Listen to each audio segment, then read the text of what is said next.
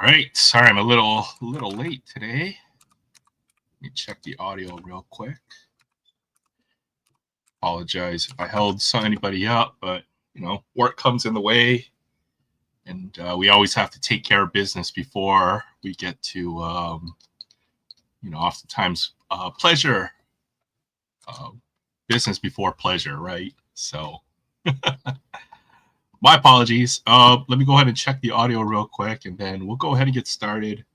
I'll go right into it. I'll say hi to everybody who was here, perhaps has left us at this point.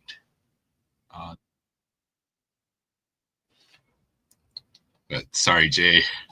I think the over wins today by far. Oh, man, it's not rigged. It's not rigged, I swear. But good to see everybody. Good to see Ryan here. Barry, Aloha Friday. Let's go. Let's go. Vamonos. Good to see you. Jay Thompson. 30 minutes. That's dedication right there. My apologies for being half an hour late. Usually I try to keep my appointments, but yeah, I'm a little fashionably late tonight. I saw PCA 2 home runs today against the Reds. At least that's what I saw in the box score. Yeah, 6 RBIs or something ridiculous. Today's over under is 5 minutes. I'm going with the over. Yeah, I don't know, man. I feel like the best bet's got to be the over. That's just my opinion. I take the over on me every time. Aaron Judge, 17 home runs. Yeah, it's a crazy year. I think he's still around 400 as well. So I've got one thing in common with Aaron Judge. I share half my name with him. I'm just kidding. Hey, look, you know what? I've got to deal with work sometimes, and I apologize. Work so often will get in the way, and perhaps I should have given some advance notice. But, on the other hand, hey, look, man, I'm just saying it's just been a tough week for me. It's been a really, really tough week for me. I'm being asked to work over the weekend. This weekend, it's a 3-day holiday. I'm supposed to have PTO time off. And right now, I'm at the cap. I'm twice over the cap. And let's just say I'm not in a good mood. I'll try to be a little bit. Good to see you, Julie Farnham in the house. Jim at NFL. Tonight's rip is Metal Skybox Universe. I've got a hobby box of Skybox Metal Universe. It's a fun product. I've pulled some nice hits out of it. Got the precious metal gems. We had a nice Evan Bouchard green PMG out of last year's Metal Universe. So I'm looking forward to opening another box this year. That will be the rip of the night. Sorry, Troy. Yeah, we're here. We're finally here. Aaron got abducted by aliens. Well, let's all the conspiracy theories. Somebody's just wearing my skin right here. Not sure if it's the real Aaron. We'll see. Sit down on the couch, a couple minutes, wake up at 8. Yeah, unfortunately, that happens to me at work. Might be there for 8, 10, 12, 15 hours in the case yesterday. And I got up really early to start the day today as well. So burn through the chat. Good to see everyone tonight. Just trying to, I know folks are probably getting notifications. It's all good to see you, Collector Holic. Thanks for stopping by. You're early tonight. I'm the one that's half an hour late, but I appreciate everybody who's here. Yeah, let's get started. You get to see you. Thanks for stopping by. Comfort Foods and more. Always great videos. Appreciate it. I haven't put up any videos lately, but thank you for stopping by. I've been nearly as active on YouTube as I've been meaning to, so I'll try to stop by and check out some of your latest delicious cooking videos as soon as I can. Santa brought me a red wagon. Oh, Cubs are winning tonight, so that's got to count for something, right? Let me just drink a little bit of this Monster. All right, I'll get the camera switched over. Let's go ahead and you know what? I'm telling you, Kyle, I'm not in the mood for this. So, if you want to rag me for being late, you know what? I've got stuff to do in life, and unfortunately, real life obligations get in the way sometimes. So my apologies. Otherwise, yeah, I don't want to hear too much more about me being late or tardy or anything like that. Let's go ahead and get into tonight's rip. Maybe we'll start with a little bit of Bowman. I've got a blaster Bowman here. We'll start with this. How about that? They do have these up on Amazon. I've been meaning to open a little bit more Bowman. It's okay this year. I'd say it's hard to hit numbered parallels out of this stuff.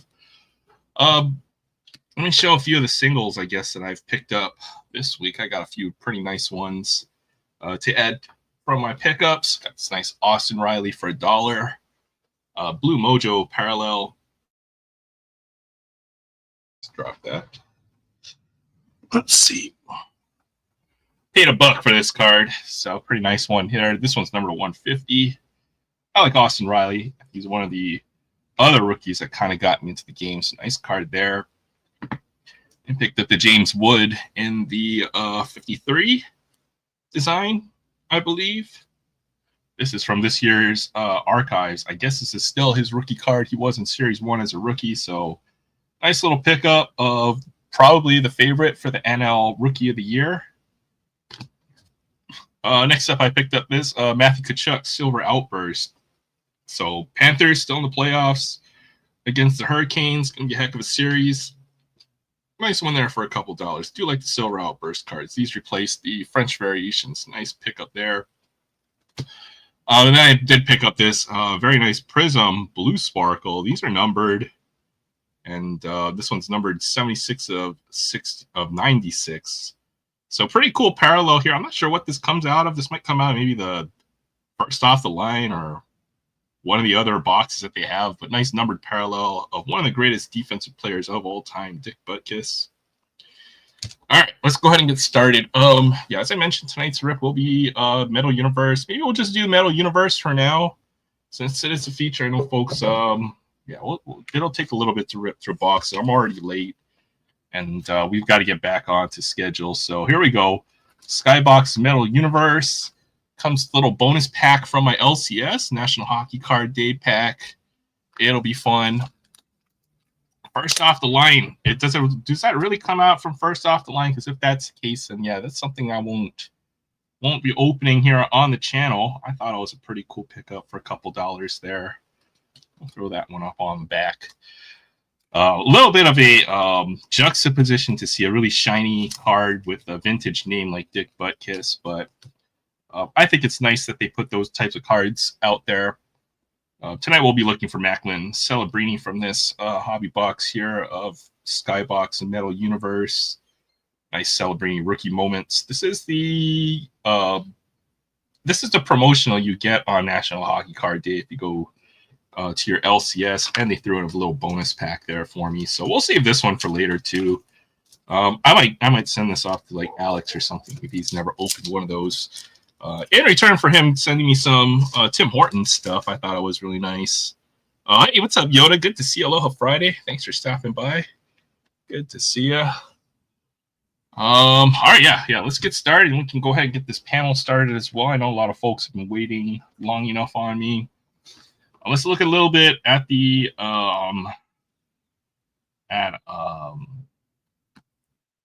back to see what we can pull out of here. The thing with Metal Universe, you know, that mid-90s era of cards, I know Metal Universe is something that came out around 96, maybe 95, 94, 95, might have been the first year of Metal Universe, so 30 years ago.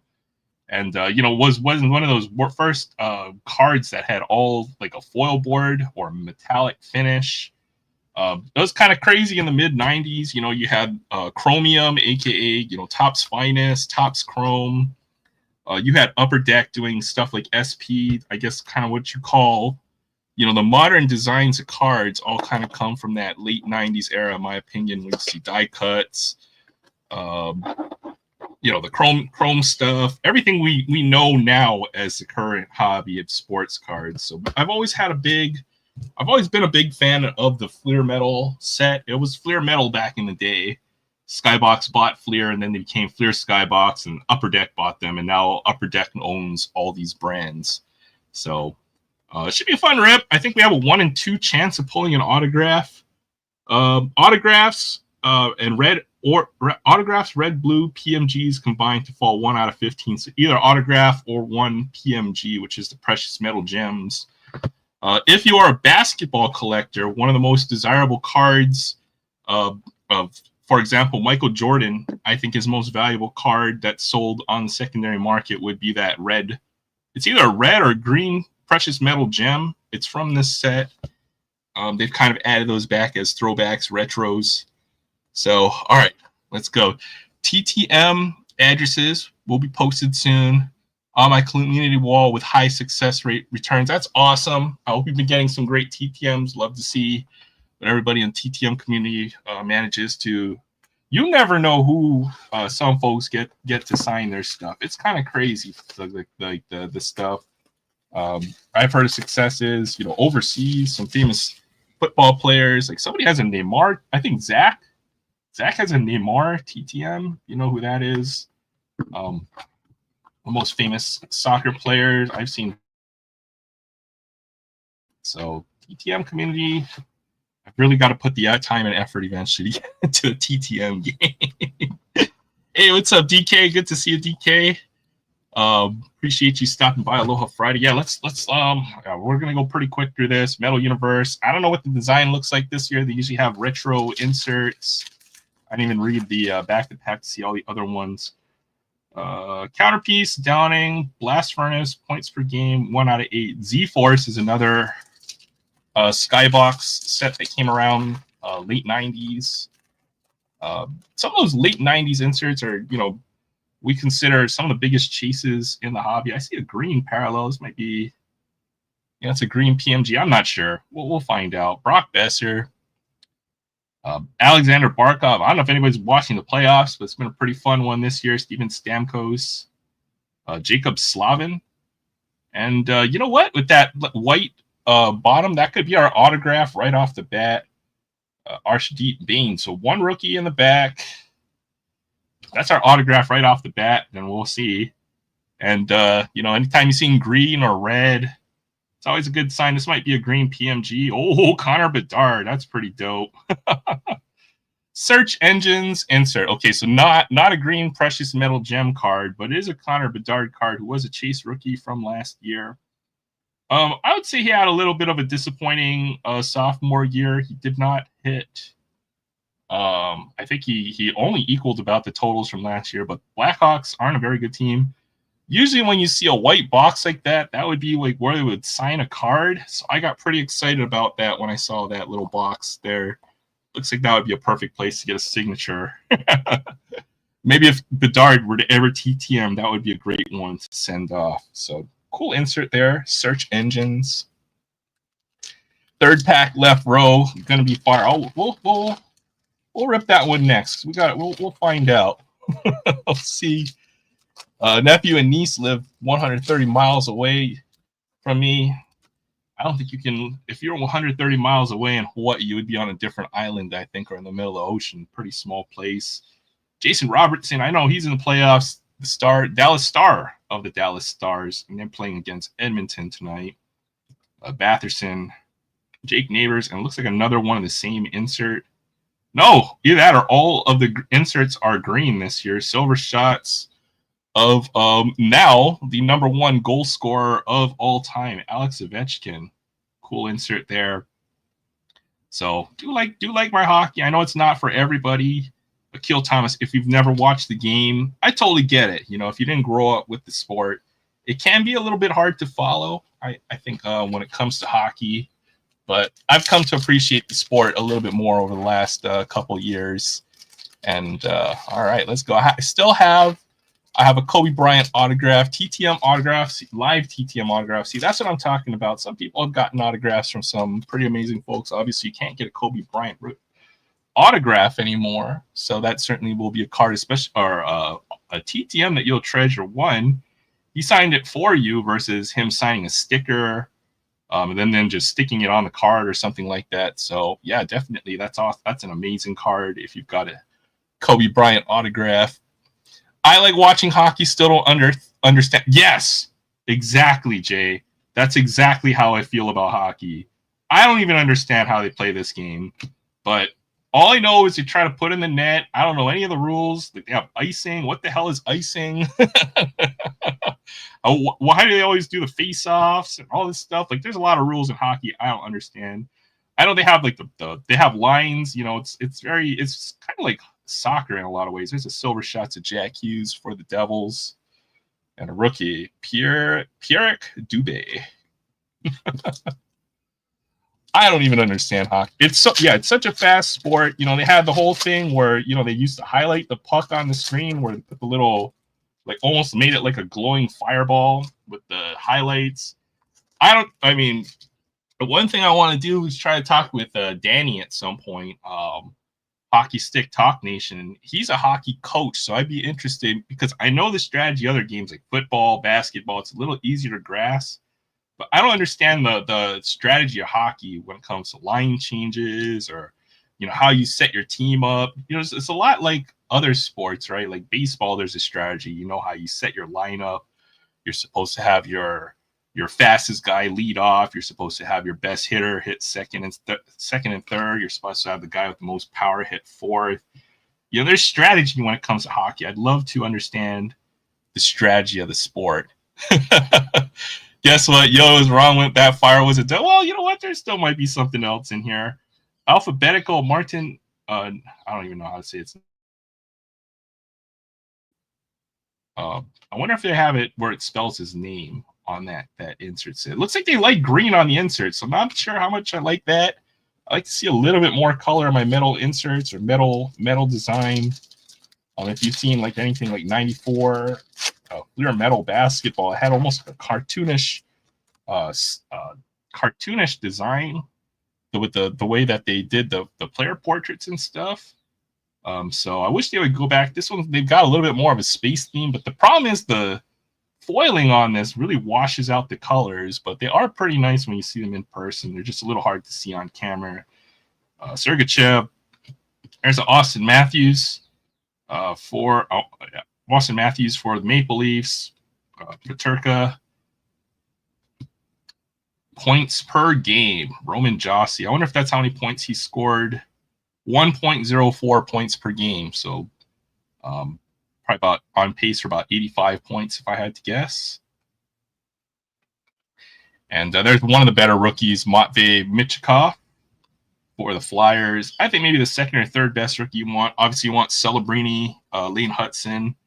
But I think Michikov will be a good one. So cool rookie right there. One of the better rookies you can get out of here. Green because they are printed on the same sheet. Yeah, that could very well be true. But usually these metal cards, a lot of the other designs, if you've ever seen like sometimes it's a little different. That one has a little bit more reddish or orange hue on it. Dylan Larkin, and then it's got the blue foiling on this insert here. Coronado, Tage Thompson, Eli Tolvanen. And looks like this will be a goalie insert. That's pretty cool. I already saw the name. It's Jordan Binnington. I watched. I think Binnington plays for the national team, so he's done a great job.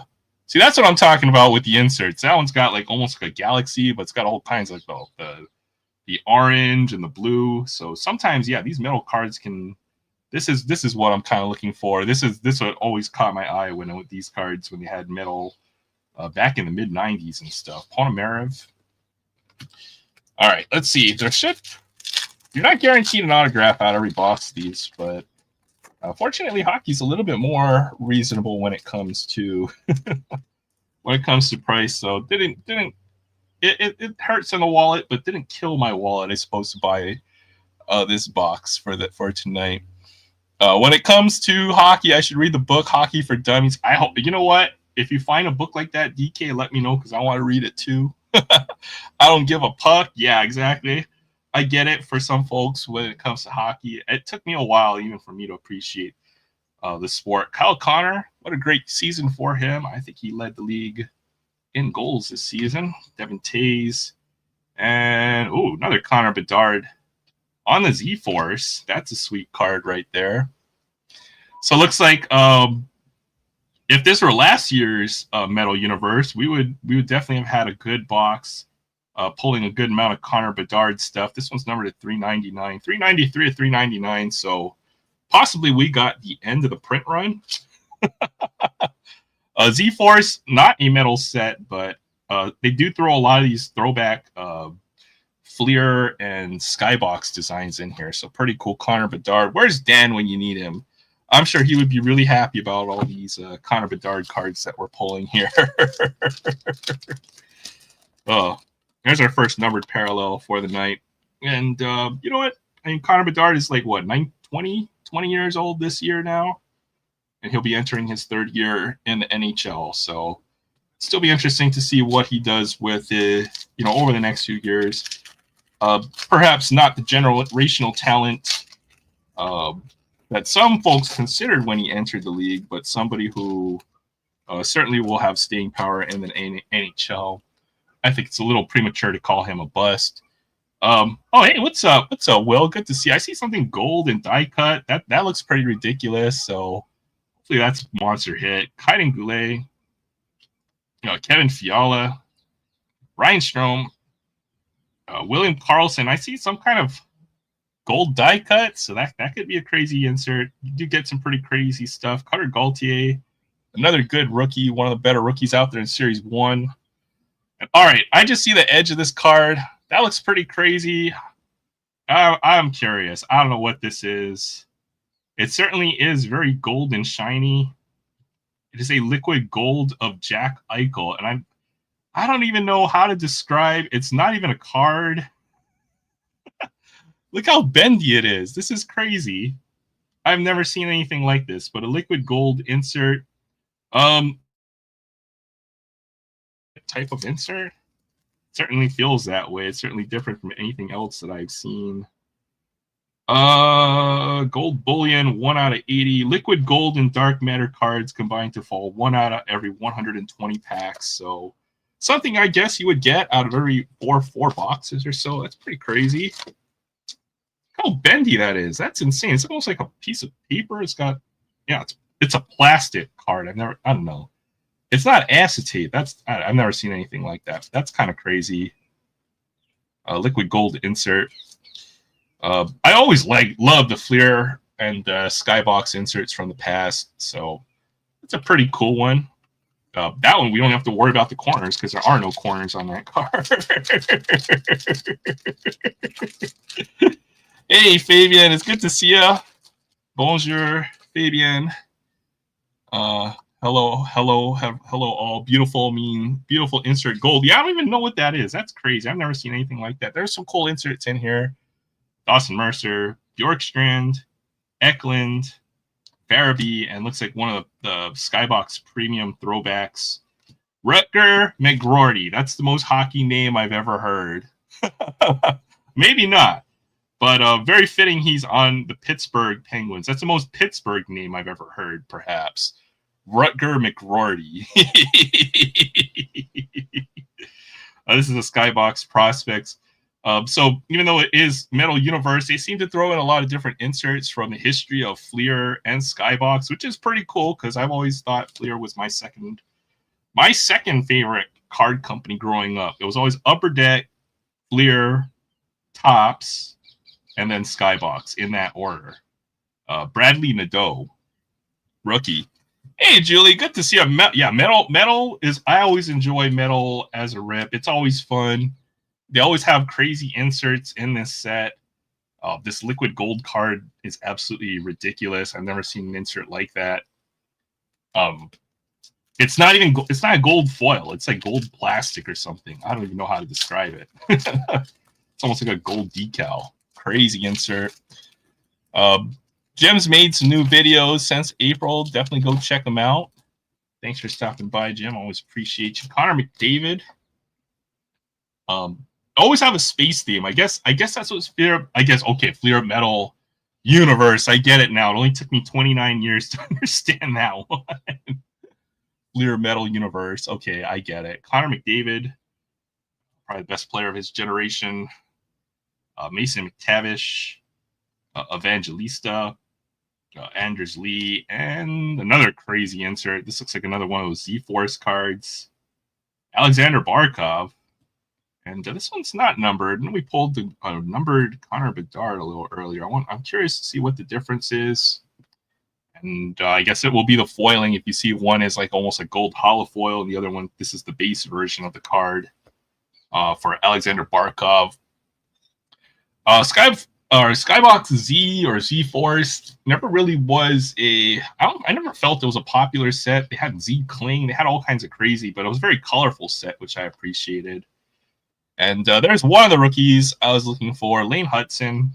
let's go. I think if we get Celebrini, we'll be good to go. We got Hudson, we got Michikov.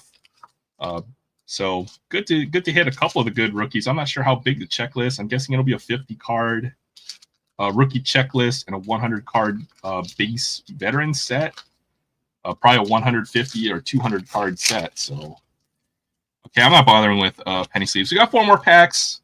Hopefully that wasn't just the case hit or the box hit. Hopefully I saw it was either PMG autograph, at least according to the odds on the back. So hopefully we get an autograph. That would be nice. But PMG would be awesome as well. Hey, what's up, Sensei? Good to see you. Thanks for stopping by. Aloha Friday. For everyone who had a tough week, let's go. We're finally here on a Friday night. Patrick Kane for the Red Wings. That just looks weird. Just seeing him in a Red Wings jersey. It's always been the Blackhawks. Quinn Hughes. Matthew Tkachuk. And Pavel Zacha for the Bruins. Shout out to Barry Barry. We got another premium rookie. Marshall Rifai, defenseman prospects. I don't think I ever saw this Skybox prospects design, so I'm not sure if that's a retro design, maybe from the early 2000s. If I had to guess, Olin Zellweger. Pretty decent rookies coming out of this one. All right, we got, 4 packs left? Okay, this one's going to take too long. There's Leon Draisaitl. We pulled the Connor McDavid a little earlier. When I checked last, well, that was like an hour ago. I think it was 1-0, so I'll have to go and check to see what the outcome of that game was. Stars. Also, the Knicks played the Pacers tonight. Great games, great series. I think that series might go to 7. It's going to be a crazy one. Jared McCann, another prospect, Seamus Casey, and Victor Mancini. I think when everything shines like this, it's kind of difficult to spot anything that's like everything's shiny. So when everything's special, nothing is special. There's the update. Ryan says it's 3-0 Oilers. Let's go. I mean, well, for some, that means the series will go to 1-1. I'm just there for a good series. Zadorov, Logan Cooley, Nikita Kucherov, Chris Letang, and here's our Skybox. Z-Force, definitely a Blackhawks heavy box. That's Frank Nazar, rookie this year. And Brennan Othman for the Rangers. I can't tell if it was this year's or last year's, but folks were saying that all the big cards came out of one part of the box. It might have been a Ziri video. I know he does a lot of the hockey rips and stuff. So, all right, here we go with Dylan Strome. Go Stars. Yeah, let's go. I think a lot of folks wrote off the Stars a little too early. They were the big favorites, but, they kind of had a slow run coming into the playoffs, but obviously playing very well. Shout out to Julie Farm. There's Brock Faber for the Wild and Jake Ginsel. And we do get our autograph right there. Brendan Brisson, rookie autograph. Do get a little bit of ink. Sweet pull right there. And you know what? I love getting autographs. I think that's my favorite part when it comes to opening packs is a chance to pull an autograph. So Brendan Brisson autograph. And I think all the autographs are usually stickers in this product, but pretty decent looking one right there. Logan Morrison. It's got the player number on there. Brendan Brisson. Inscribed 19 is player number, I'm guessing. Sweet. So you do get an autograph from this box. I'm not sure which one you would want more, though. Would you want a precious metal gem or would you want the autograph? I guess it's going to depend on the name of the player. Last year we did pretty well with the PMGs. We'll see. Go Wolves! They lose game 3 and I quit. You know what? I think with the Wolves, they've put up a good season in my opinion. Just getting to the finals. I've been on the Wolves bandwagon this year. Matthew Nyes, Anze Kopitar, John Carlson, Bo Horvat. I've got one more greenish looking insert here. Let's go. Another Connor Bedard insert. So pretty much this box loaded up with Connor Bedard stuff. I think we hit 3 or 4 inserts out of this box. Zachary Bolduc is our last rookie. So we got the Bedard Gen Z. We got the numbered Bedard parallel. What else did we get? Oh, we got the Ovechkin silver shots. That was a cool pull right there. I'll have to find the original silver shots insert because it had a really nice color. Like it just had like it was an awesome looking card. I'll have to find that's one of my favorite cards in my collection. Search engines, Connor Bedard. So a lot of Connor Bedard. We got the Lane Hudson rookie card. I think I got Matvei Michkov as well. Yeah, you know what? I feel like I like the PMGs a little bit more. The auto was Brendan Brisson, rookie auto. I feel like I would almost rather have the PMG than the autos in some cases. So we'll definitely try again next year with the Clear Metal Universe. I'm not sure. Maybe I'm not done with this stuff. It was pretty fun. All right, let's go ahead. I know we got everyone here. I'll just start opening up a little bit of Bowman, and then I'll go ahead and I'll drop the link for anybody who cares to join. Hop onto the panel, hang out, chit chat, show off some of their polls, finds over the last week. Okay, I'm not very organized tonight. All right, here we go. Here's some Bowman. I'll do a couple packs and I'll go ahead and drop the link. So, I think we've been opening Bowman on and off. I'm not going to go too hard on this stuff this year. Not like last year. I opened up just a crap ton of Bowman. But you can finally find these flashes. If you got Amazon Prime, they'll send these over to you with no shipping. So $30, no shipping, MSRP. So not a bad deal. Hey, Hammy and Son, good to see you. Thanks for stopping by. Okay, we'll sort through. Got some folks coming in at the end here. Let's see. Cool looking inserts from the Z-Force. Seamus Casey prospects. There were some pretty decent rookies here. There's a nice Draisaitl. I have to look back and see if we serial or numbered parallel because they often can be very difficult to spot in this set. Barkov on the Z-Force. Numbered Connor Bedard to 399. Hollow foil, I'm guessing. The Binnington Counterpoise. I think that's my favorite looking card from tonight. And then some of the other rookies, Matvei Michkov, and then Lane Hudson as well. So, all right, couple packs of Bowman, and then I'll go ahead and drop the link for all baseball folks out there. Bowman, pretty fun. 2 of those liquid gold Jack Eichel cards on eBay. One asking 400, the other one 500 Canadian. Oh, yeah, I imagine those have to be pretty big insert set. I feel like that might be a pretty tough one. Never seen anything like that. All right, check this out. I'll drop the link shortly here.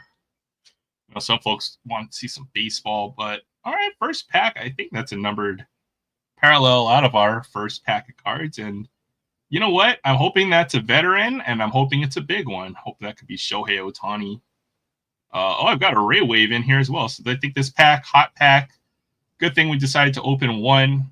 Also got 2 numbered parallels in this pack, so it'll be a good pack. Hopefully it'll be an autograph. Matt Olson for the Braves. Adley Rutschman. Luis Angel Acuna, rookie card. First one from Bowman. Nick York, rookie card. And this, our first numbered parallel, will be for, is it the Yankees? Come on, Aaron Judge. Okay, well, Cody Bellinger, number to 299. Oh man, that had some potential. Still nice. Cody Bellinger numbered parallel. All right, George Klassen on the top 100, number 88.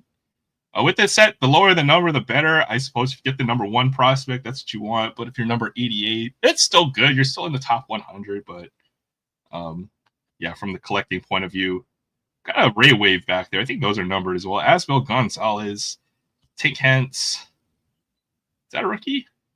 No. Owen Garcia. Okay, he's still a prospect. He's a top 100 prospect. Is that a rookie card already? But I forgot. This is Bowman. Our Bowman first, Jonah Tong for the Mets.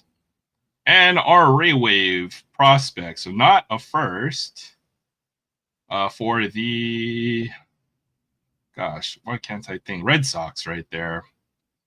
Christian Campbell's 2 numbered cards in 1 pack. That was fun. This one's numbered to 399. Sweet pull. That doesn't happen very often, but it happens in Bowman every once in a while. It's a pretty fun pack right there. All right. Let me go ahead, get the link drop. Yeah, the thing with those inserts, hopefully that I'll have to go and get things organized, top loaded, all that good stuff. But yeah. Let's see. Except the link seems a lot shorter than it usually is, and hopefully I didn't lose a few characters there. Always hate politicians, but respect the military. Yeah, you can't hate. Yeah, politicians. Man, I don't know. I don't want to get too political, but I can't agree with you more right there. Spot on with the comment. On Upper Deck, Tops, and Donruss, my 3 favorites. Very nice. Donruss. Yeah, Donruss. Since I didn't collect baseball, I don't think Donruss is necessarily my favorites. Oh, hey, what's up, Sam? Good to see you. How's it going? What's up? Oh, wow. Okay, you got another box of the signature football. Of course. I think we're gonna go right into that, man. That's got to be the peak of the night. I'll bring a couple folks. Oh, go ahead. Yeah, I can't stay too long. I got a dinner a little later tonight, so I want to drop in. I've got waifu cards as well, just in case anybody's interested. We'll do that later on tonight. Let's go ahead and add Ryan and Jay to the stage. Good to see you, Ryan. Jay, thanks for stopping by. What up, y'all? I'm sorry, Jay. We'll get to the baseball talk first or after, but I think we'll let Sam go ahead and open up a box since he mentioned you can't stay with us very long. Go ahead and open, dude. I'm kind of curious what's in these. Mail your Hitsby Packers. Says signature series, and they're not joking with this stuff. I think these have, 5 autographs per box? Yeah, 5 autos per box, basically 1 per pack. It's going to be fun. I am. Yeah, good luck, man. The last box I did, we had that redemption, which was pretty nice. I still got to send that one in. So right on. I'm hoping for something similar on this one. A redemption would be nice. But, we'll see what we can get. Hey, it was good, Troy. Evening. Aloha. How's it going?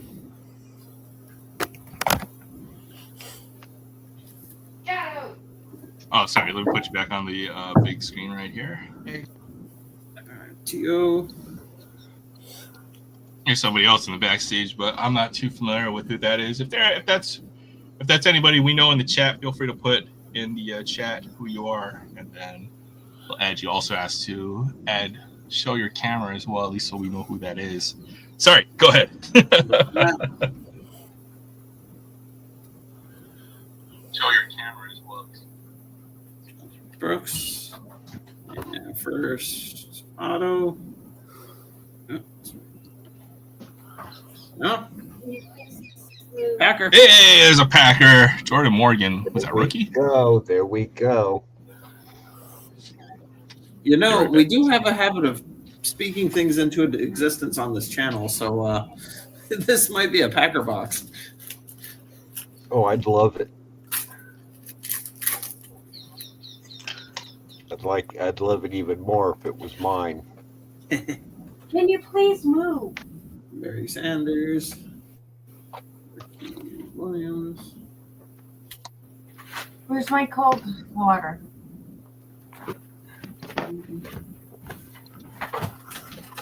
Hey, Yo. what's up? Sensei. Oh, sorry. Oh, watching Sam rip something pretty crazy here. I see. Sean.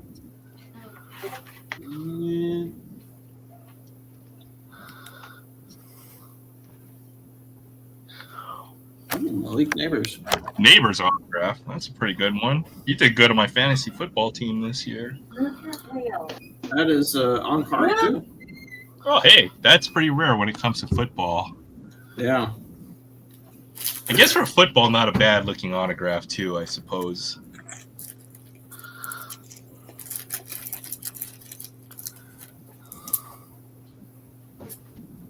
Looks like a mix between an M, an N, a W, and an A. Yeah. Jerry Rice. Nelson. Cooper DeJean after him. Back. Cowling. Green auto. Isaiah Davis.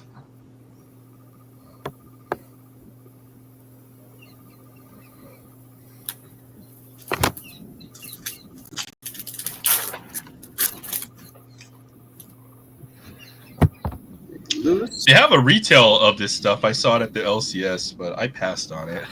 Really? Yeah.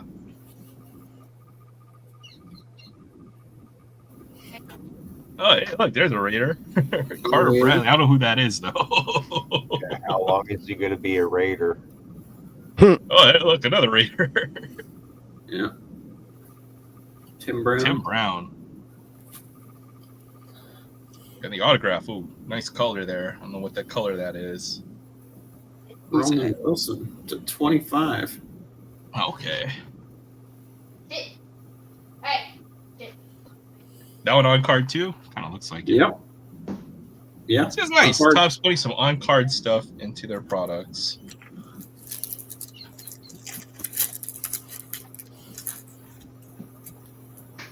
Not bad.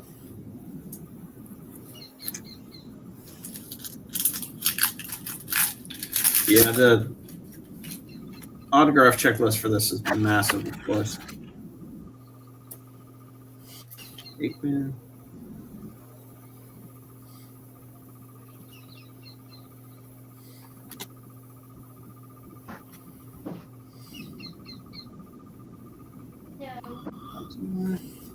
The names are hard to read on this, but at least you know what Yeah. position these guys play.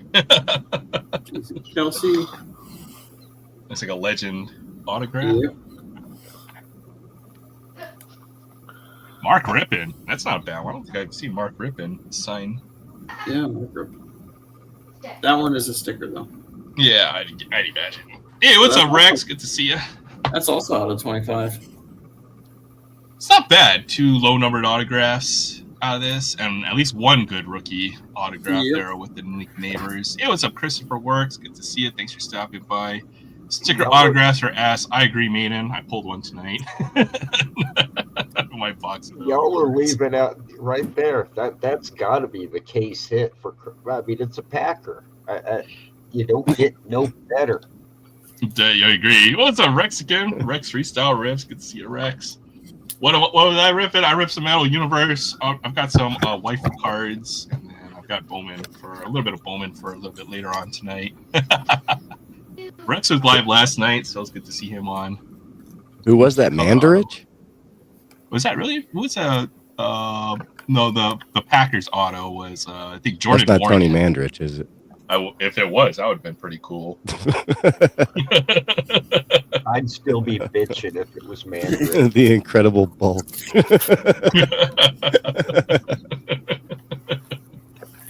Honestly, from what I've seen, not a bad box. I've seen some really bad ones, and I've seen some really good ones. So I would say that has to be one of the better boxes when the it 2 out comes of 25 to is these type of definitely products. worth.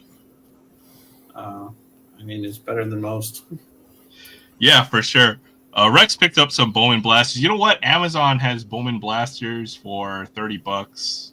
If you got Prime, you get free shipping. So if you can't find them locally, that might be a good way to go with Bowman. We did open one pack earlier, just a couple minutes ago. We got Ray Wave double hitter, and then the Cody Bellinger for the Yankees. So some cool stuff in Bowman. But yeah, it's good to see everyone. We got a full panel tonight. How's everyone doing? The panel's full, but it's strangely empty because I don't see Will. He was here earlier. I know Will is always the first one in, and the last. Well, not the last one out, but you know. Yeah, So it is a little empty without Will. That's for sure. I hope he didn't get kidnapped or abducted. Might have, or he took an arrow to the knee. I think that's what happened. Oh my God, yeah, His career was never the same. yeah, yeah.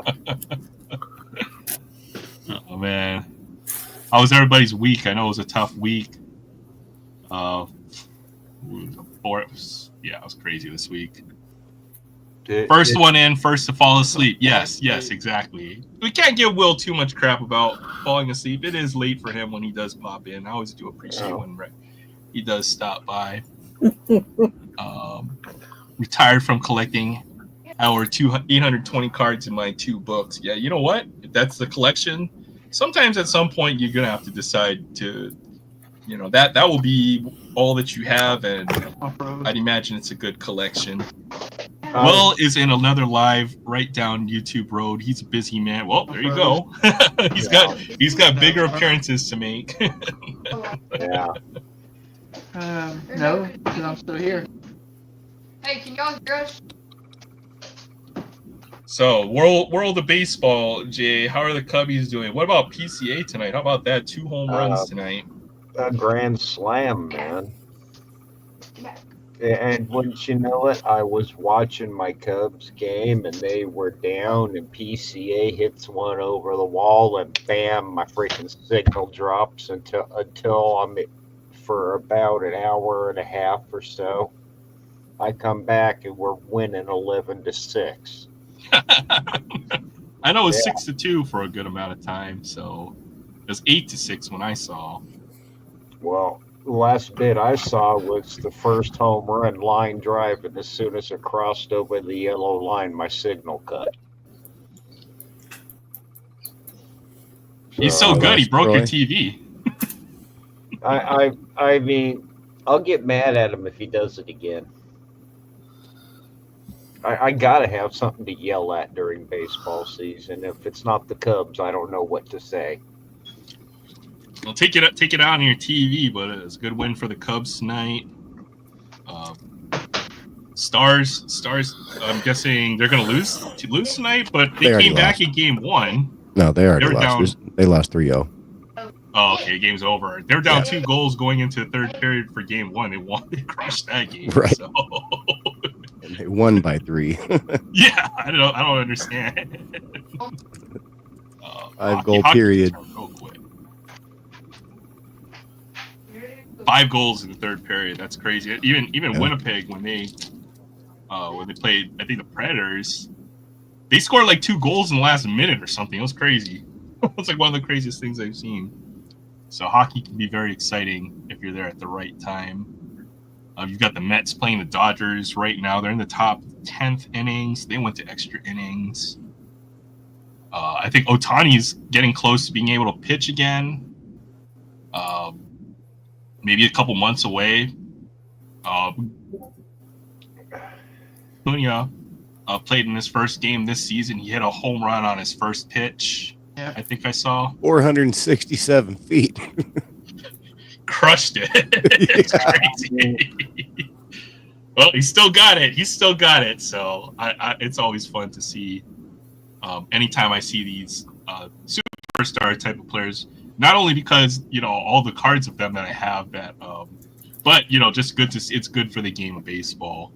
So, congratulations to Maiden. His second channel, Singularity Digital Art, hit full monetization. So that means 1,000 subs, 4,000 watch hours. Congratulations to Maiden. Shout out to Maiden. I know he puts in the time.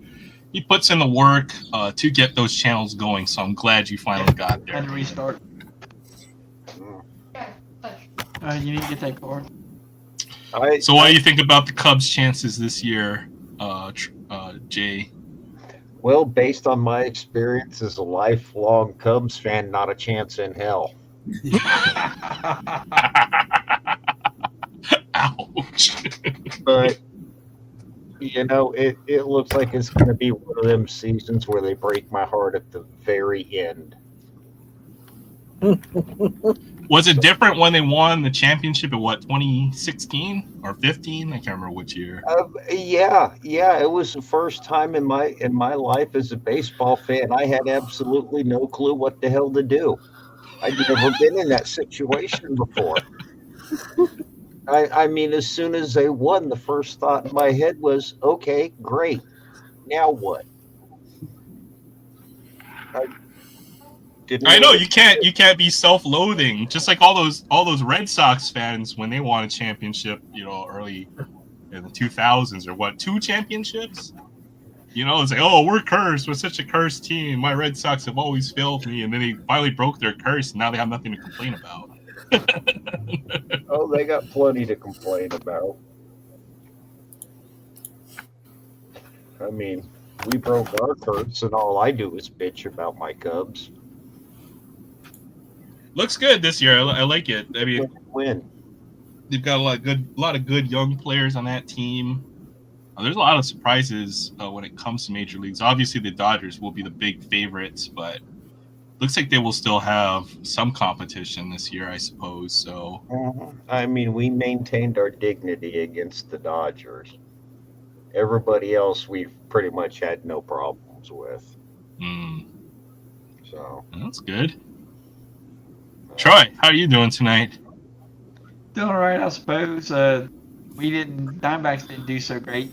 Lost their third loss, lost the last two to the Dodgers in that series, so lost the series. But actually, the losses weren't that bad. They won the first game of the series in style, looked good doing it. Lost the last two games of the series, but didn't look bad losing them. Actually, put up a good fight. Lost game 2 in extra innings. Just couldn't hold on to that 1-run lead. Lost by a run.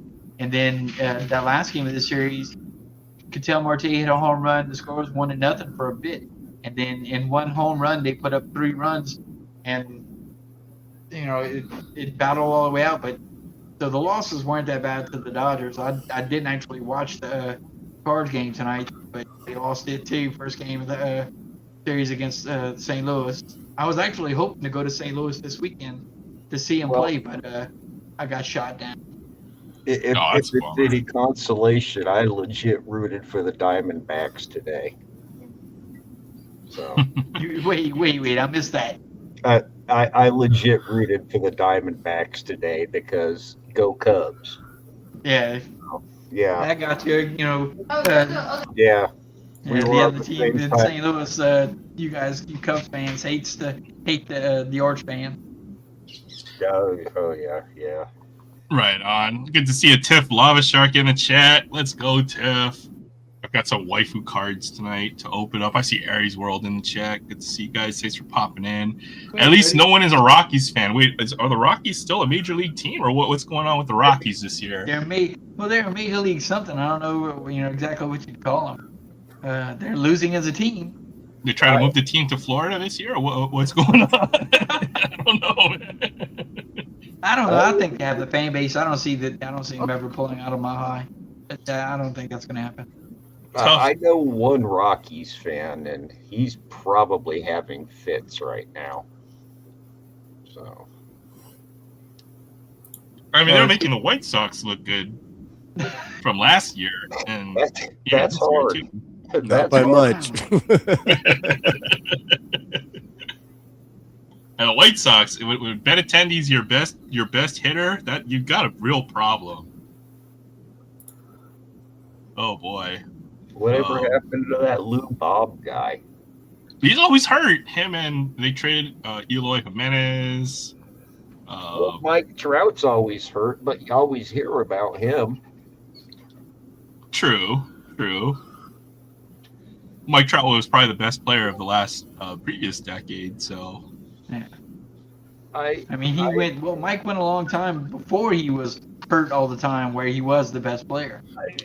Yeah, now he's just breaking down. They have 8 wins. They're like 8-40 something, which is crazy because like by default, it feels like a major league team should be able to win at least 1/3 of their games just by being a major league team.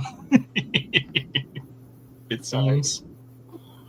Well, if you're going to pick a season to go ahead and be a National League West team and really, really tank, they picked a good one. I mean, top 3 teams in the National League West, not including the Diamondbacks, the Dodgers, the Padres, and the Giants are all looking just ridiculous in the National League period.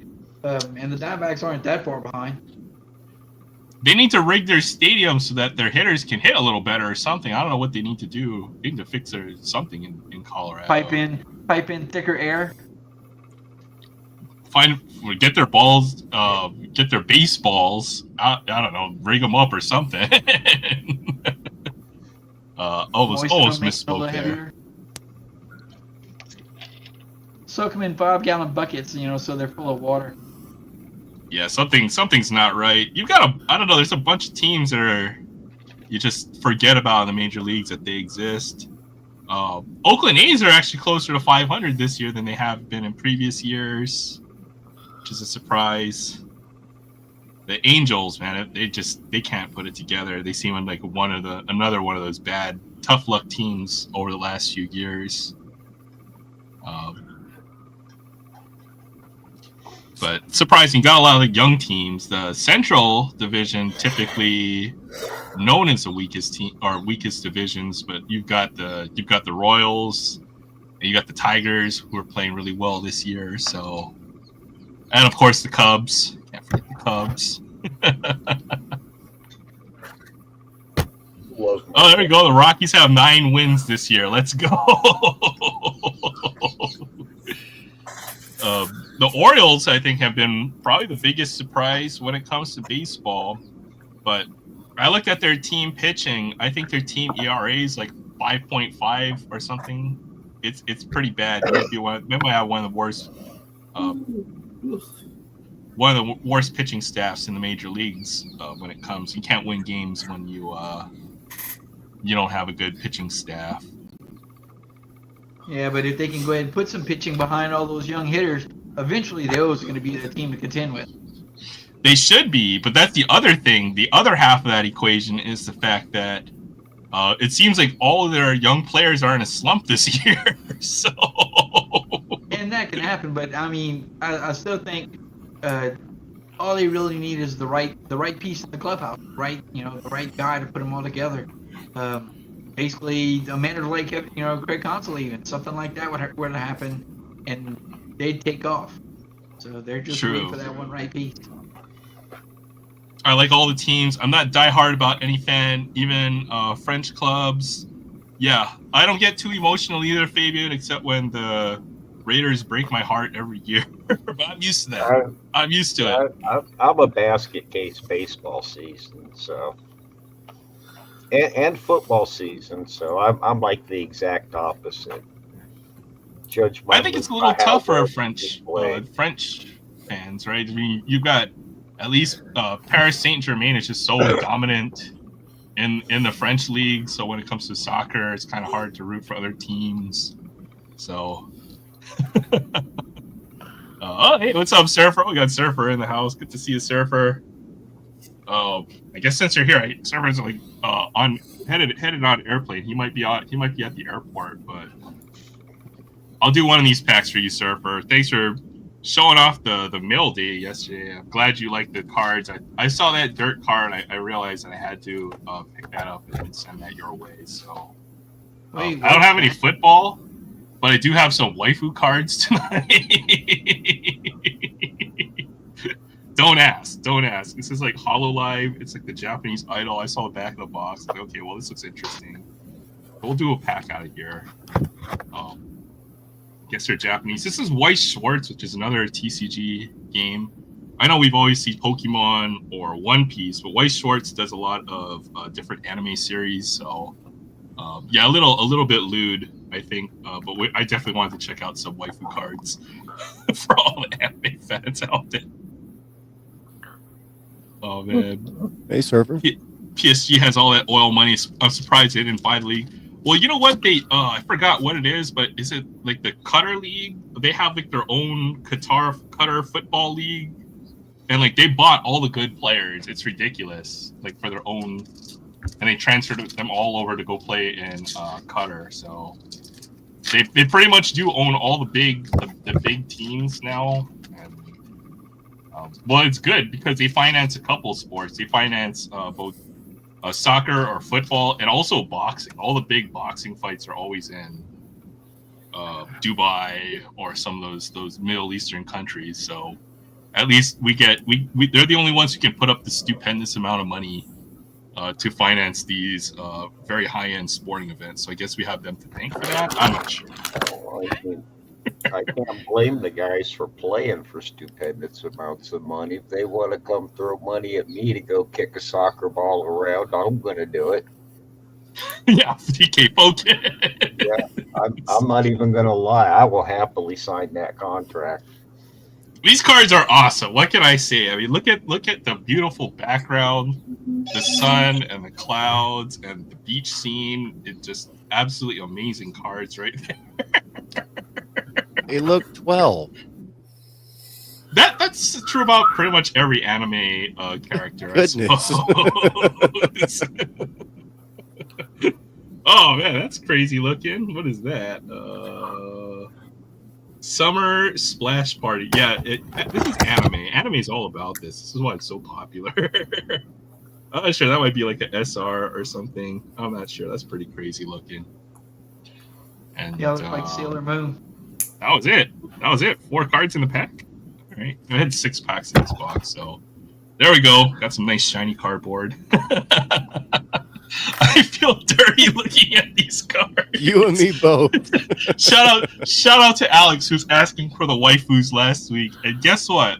I found the most waifu product ever on Amazon the other night. So, oh man, Aaron, what's up? since Ace Surfer's here, I got one more box. Oh no way! You got one more box? What do you have to Mhm. open? Another one.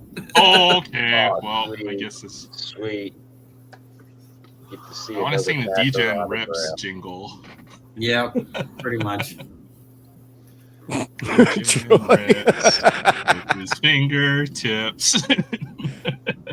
Oh, I got all those football boxes coming soon. That's right. I've got. You know what? I was thinking about that. So when I get mine, we can do a box battle next Yeah. week or a week after. That'll be fun. I'm happy they sold out, and at the same time, I'm bummed because I wanted more. But I'm pretty happy with how many I was able to get. I got 3, which is about all I wanted to commit. But you're right. The price on those secondary, I think they're around $250. So you can resell those boxes and make some money back and still have some. Oh, easily. So you're right. So I have between how many I bought and how many a friend thought that I traded sneakers for. I have 15 of those coming. Holy crap. Okay. Well, dang, 15? Okay. Well, that'll be fun. Good luck on this box, by the way. I hope you had a monster autograph out of here. Dan Fouts. Me too. I would like to get something. Ooh. AJ More Barnes, shiny. A.J. Barner. Seahawks. purple. Linebacker? Yep. Javon Solomon.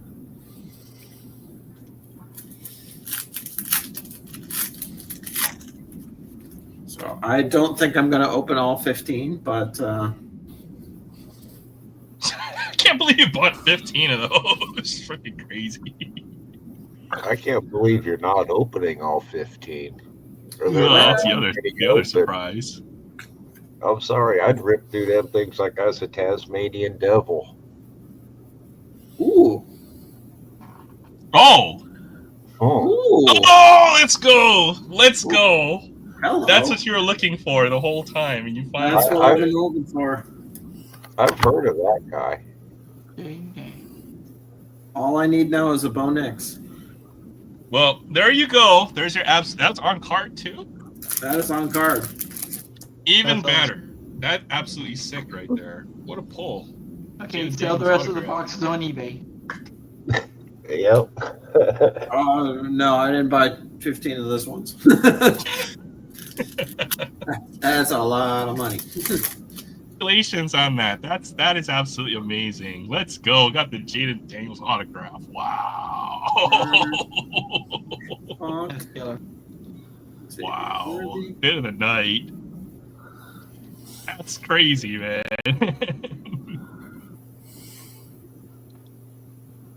Bam. 325.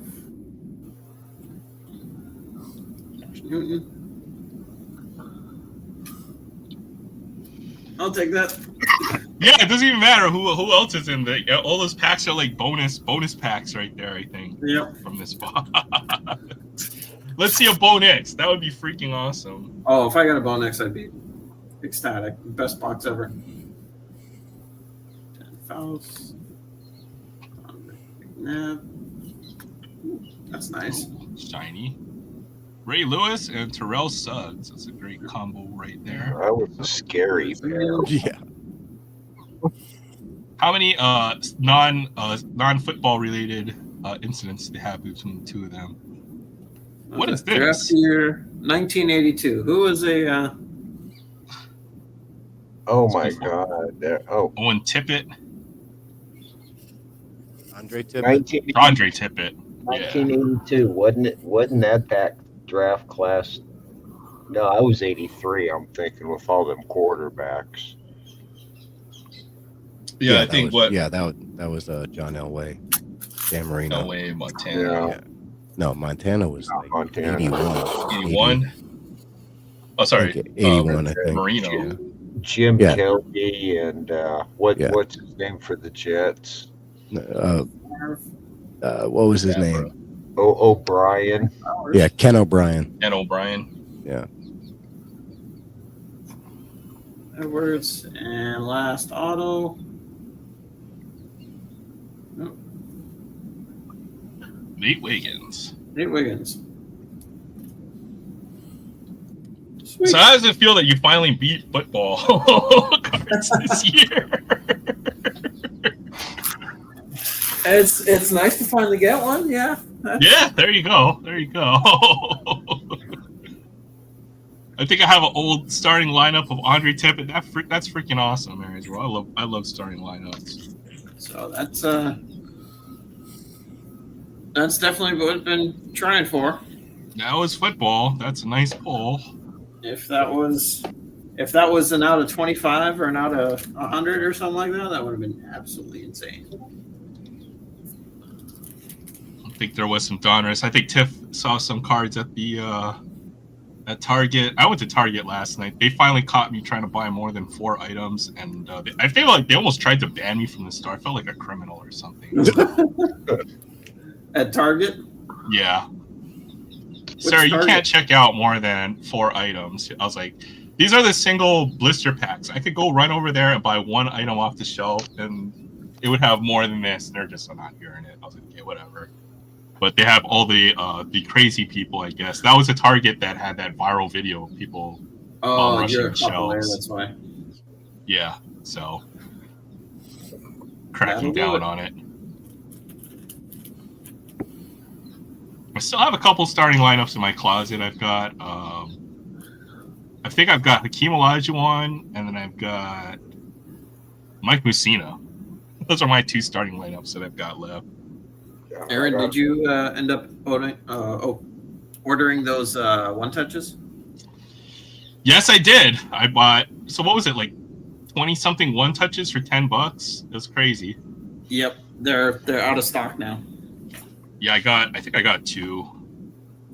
I know it would have been ideal to buy as many as I could, but 2 should be enough for me. It was only 3 was the max order, so 2's plenty.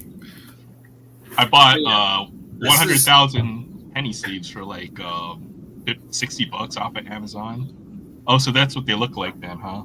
Yeah. Not bad. I mean, you can't beat that price, honestly, for one touch. Yeah. Usually these cost like $3 each. 25 of them for $11.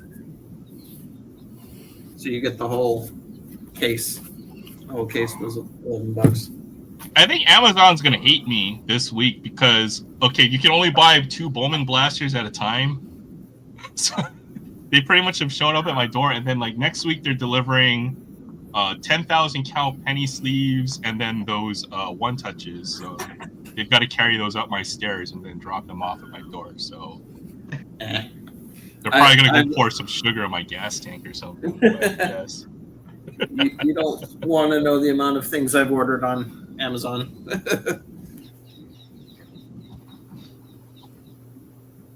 Nate Wiggins, first round draft pick. He was a starter for the Ravens last year. That name does sound familiar. So, and then congrats, Sam, again on that Jaden Daniels autograph. He does have a decent autograph for a rookie. That was pretty. That's crazy. I'm trying to think. That might be, that's insane. Wow, congrats, dude. Yeah, I'd be happy with it. Yeah, I'll be okay And I with the mean, Jaden Daniels. you know how biased I am towards one certain team, so. But I'd be happy with that. It's true. Who's the quarterback this next year for the? Oh, Jordan Love. Okay, I'm an idiot. Who's the quarterback for the Raiders next year? Geno Smith, baby, let's go. I can't believe those words came out of my mouth. Seriously. What's wrong with Gino? But for like a Raiders quarterback, Geno might as well be like a 10-time freaking All-Pro. You know, like the quality quarterbacks. We've had Derek Carr. We were fortunate to have some stability with Derek Carr. But other than Derek Carr, like getting a player like Geno Smith, I think is probably the best outcome. Otherwise, we probably would have taken like Shadur Sanders with our number 10 pick. I'm glad that didn't happen. You guys had how many opportunities to pick them and you didn't? And you know what? I'm happy that the front office showed discipline in not doing so. I think they'd be better off with Gino. Yeah, when you sign Gino for like what do you get, like 35, 40 million this year, you cannot draft another quarterback and undermine him as a starter right off the bat. Yeah, you can. That would be the most Raiders thing that you could do. The Falcons did it last year with Kirk Cousins. Or God, who was it that did it to him? You're right. He took Michael Penix first round. But that would have been great to sign away, you know what, like 10, 15% of our cap and then basically undermine that on day one when you draft a top quarterback. No matter what value you think you're getting, I don't think it's worth it. Well, I mean, I'm no team general manager, but come draft day, if I need a quarterback, I'm drafting the best quarterback. If I'm satisfied with what I got in the position, I'm going to take the best player out there regardless of what position they play. That is a very valid draft strategy, and I think I wholeheartedly agree. Now, but it's possible that the best player might not be the most talented or athletic or physically gifted, right? Skill-wise. Yeah, I mean, I'm not drafting somebody who knows how to play NFL football. I want someone who plays Packers football. I want somebody who can, on his knees, throw a ball 60 yards down the field. That's who I want as our quarterback. No, you don't. Yeah, exactly. That's Jamarcus Russell, by the way. I was going to say that almost sounds like Jeff Jordan, too. Probably was. It probably was. He had a rocket arm, too. Memorial Day weekend, not so exciting. Had a car accident. That woman was okay. Well, sorry to hear about that accident. I hope you're doing okay, Jim. That's right. 3-day weekend. Anybody psyched about that? Let's go.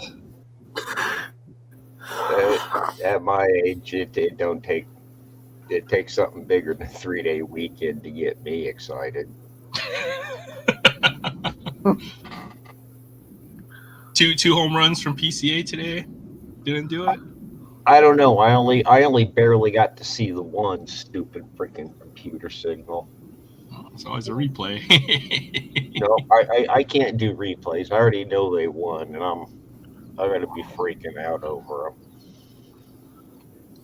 See, That means guaranteed Heisman Trophy candidate right there. I was listening to Huskers podcast. There's a quarterback, Harrison Phillips, who could throw it from the 50 to the goalpost on one knee. Well, that's even more impressive. That's crazy. Mid-2000s.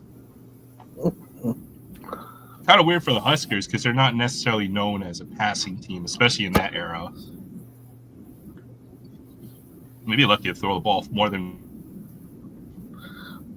sake.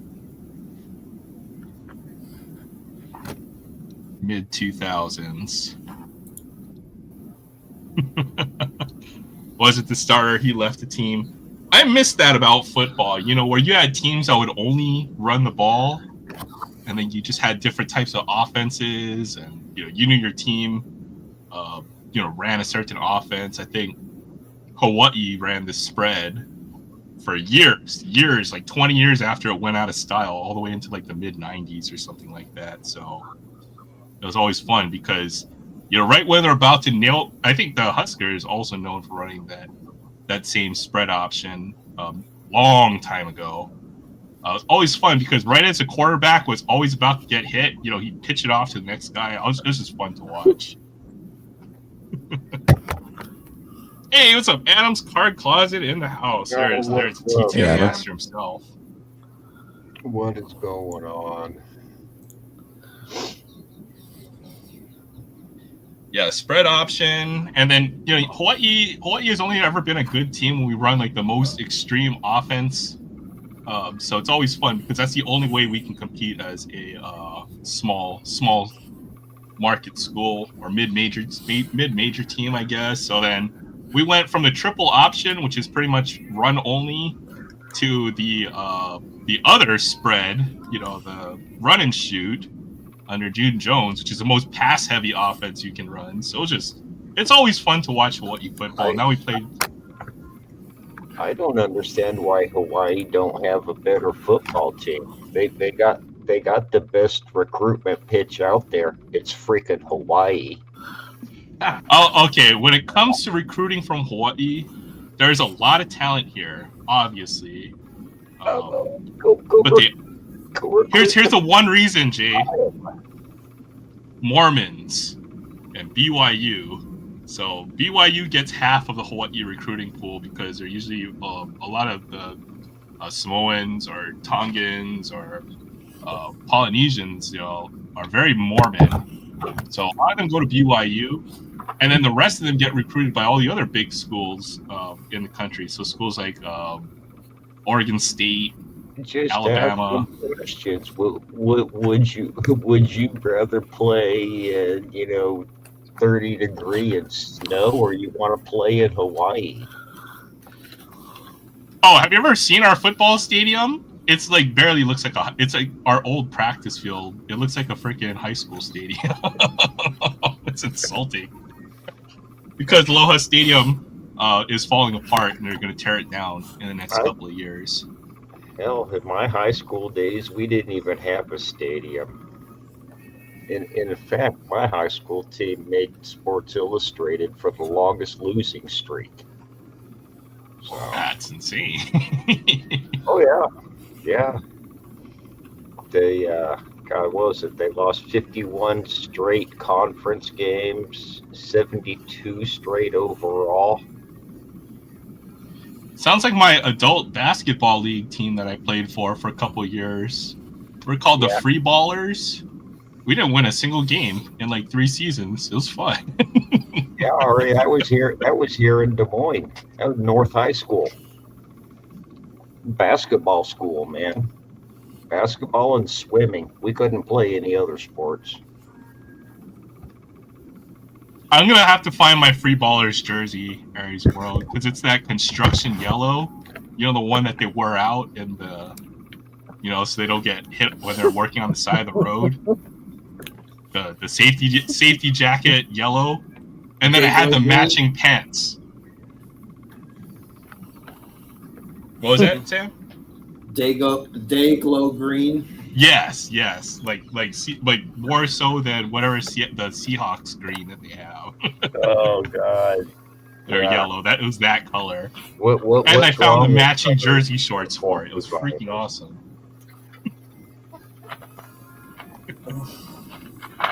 Oh man. I know Ryan's got all of the Hall of Fame inductees and they all showed up for Aloha Friday, which is even more amazing. So who's on the list to get inducted into the Hall of Fame this year? Does anybody know? I got no clue.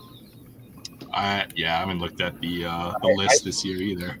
I'd be a tough voter. Although now that they're eligible, Joe Jackson would get my vote. That's true. Although I don't think the Veterans Committee will vote. I'm not mistaken, so it could be at least a couple years before they'll get their shot. It would take a couple years for Pete Rose to get mine. Fair enough. Fair enough. Oh, there's Tiff with all lava. Yeah, he always looked like he played to win. So I doubt he bet against the team when he was a player. I have questions about as a manager. He always played hard. Fair enough. Charlie Hustle. Yeah, You get that nickname for nothing. yeah. You don't get that nickname by sitting. Ow. That's for sure. Yeah, TTM. Hopefully got some cool returns recently for TM stuff.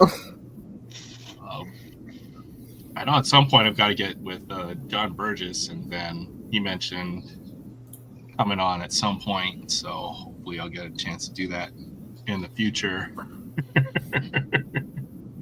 I know. I've been considering doing some TTMs with my nephew. He's 11. Get him some writing and have him write down questions for the guys and write the letters and everything, and give him the autographs.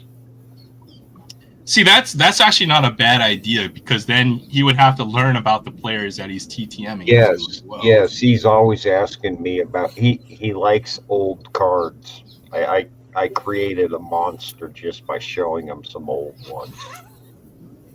So. Well, those old cards, I mean, the vintage cards are the coolest ones. If I could buy boxes of vintage cards, I probably would. I probably should, honestly. I mean, honestly, the first card he bought was Lou Bordeaux, just because it was old and he could afford it. He's like, that's the one I want. So he is wise beyond his years. I'll put it that way. He's got a good eye. I'm proud, but damn, I created a monster. Yeah, you did, Jay. Yeah. What have you done? I have no idea. I think I found a cool card for you, Jay. I put aside. I gotta get your address so I can send a couple cards your way. Let's see if I can find it real quick. It was from. I got to get my lazy ass to the post office and slap the stamp on this stuff I got for you. All right. Check this one out, Jay. I thought of this card instantly when I saw it. Instantly. All right. What do you think about this one? I pulled it out of Heritage last year. But this is the card of all the cards in my collection, this is the one that I think of when I hear Jay Thompson in my head. Oh, that is cool. The hell? That's cool. Squirrel. I've got a James few the Squirrel Whisperer that were sent to me. I don't have that one. All right, I will send this one your way, Jay. That is cool. Right, Jay Thompson is a Squirrel Whisperer. Oh, definitely. And, the only card I could think of for Jay Thompson would be these nicknames. They're called like zoo nicknames or something like that. It's Jeff McNeil would be his nickname is a Flying Squirrel. That's cool. That's cool. Yeah, that one's headed your way, Jay. My squirrels are fun, man. They're my therapy. A couple others for you too. I like him. Saya? He's hitting the ball pretty good. He's what, one of 4 Cubs this year with double-digit home runs. So yeah, heck yeah. He's tying up videos of the squirrels. Yeah. Yeah, it would be fitting for you to have this card, Jay. It doesn't belong in my collection. It belongs in yours. So They wouldn't let me film them today. I've been putting aside stuff. They're for- quite temperamental. I get to film them on their schedule. That's how squirrels roll, I think. That's what it is. Yeah. I mean, take it from an amateur Hollywood director. Never work with children and animals. I think I got a couple for TIFF I put aside. I'll have to find, but I've been going through my Allen and Ginter stuff. I've got at least these, which are those the X-ray cards that they have all different animals. So I put a few aside for you. I'll send those out eventually. I got your address. I'm meaning to send something back. Some of them are cool too. I do like some of them Allen and Ginter cards. I've got to send this one your way as well. 'Cause I know you. That's my favorite Ted Williams card. Yeah. Yeah. So a couple others. I know I promised to trade you these two as well. So Ooh, freaking raw, Ted. Ooh, raw. PCA rookie. So I a couple of Chets for Ted. That PCA is starting to grow on me pretty good. The Heritage one? No, just PCA in general. Well, he plays center field. He's a great center fielder, and then now he's hitting the ball. He's crushing the ball. So I don't see what there's not to like about him. I like the fact that his glove works.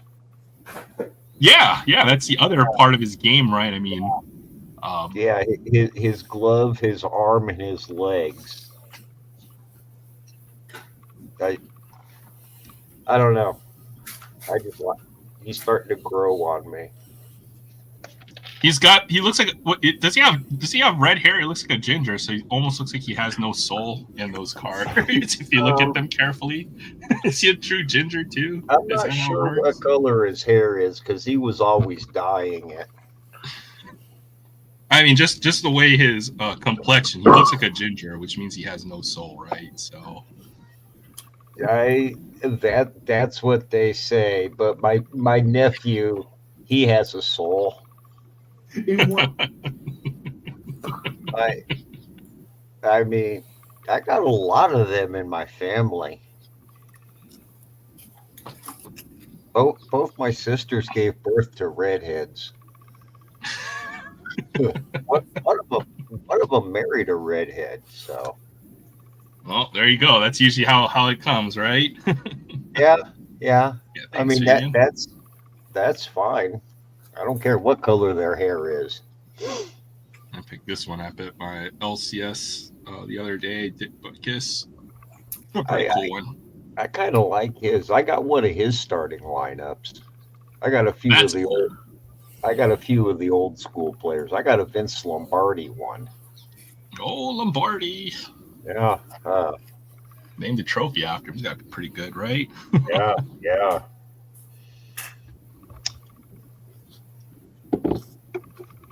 Trying to find those cards that I had for tip. I found a couple ones I think it's a shark subset from one of the Allen Ginter sets. So obviously those tip love a shark.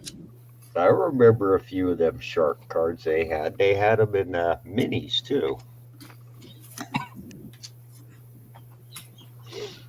Did they have them in minis? I'll have to go look through my minis too then, huh? Yeah, they had all kinds of them in the minis. Okay. Yeah, I have to go look this card up that we pulled to make this liquid gold. Look how bendy it is. Feels like one of those canvas cards that they give you. I don't know how else to describe it. It's crazy looking. I mean, it is kind of cool. I should have went and seen him play. I didn't go see him when he was down here. He wasn't there for too long, though, if I had to guess, right? Maybe half a season or so? Yeah, but this is where I'm the bad fan because my happy ass could have walked to the stadium in a half hour, and I'm old. I had no excuse to not see them. I just didn't go. You know, you still might get your chance. I suppose some point maybe he'll have to come down to AAA for some reason or other. I hope not. I don't like it when they come back down. Yeah, that's true. That's true. Good point. Good point. But a lot of times when they do go down for like rehab assignment, they're really, really friendly and they'll hit the wall a lot. Oh yeah. Spend a lot of time signing autographs. That's always cool. Oh Is that case of Hot Wheels? Yes, it is. The Oh, hell? you got a whole case? Oh my God! I've told every one of my neighbors that under no circumstances are they to walk by any Hot Wheels display case without touching every one until I find my Optimus Prime. Oh, I got one of those. I know you got one of them, and I've got everybody I know on high alert for them. I will kick their ass if they do not grab it when they see it. So this is the Fast Wagons set that just came out. DK knows, man. He's on it. He freaking knew that one. Audi. Oh man, it's a whole set with wagons. Dang, the Yeah, old wagon. school Volvo. Did you get a chase? Ghostbuster car? 70 Chevelle wagon. That's dope. Well, Look at my that. favorite, Yeah, of that's course. Oh my goodness, a freaking minivan. And looks like Oh, it's a Subaru. it's a Forester. That's Yeah. dope. Silver STI. And then Mercedes AMG wagon. And, That's like a car fit for a Saudi prince right because there. I bought a case, You got the chase? I got lucky. Oh, you scumbag. Ugh. Nice. Black RS6 Avant. Well, that answers that question. DK. Car number 0. Nice. That's a nice one. I agree, Tip. Hot Wheels are awesome. I freaking love Hot Wheels. Now I have to walk all the way to the back of every Target, Walmart. Oh grocery my store. God! Yes. You know what? I look go for back Hot and I Wheels. look even though I know they're going to be picked over, and I Yep. still love them. Mm-hmm. Yep. Me too now. Thank Yep. you guys. Yep. Reinforcing more bad habits that I need to follow. I ended up getting the whole off-road set, but not the chase. I have to physically keep myself away from the Hot Wheels at times. Yeah. You go I- pretty crazy. I have. You find any cool ones lately, Jay? Not lately. The store near me, some guy bought all the cool ones on site. So I got to wait for somebody to come buy some more before they put some out. Yeah, I get all the dirty seconds as well. So Well, I'm usually the first one on them. So there you go. yeah. Yeah, Ron Acuna, first pitch home run, 460 something feet. Crazy. I'm just glad to see him back. That's all I gotta say about that. Mm. Mets and Dodgers. That game's still going? Yeah, it is still going. Top of the 12. Yeah, I'm not a fan of either one of them teams. I can't imagine you would be. They're not my Cubs. They're not my Cubs. But If you had to pick a dog in this race, who would you take? Mets. Thank you. no, I wouldn't.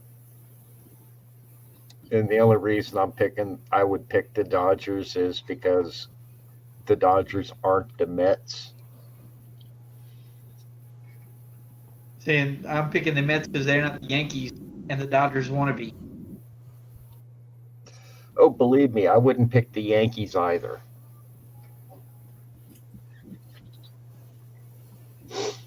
But the Yankees, I mean, the Dodgers want to be the Yankees. They want to buy it off.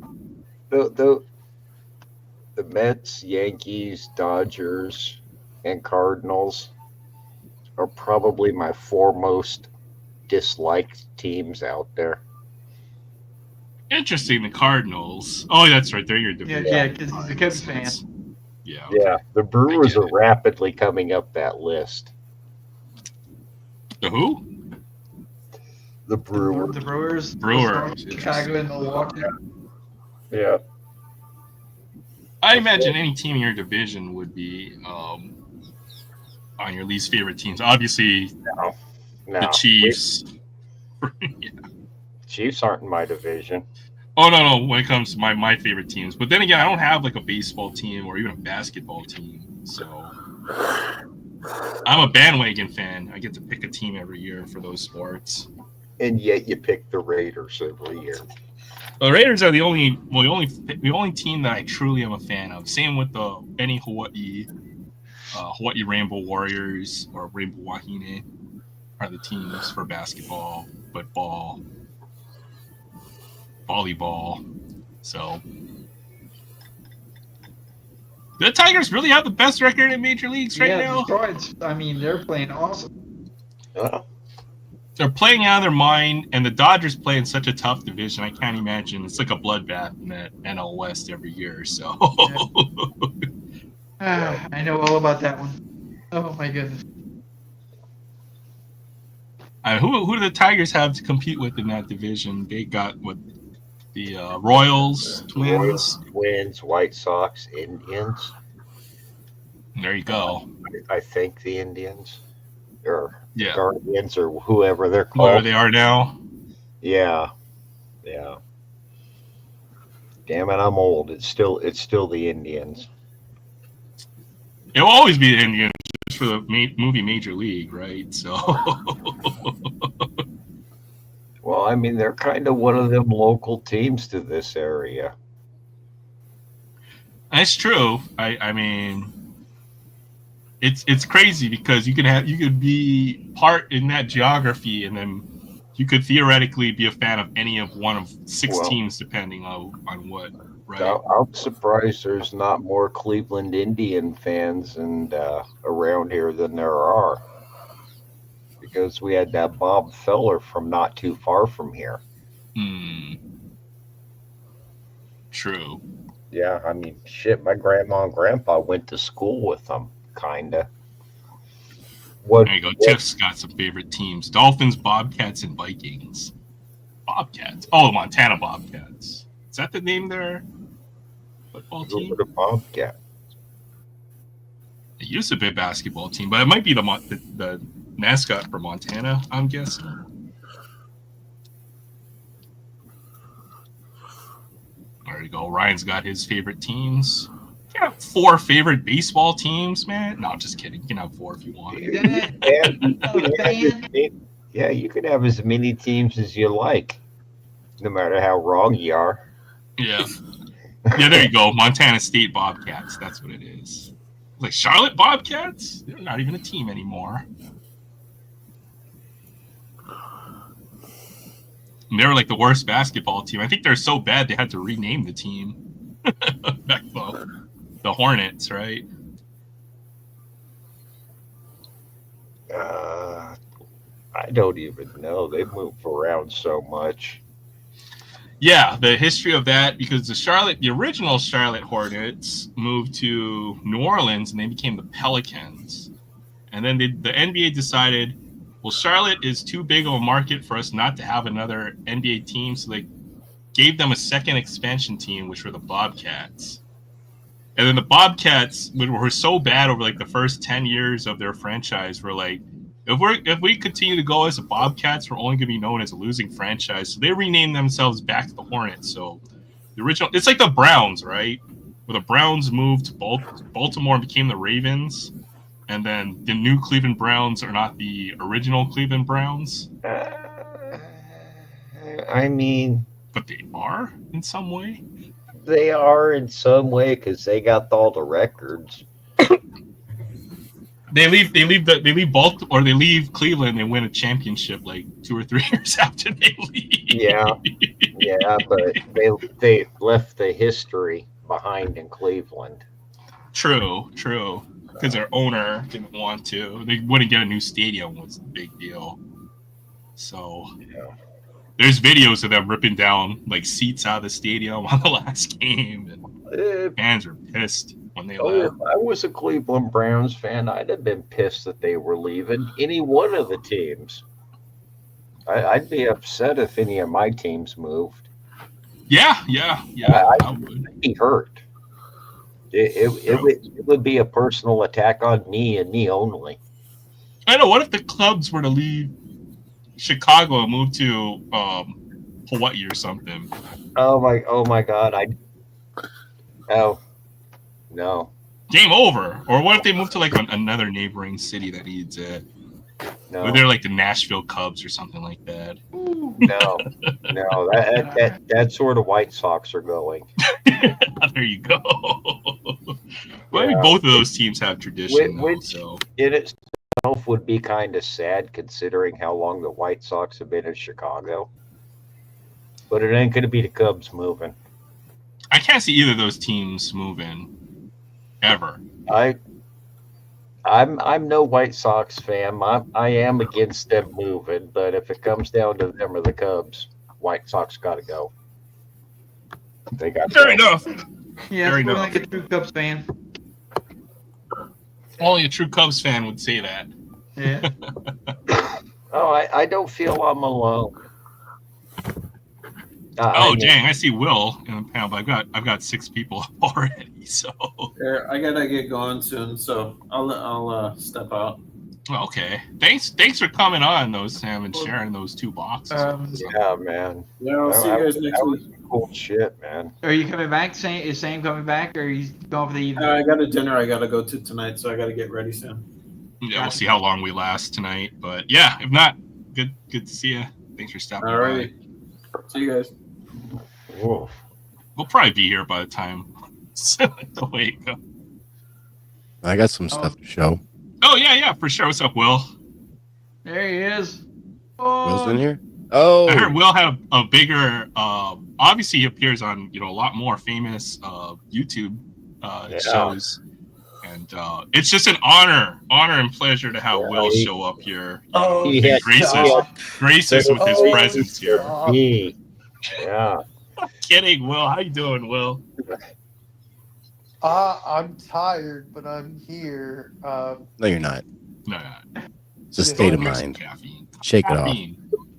Mind over matter. What's up, Tony? I haven't talked to you in ages. Oh. Rub some dirt in it, man. Been a long couple months. Yeah, it has been. Go ahead, Tony. Show some stuff. I'll bring up sports another time.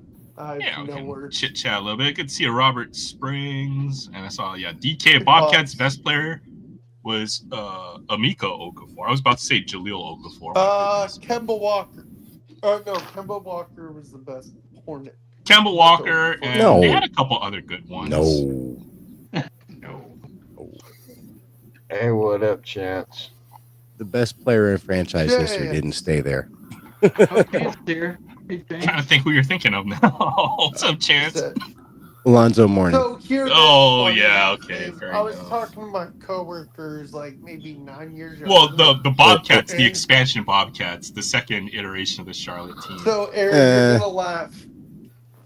You're gonna laugh. So I'm talking to my coworkers like 9, 10 years younger than me. What? And so we're talking basketball. And I said, man, I missed when OKC was in Seattle. They were the Supersonics. And he goes to me, and of course he's younger than me. He's like, what kind of the name is Supersonics? I'm like, are you kidding me?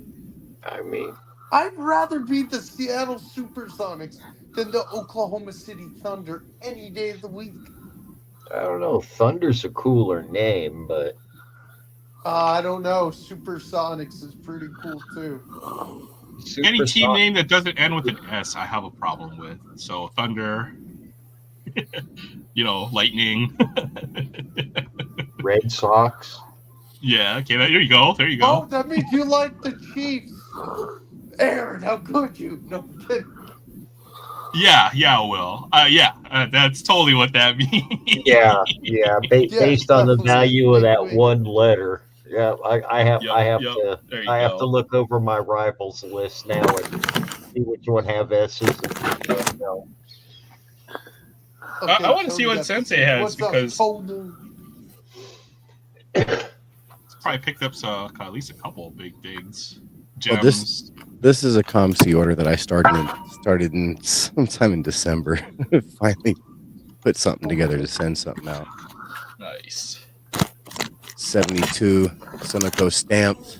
Joe Green, Oh, See? that's cool, man. second year. Got a few Elvin Hayes cards I didn't have. I think I have that card. Tiny Archibald right there. One with ML Carr. I got that one. And this one's nice. With Dr. J. Oh yeah, that is nice. Elvin Hayes right there. Are you going for a Hayes run? And this was the official last card that I needed for the set, even though it was the Jordan. I actually purchased this back in December and bought the Jordan in like January, but the Jordan got here first. Womp womp. So Nice. the set's Congrats. officially done. So now All the I've started. stickers? No, I'm starting on that. That's what this is. The Olajuwon. McHale. Aaron, you got one of Always those liked recently in the McHale. last few months, didn't you? I got Kareem. I got the Kareem sticker recently. Mark Aguirre. Hey, he's a Maverick. Chuck Person. Check person. Technically his rookie card. Alex English. So now I need the Magic, the Bird, and the Jordan. Picked up one of Oh, these embossed gold Jason Yep. Kids. rookie card. I always wanted that card as a kid. Yeah, me too. Picked up a couple Maverick autos. A rookie auto here. Tyson Chandler. The aforementioned Mark Aguirre. On card. This one's numbered 32, 82 out of 149. Nice. Good signature. Yeah. Yeah. A couple of these San Diego Chickens. There you go. And the 84 Donruss. Get those signed. One of those going out as a You doing TTM. push-ups? I'm guessing. Probably both of them.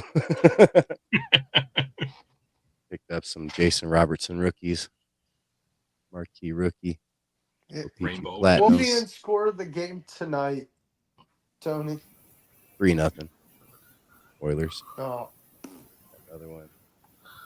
I think that Yep. series is going 7. Picked up the Allure. Not sure if that's blue or whatever the heck it's called. Picked up the Authentics. Picked up a couple of cheap Bedard rookies. Now would be the time, if any. Oh, Your oh, stuff's yeah. down big time. SPX. Another Annika Sorenstam rookie. Get that Sweet. signed. Pick these Tony, two are bowling you a cards Scotty up. Scheffler fan? No. No, he's a pompous ass. You don't like Scotty Scheffler? Why? No, He's a I Texas- don't. No, act like you've been there before. I needed this same card for 2 different sets, so now I've got like 6 sets now. That would be a That's stash this. to take on the maiden show. Picked up this Carly Patterson.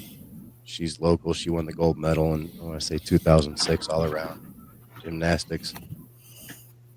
And the Campione di Futura 2003-2004 set. And I got one more sort of big card.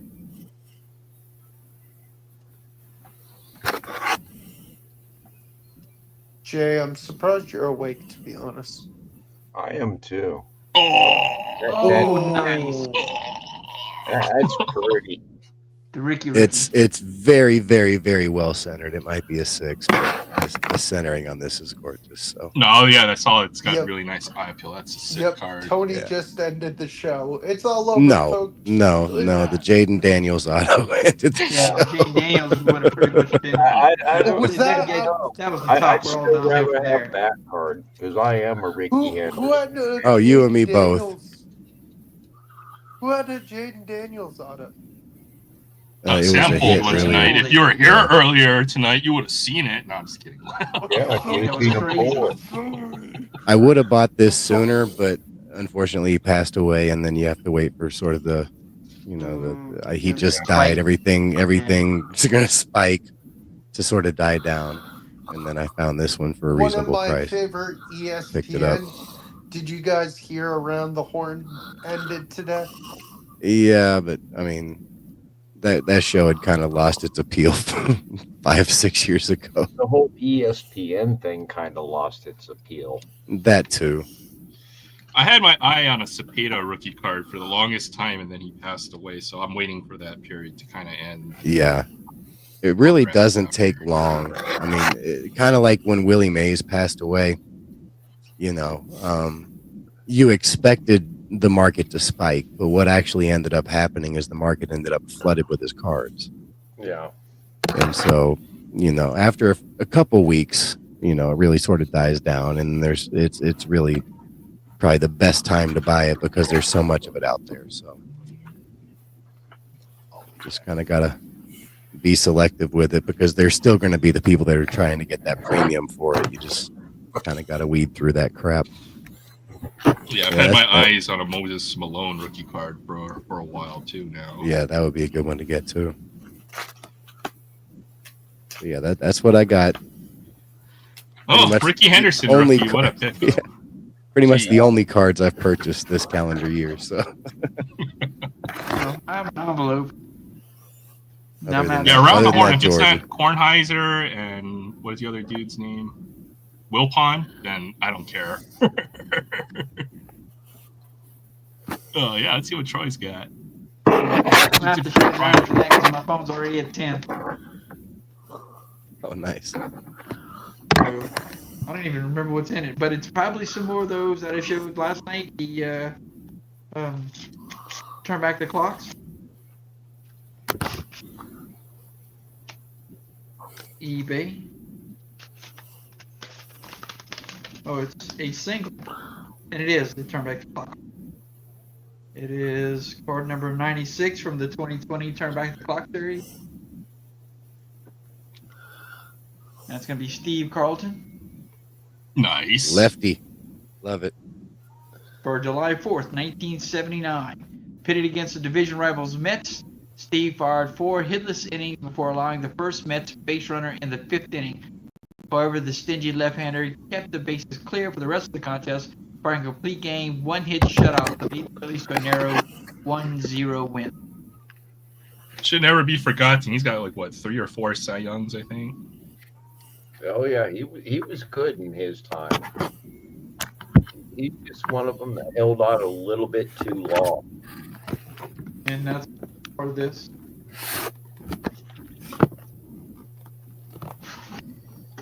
That's how many I have.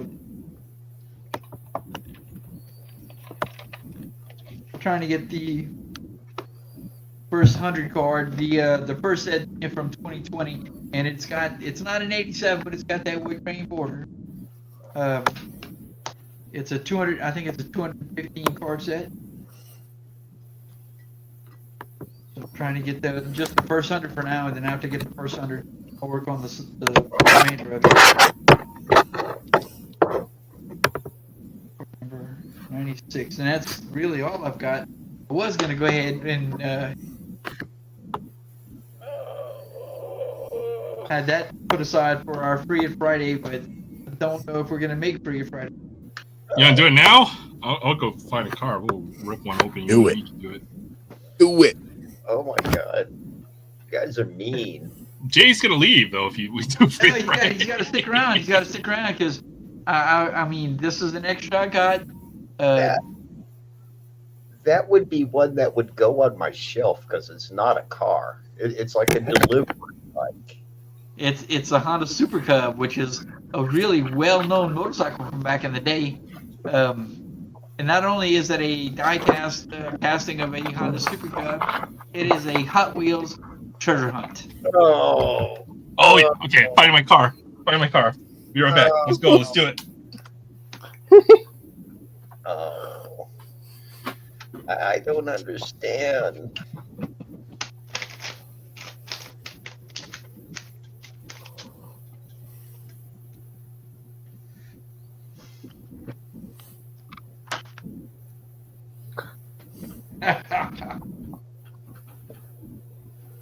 Well, the card itself has got the bending here, and it's got the blemishes on the bottom.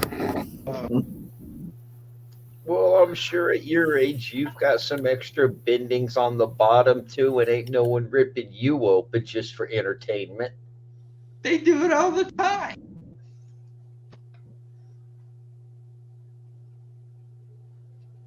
So it's only going to be me and Aaron with the card today.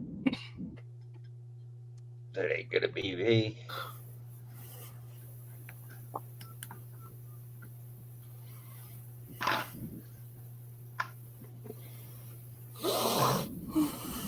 The Honda Super Custom Cub from the JK 20. I think this is 2024 JK.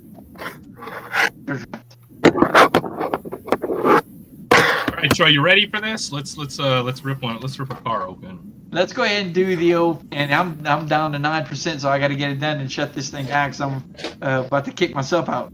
Let's do the old. All right, let's go. Hi, this is Troy with Troy's Cards and Comics too. We're here with Aaron at Sports Cards and Things for Aloha Friday. Aloha, everyone. Tonight we're going to go ahead and do our segment we haven't done in a minute for Free It Friday, where we take a die-cast card, whether it be Hot Wheels or Matchbox, whatever, and pull it from the blister. My die-cast card for tonight is the Honda Super Cub Custom from the J-Case 2024. It is the Treasure Hunt for the J-Case of 2024. And we're going to go ahead and open that one up. I'm not going to actually tear it. I'm going to cut it so the card stays intact, so we can see that emblem on the back of it.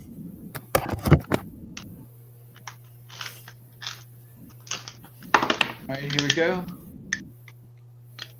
And there it is. Oh, it is a treasure hunt. That's crazy. That symbol, the gray Nice. circle flame on the back of the card, signifies that that is a treasure hunt. If the emblem was gold, it would be a super treasure hunt. This says, congratulations, this symbol means you just found a collectible treasure hunt vehicle. That emblem can also be found on the Hot Wheel itself. And it's actually right there. I don't know if you can see it. It's a little circle with the flame in it. On the Super Treasure Hunt, the circle has a TH for Treasure Hunt, but that's for the Super. And that is the Honda Super Cub Custom. Is this free? Are we doing Free It Friday? Yes, sir, we are. Get your car if you got one, Will. I don't have one. I've been busy all week. I have failed you. I have failed you, Anakin. I'm just kidding. At least we know where your priorities are, Will. Somewhat. I'm only here for like 30 more minutes, and I really need to go to bed. I am exhausted. All right, sir. For the Have a first great plane trip out. I know it'll be a short trip, but Yeah, hopefully you get there safely to your destination. safe flight. Gotta go on airplane mode. Yep. All right, I've got my car, and as Troy mentioned, we could do any die cast, whether it be Hot Wheels, and tonight I've got a Matchbox. Ooh, Nice. nice. I've got the '63 Mercedes-Benz convertible, and my friend had one in the same color, probably from the late '70s or so. But he did have this same car, same color, and I remember good times with him riding in this car. So I I had to pick this one up. We're gonna rip this one open. I do want to see this one out of the blister. So, all right, let's see. I can't do it like Troy does, obviously, but we'll pop it out. Oh, there we go. I did a pretty good job. Yeah. Almost. That was a pretty good show. Yeah, there we go. That is dope. That's awesome. This is like something that James Bond would ride in, or you could see in like a spy movie. So I'm wondering where you would put like the machine gun and like the smoke launchers and the parachute that comes out of the trunk and the converts into a submarine and stuff. Although those are acid markings, Yeah. of course. But Oh, they did it with the Lotus. Roger Moore did it with the Lotus, actually. Lotus of Spring. there you go. Got me a cool Mercedes-Benz Very nice. convertible there. Very nice. Now, what would be even cooler is if you had a photo of you and your buddy with that car. The real car. Oh yeah. You know what? I think he left. This was when I was living over on Maui, so it's got pretty good detail. It's on the bottom. You know what? Honestly, I know folks want the Hot Wheels because of the collectability and the treasure hunts and stuff like that. But if you just want some die-casts that are very comparable, I don't know. I think Matchbox gives them the run for the money. And it was always the tires, right, when it comes to Hot Wheels. But I don't know. Maybe Matchbox might be overtaking them quality-wise. Well, Mattel picked up, and that's the biggest thing. Mattel picked up Matchbox. I see. The design team's now basically the same team.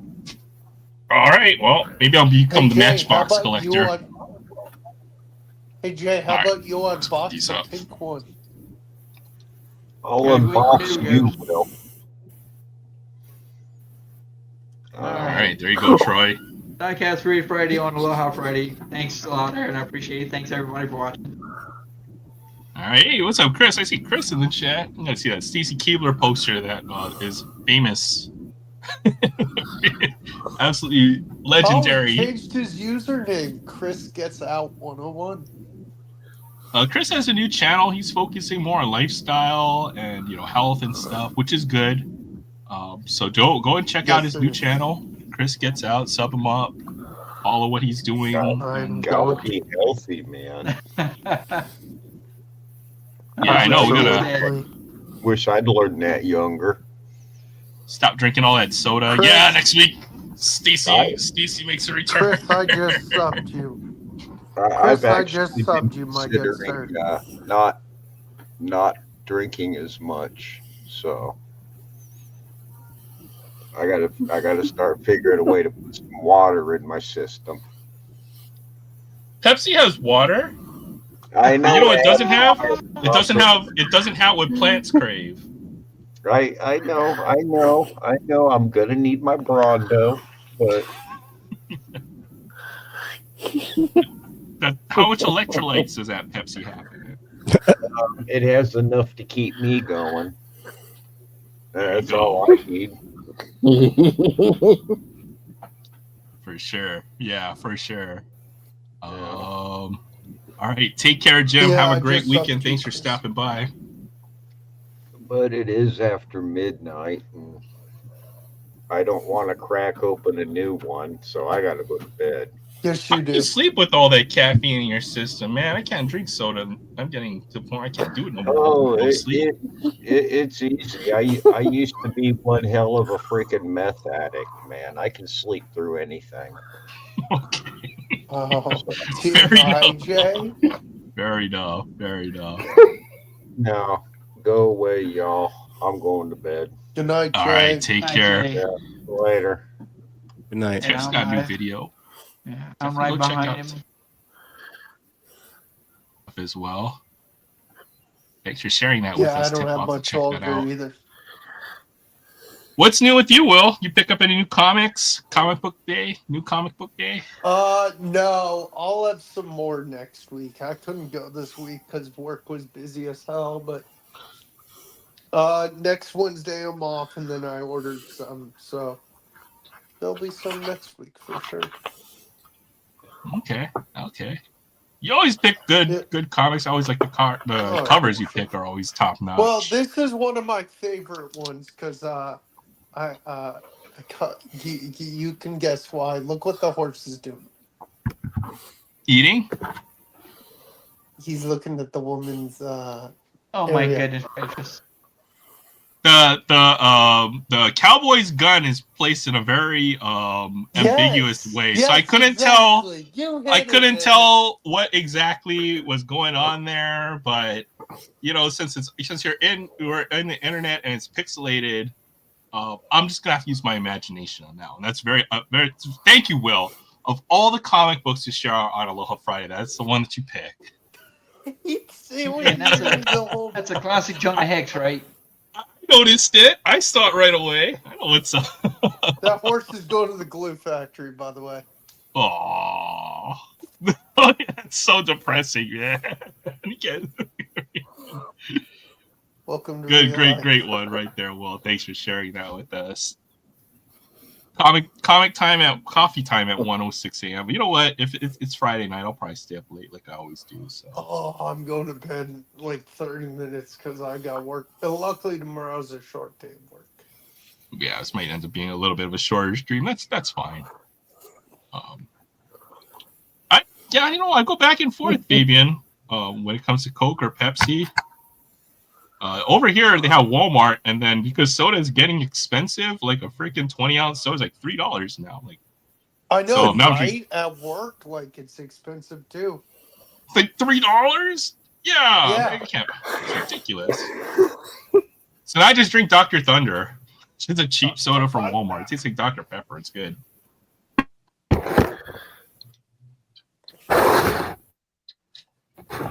Lava coffee. What is that? A noise. Oh man.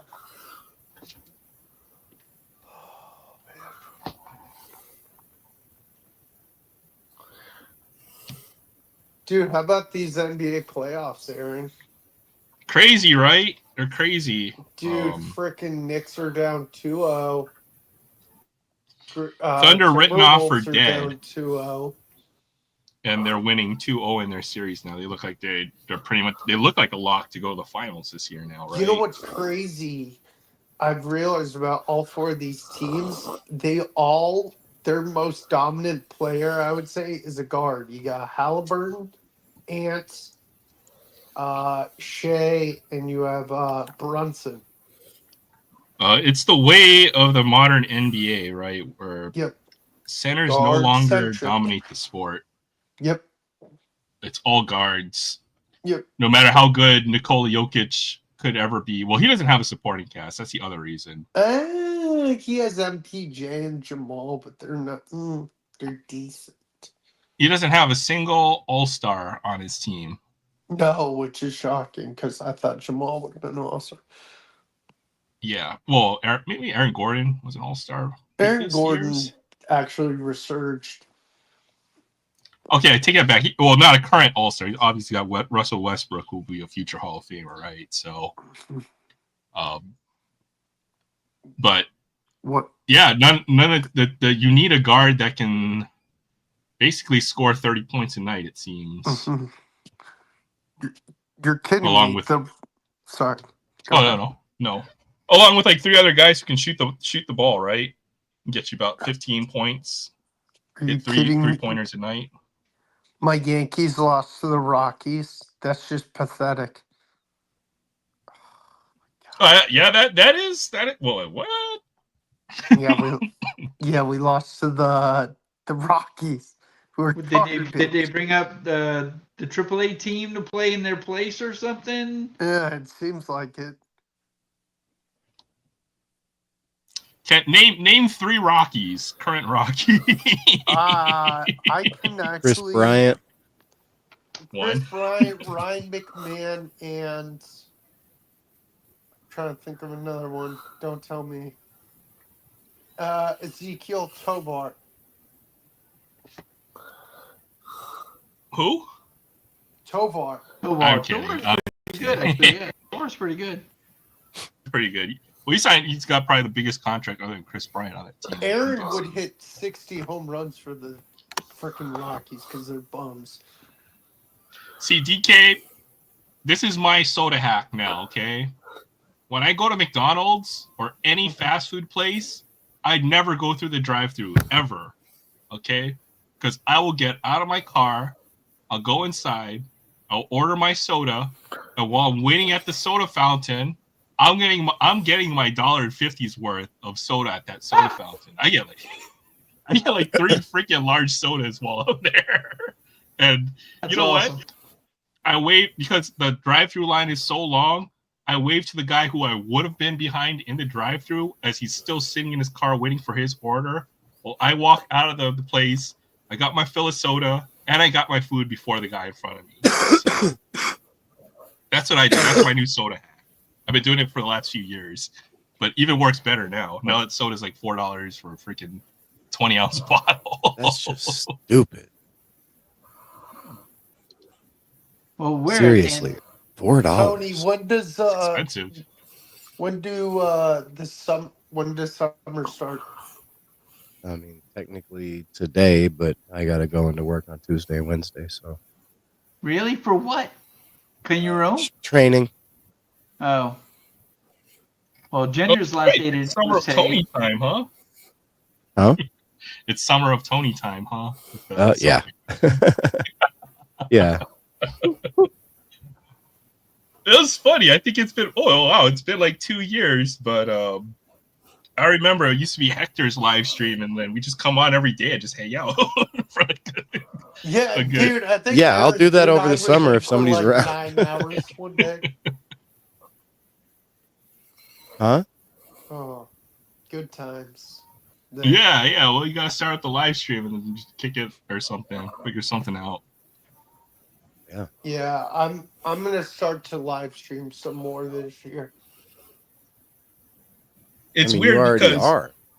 I mean, you're live So, streaming no, myself. Mondays and Tuesdays and sometimes Wednesdays and No, talking my about own comics. channel. Yeah, dude, I'm full into comics now. Yes, the Pacers beat the Knicks tonight. That was a weird game. you know what's The weird Knicks about these should have won playoffs. Game 1. Usually, when a team makes a run to the finals, they don't play like they play so hard that when they get to the finals, they always get crushed by the favorite. But this year, all the teams that are making it to the finals are all underdogs. So I don't know what's going to happen this year. Who's winning the Who's winning the finals this year? This year? Who do I have? Yeah. Who do you have, Will? Thunder. I think OKC's on a mission. I wouldn't mind seeing the Pacers and say Halliburton saying, "You call me overrated?" I would. But, Okay, the Thunder are not an rated. underdog, but they're the most disrespected 68 win team I've ever seen in my life. Right? I don't know. I feel like if you win 68 games in a season, you had so many other teams that were mentioned as favorites ahead of them, whether it be Boston, even the Lakers had some hype. But Cavs. the Thunder were rarely mentioned as Cavs. As The Lakers odds-on were only favorite. hyped by ESPN. Everybody else were like, no, they have no center. That's what I thought too. Which they don't. But I mean, they're only 5 off from the record with Golden State winning 73 a few years back. So I have to be pretty good to win 68 games. I don't know. But what's weird is the Thunder, I feel, were almost left for dead in their last series. But now they look like, to me, the favorites. It's weird. So, Yeah. I don't know. Imagine Minnesota gets swept. That would be insane. I mean, it kind of happened last year, didn't it? I mean, they won.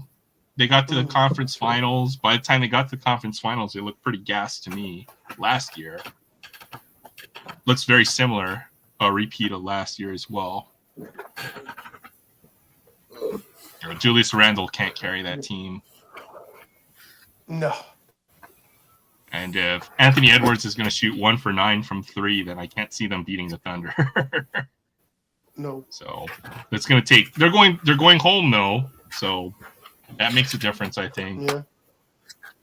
It'll be at least a 5 or 6 game series the way it's looking right now. You know who I'm really disappointed in right now? It's not NBA, but my Hurricanes. I'm not saying Florida's bad. Florida's really good. I thought Carolina would fight, God, the Hurricanes look pretty bad right now. Well, when the Panthers get to the playoffs, it seems like that's when they're at their most dangerous. So I told someone this. As much as, no offense, I love Edmonton, I love McDavid, and I love Draisaitl. The team, and I agreed with Danny.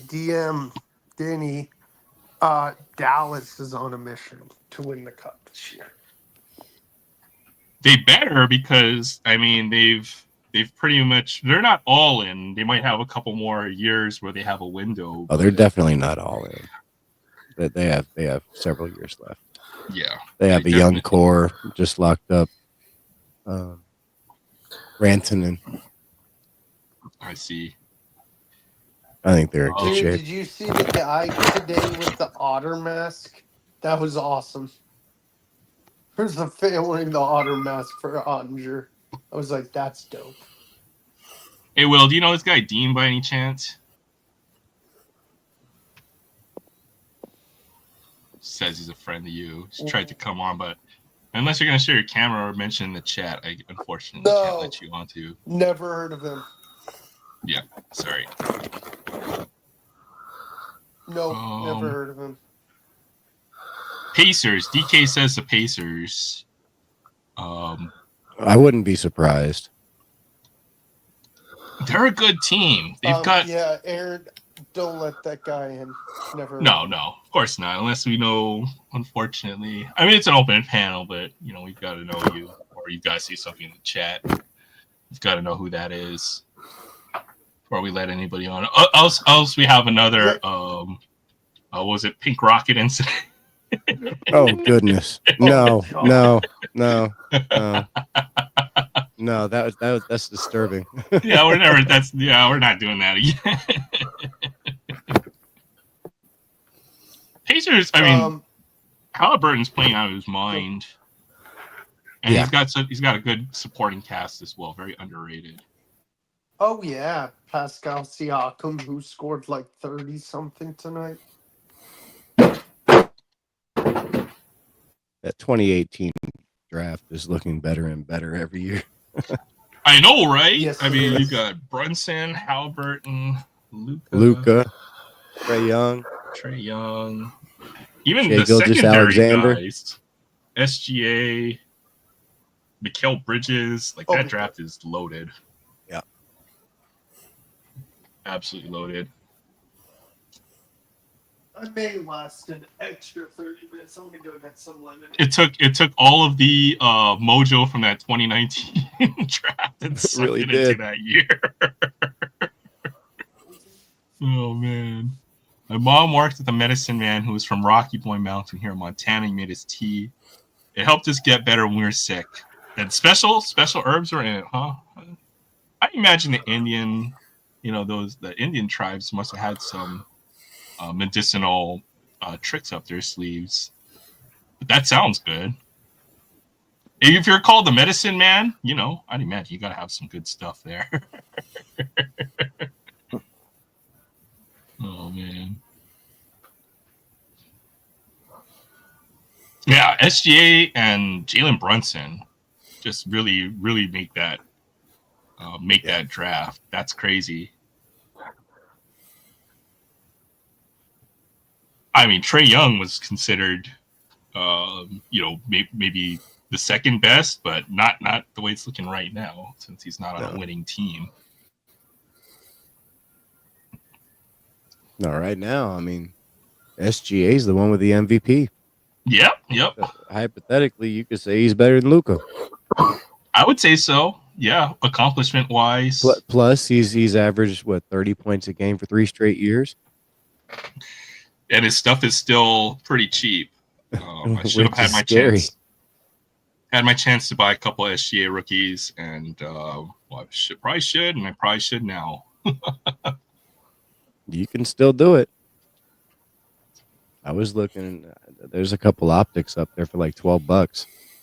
Optic, and even his Prism. I got a chance to buy a Mint 9 for like $25 or $30 or something like that. And Luka's Mint 9 is like 3 times the price or something It doesn't make any sense. Luca's Mint 9 optic is like $50. Yeah. Don't make any sense to me. Like Halliburton, but in his regular game 1, his shot was so lucky. Hawaii game finisher too. That was one of the greatest shots I've ever seen. Where it just bounced in the air, and everybody had enough time to watch that shot go in. That was one of the more memorable shots I've seen.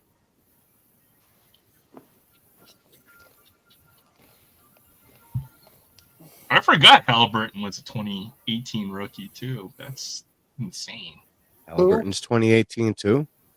Is he? Or 20 or I don't 2020? think. Yeah, I don't think he is. I was thinking somebody else. I think it's either 2020 or 21. I think for Halliburton. I can't remember. I can't remember Let's either. look at the 2018 NBA draft. Yeah, Ayton was number 1. Oh, Jaren Jackson Jr. was in that No, draft Triple too. J. Yep. Ayton went 1, Bagley went 2. That's Oh crazy. God. Luca 3, Jaren Jackson 4, Trae Young 5, Obamba, Carter Jr., Sexton. Well, Kevin Obama's got a Knox. cool song about him. That's about it. What was Luca? Mikal 3, Bridges, huh? right? What was Luca? 3, Third, traded for Trae Young. Oh yeah, I forgot. which was 5. Yeah. Mikal Bridges was 10, Gilgeous Alexander 11, Miles Bridges 12, Porter Jr. was 14, DiVincenzo was 17. Anthony Simons was 24. Mo Wagner 25. Jalen Brunson was 33. Mitchell Robinson 36. Gary Trent Jr. 37. Makes sense they would be in the peak of their career now, 7 years in. Can't believe it's been 7 years, but yeah. Yeah. And that's pretty much it. But there's some big names in there. Luka, Trae Young, Jaren Jackson, Shai Gilgeous-Alexander, Jalen Brunson have all been all-stars. I can't stand Trae Young. You don't have to like him. He's still pretty good. I actually like Trae Young. You know, a lot of what has been it's you know what you see in the media, and they're always going to show or portray him a certain way. But I think he's definitely a player I like to watch. Trae Young.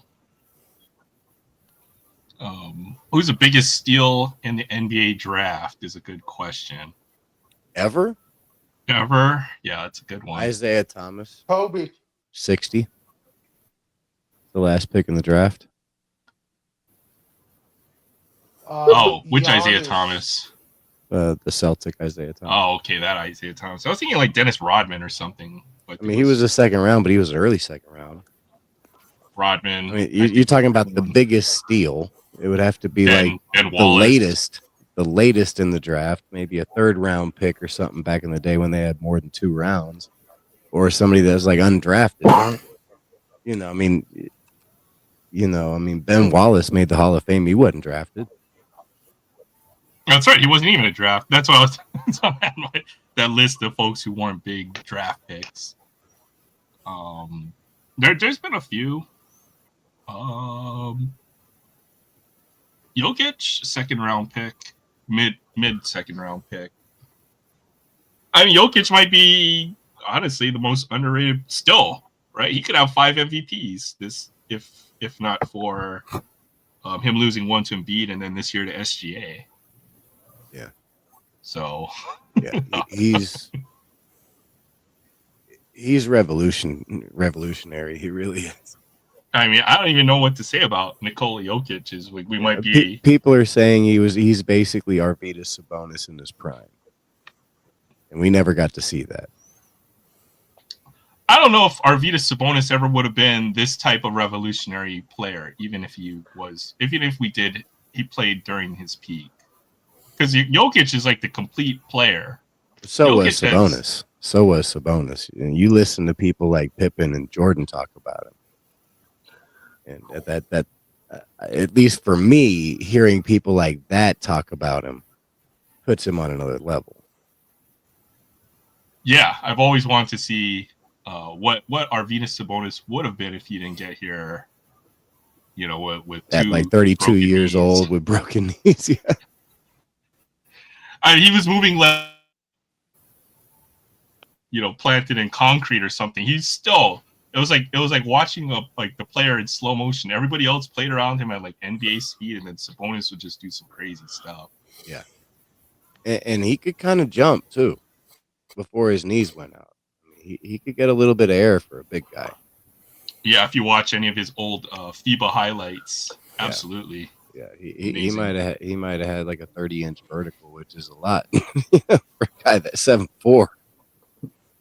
That's true, and I think what Jokic lacks is flash and athleticism, because he kind of plays at that slow old man pace, in a lot of ways.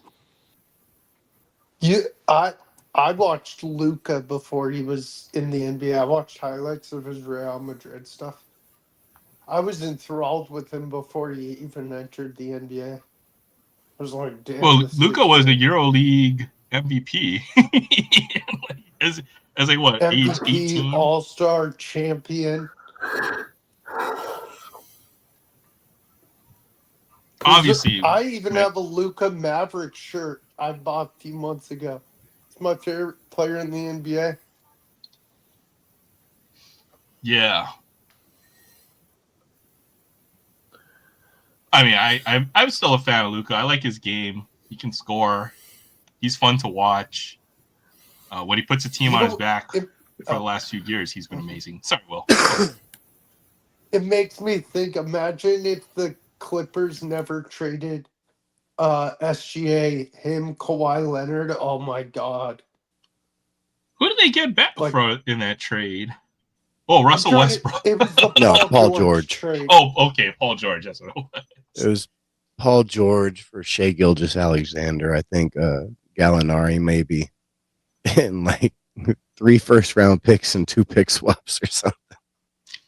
They got swindled. And one of those picks became Jalen Williams. Mm-hmm. Yep. Although for the MVP, I'm gonna have to say SGA deserves the MVP this year. Yeah. Even though Nikola Jokic averaged a triple-double this year and statistical greatness, him being a part of, as I mentioned, a 68 win team, and what he does for his team, he definitely carries, and he's a heck of a player. So, yeah, SGA, I think, wins the MVP in my eyes, at least this season. Yep. But yeah, Nikola, what do you average this year? 26, 10, and 10 or something ridiculous like that? That's crazy. That, I think he might have been over 30. Ridiculous.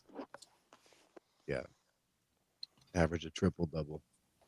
Yeah, Ben Wallace, I think, if not for the fact that he wasn't drafted for being a draft steal, he was a player I thought of as far as the player without the pedigree who really made his way in the NBA.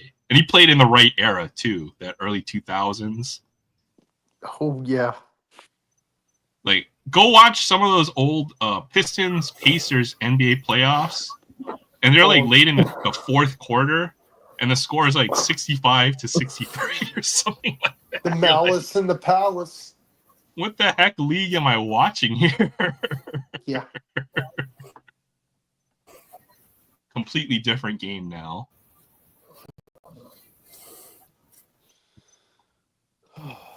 Oh yeah, well, I rewatched that too. Malice in the Palace. Oh God, yeah. I have to say, Ron Artest is truly psycho. Yeah. Truly crazy. Him, Steven Jackson, yeah. Well, Steven Jackson is like he's like the one who eggs him on, right, in that whole scenario. Yeah, he is. Yep. Even now, I think Steve, or he has a podcast too now. I think too. Yep. So. Yep. It was a circumstances. I can totally see how that all went down. Oh, Troy dipped off. Bye, Troy. Good night. No, his phone just died. All right, Troy. Thanks for stopping by. Have a great weekend, Troy. Later, Troy. Yeah, I'm dipping soon too. Sounds good.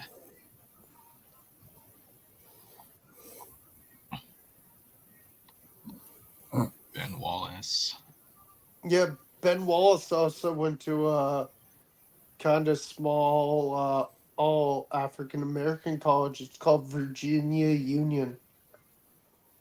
He was a perfect team for that. He was a perfect player, and that was a perfect team for him.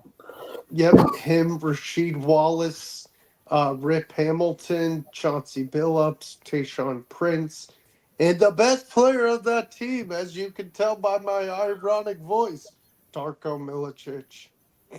Who? Exactly. Bomb. I feel bad. Well, Darko just won. Darko, I think people expected him to be the next Nikola Jokic, but that didn't happen. Darko was so bad. Yeah. He was so bad. The Pistons could have had Carmelo Anthony, but then they were like, nah, we'll take this flyer on this kid. I saw Troy pop back in, so good to see you, Troy. Yeah, actually, I just came back in so I could properly say bye. I was actually looking up stuff on eBay while you guys were talking basketball because I do not know basketball. Well, you can switch the subject. We can mix it up. Yeah, What'd you find on change eBay the though, subject. Troy? I'm curious. Well, the email I sent to you the other day about The rest of I the just happen to have 87s. these on my desk. Don't ban me. No, Yeah, we don't get banned for that. I was looking Sorry, at the what the other heck? four for the pro debut. 10 card set. Yeah. So yeah, I got. Of course, we wanted four. Got that. This is number 7 right here. There 7. This one is 8, Brett Gardner, and this one is Adam 5. Jones, Eric Chavez. Eric Chavez. Interesting names for this checklist. They're not exactly the biggest name players. Yeah, they really. Scott Rowlands is, I think, the only one that's on the Roland, I think CC The Sabathia as well. Hall of Fame, Yeah, which is so weird. interesting. Yeah, it's a weird checklist, but it's a set you've got to finish now, Troy. Right? Oh yeah, you're right. But it's 87. I gotta get it. Gotta have it. So Oh, I just actually show found some one guy 87 who's ones. got all 4 of the ones I need. Yeah. I know you kid around about it, and I do have plenty of them. So, but I get that. We have a show tomorrow. We have a card show here in Jackson, the Magnolia Card Show, which comes to the area every other month or so. So tomorrow morning I should be live from the Magnolia Card Show for a little while. I will be picking up some of the Kansas City Athletics cards that I purchased from a guy at the show last time they were in, but I didn't pick up. I picked them out. I then sent him the money later, so I'll be picking those cards up tomorrow. Nice. Okay, well, you'll get good Looking stuff forward when to you go to that seeing show. And So I'll- look forward. Yeah, and I'll have some stuff I'm going to be sending your way soon. Troy and then Aaron. Yeah, well, I appreciate that. And I wanted to talk to you about that, Will. Since you're all comic book and everything, I've got some older books. I might be able to help you out. So it's just not one side. I could do some trading with you if you have anything in particular that you like. No, I can do whatever, dude. Anything, man. Anything from the community, dude. Cool. And I've been, still talking to Aaron like we always do. Of course, he didn't actually send me anything like he did maybe for like another guy who's on YouTube. But I was Keep talking that trash, man. No, with Aaron. Look, dude, look, Aaron, look. Oh, those are beautiful. Those are dope. Okay, all right, all right. You know what? It's time. It's time, Troy. I'm gonna send you a box. I'm not kidding. So you've been waiting a long time, and you've See, had these these cards are, coming you your know, way. I ended up getting these cards, but these I'll are send you cards a that list of what I'll be um, sending you, and then I I'll have it out pretty soon. don't have the sets for. Look, I've got more of my favorite sets. See, I Troy got is Nice Edison blue Bichette. going. parallel. Troy, is Edison going to the show with you tomorrow? I don't know. He hasn't actually said if he was wanting to go or not. There's a Barrios scene. This is the what they call that Mojo cards in the silver packs. The silver pack Nice. cards, yeah. That's why it's got all that. Yeah.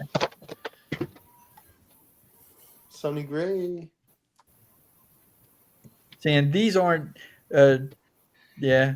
These aren't my traditional wood grain because you can't even with all that flashy, shiny junk, you can't even see the wood grain on the border. I bought one today, you Troy. know. So Oh wait, that's This- nice. $100. this might be headed your way. I picked this up for $1 today. That's a buck. Come Yeah. on, blue parallel. See, Sorry, Troy. and it's a blue. It's a blue Mojo. That's kind of cool looking. Yeah. No, that was awesome. So I got Clinic, Arenola, Cabrera, just Ty Gray. Up there's Muncie. Are you looking And the last one I for was showing is any Ryan of the Black. Like I said, 87 with the in those crazy designs? I'm not the biggest fan of the chrome and because it doesn't have that same wood grain appeal in the border. See, you can't see it at all. Yeah. So I have been not really picking. I picked these up because some dude was practically giving them away. I couldn't pass it up, but I'm not out chasing them. For the most part, it's gotta have. I'm just dropping crap all over now. That wood grain. I know you're not the I really biggest like fan that of wood Chrome grain. cards, so I'm surprised to see you pick those up myself as well. Yeah, I've said it a million times. It's cardboard over paper, paper over chrome. That's. I mean, it goes basically vintage versus modern, and modern versus ultra modern because the chrome is stuff that I consider ultra modern. Right. No, you can't have them, Ryan. So that's where I am. What did Ryan nice ask pickups. He said he Yeah, wants I all my don't Bowman think so, cards. Yeah, I don't think so, Ryan. Good luck. Good luck. Good. You'll have to when you come out here. I'll fly to my house. So I'll give you some. Just kidding. I'm kidding. I'll have to go dig around and see. Maybe I might have some cards to send your way as well. Well, if you ever decide to come stateside, you need to go ahead and give us enough time in advance to make sure we can plan to go and meet you wherever you come in. I mean, that's a big country. I'm just saying, what if it's like all the way like Washington or something? If I'm ever in your neck of the woods, I will make it a point to drive my way out to wherever you are, Troy. How about that? I'll make it a point to come and find you. You can show up on this end of the world, and we'll go ahead and see what we have to do to get to wherever you are. Yeah, we're gonna have to find a way to meet go to up. the national, right? That's not a bad idea. I know you went fairly recently, so maybe not this year, but maybe in the next I went coming last year. years or so we can meet up. I don't even know what I would do at the national. So, what do you mean you don't know what? I go crazy over there. It would just be like a mental overload. I go and see all the vintage cards that I'd never seen in person, and then all the other stuff I've never seen in person. Are you Bring a fixed amount of money.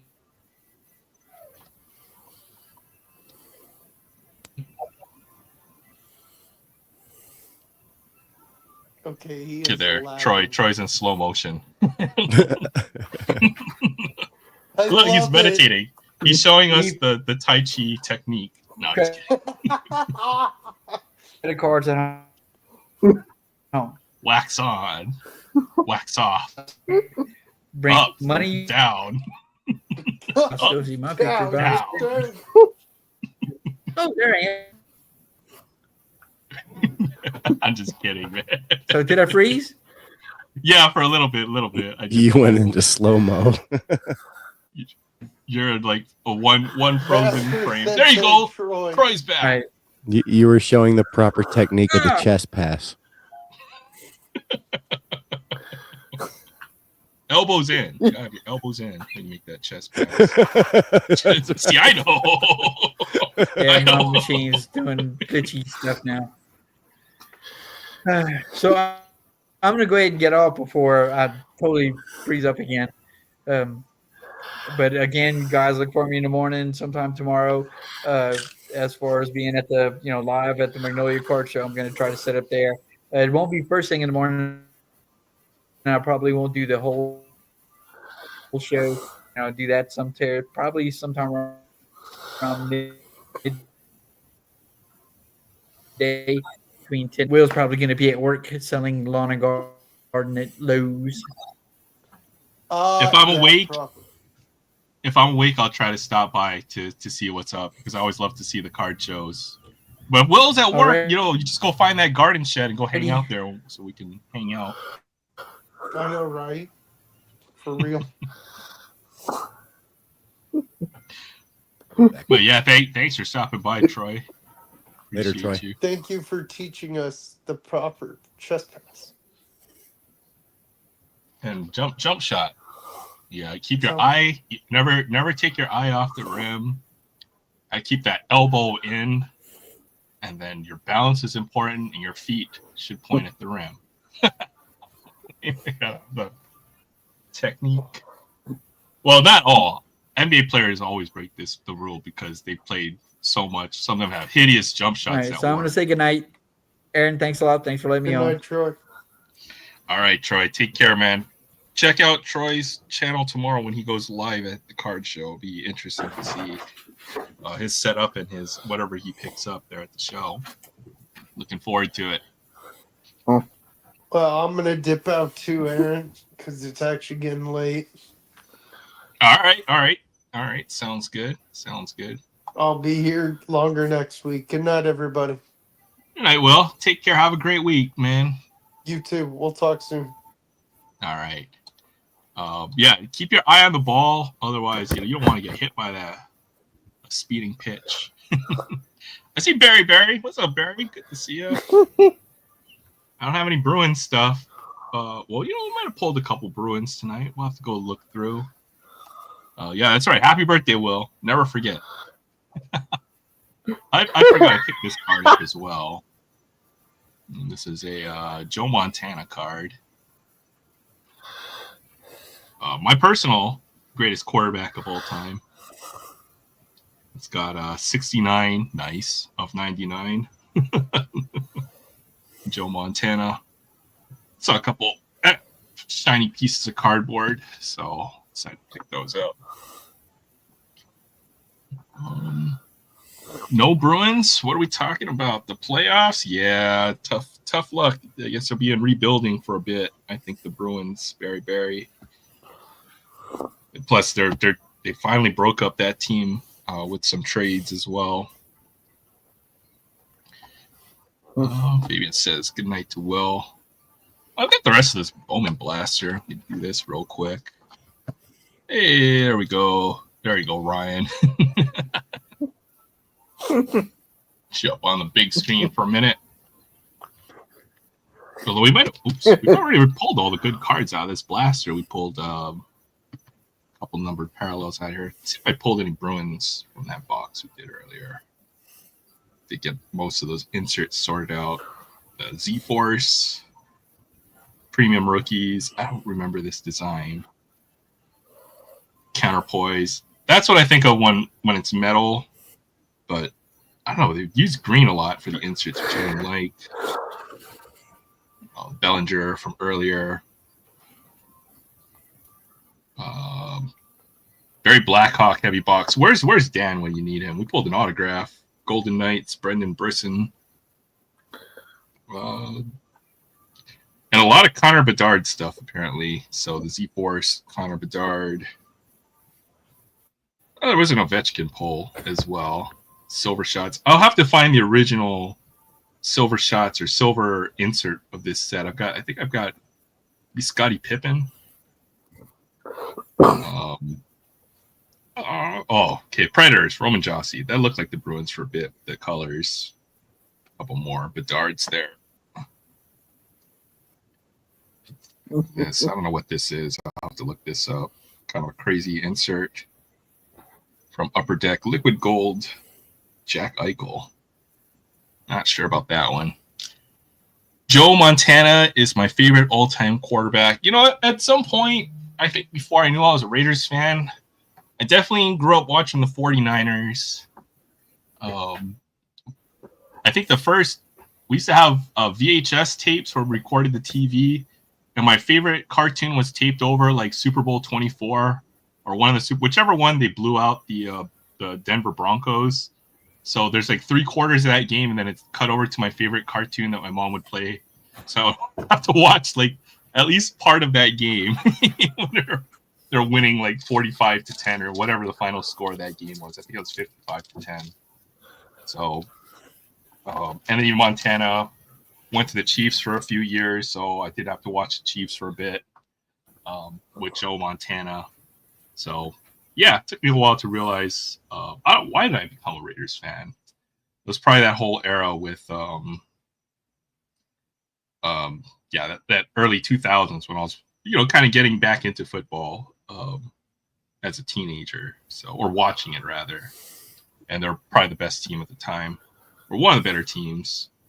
There's a Matt Shaw for I might go to Jay Thompson, Cubbies, Barrios, Jonathan Anderson, Corbin Carroll, Tariq Skubal.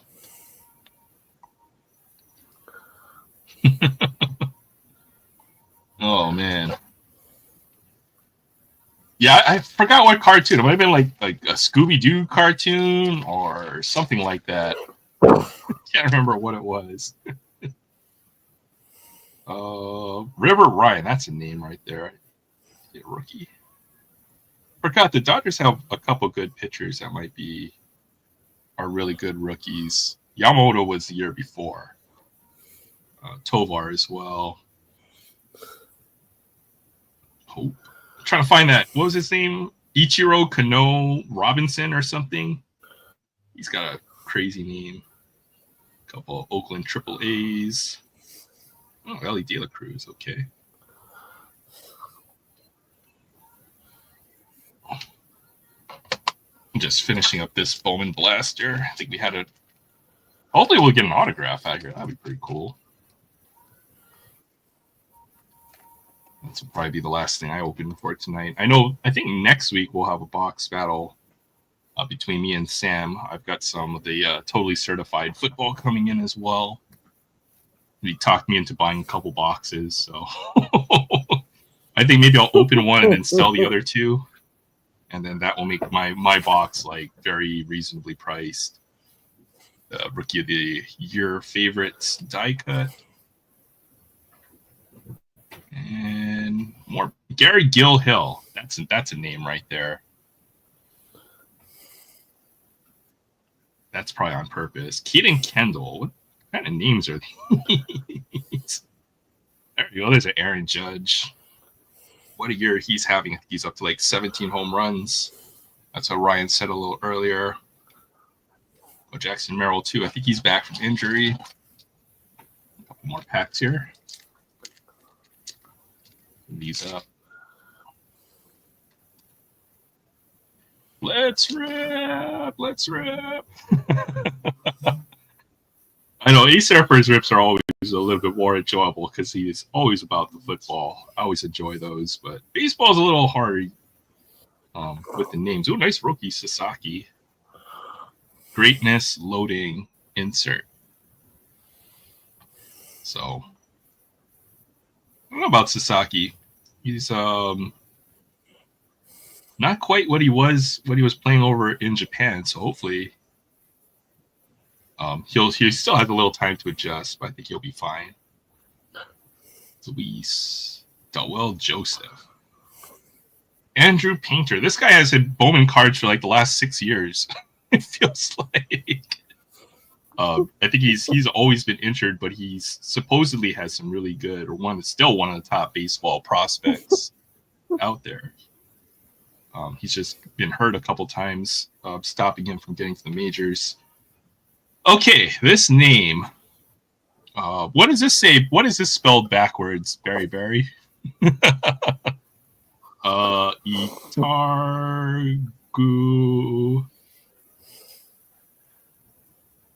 Rakyanaj.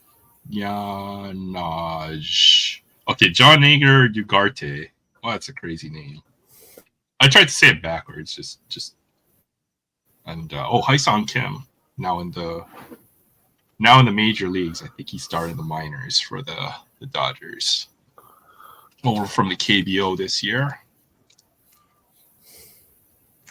All right, this is the last pack, huh? All right, got one more pack of cards here. Riley Green. Andrew Morris. Andujar. Weatherholt. Mitch Jebb. All right, Manny Machado. Not wasn't too much left in that. Yeah, first pack had all the good stuff. I think we pulled this one. Christian Campbell. I like to read the backs of the cards. Number 10, MLB prospect. Broke out after embracing. Dad played football at the University of Tennessee, so he went to Georgia Tech. 4th round draft pick. Cool card. I just woke up. I can't see how to read backward. I don't know how you do it, Barry. You find a word and you know exactly what it says backwards. Or where was that? Where's that one dude? His name. Let's see if I can find it. My name backwards is why not. What was that? I said my name backwards is why not.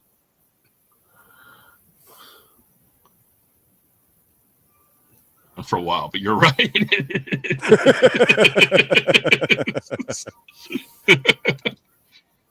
My name backwards is Nora, so I never wanted to. That's why we never bring that up.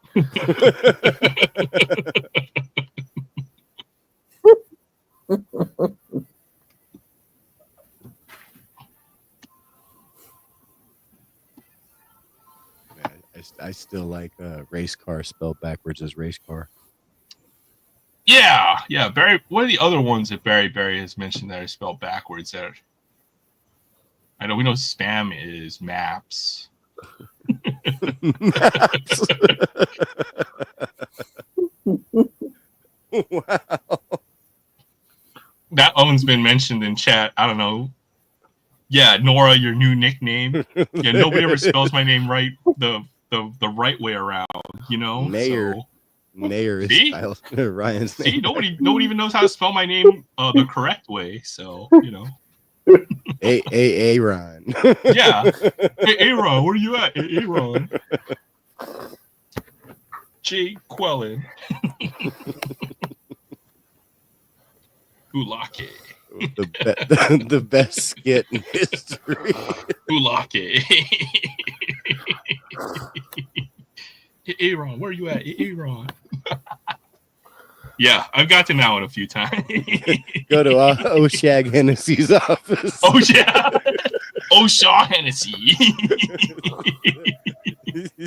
O'Shag Hennessy.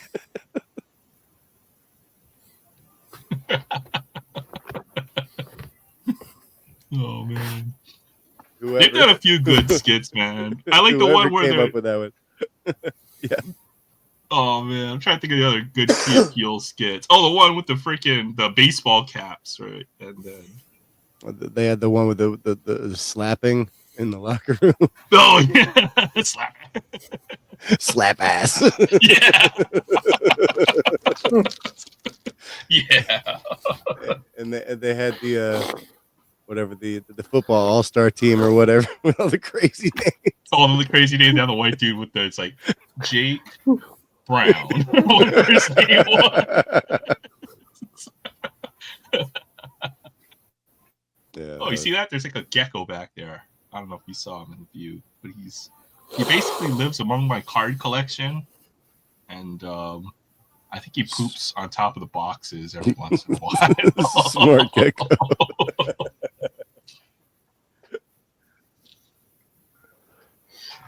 Okay, when it comes to trivia, Barry cannot be beaten. Barry is a trivia king.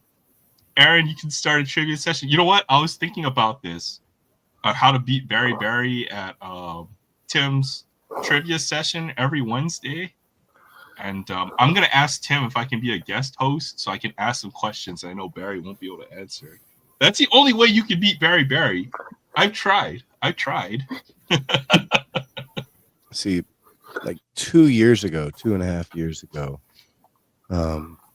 there was a trivia show that used to go on within our group, I guess. And there would be like 3 panelists. And I'll tell you, Adam is tough. Adam knows his stuff. And I'm not talking like, quick search on Google. I'm talking like you're on camera. You can't look this stuff up. You want to talk about an encyclopedia, Adam. I believe that. Yeah, he's an absolute encyclopedia, and it doesn't really matter the sport. He's got it all down. I am a jack of all trades but master at none when it comes to trivia.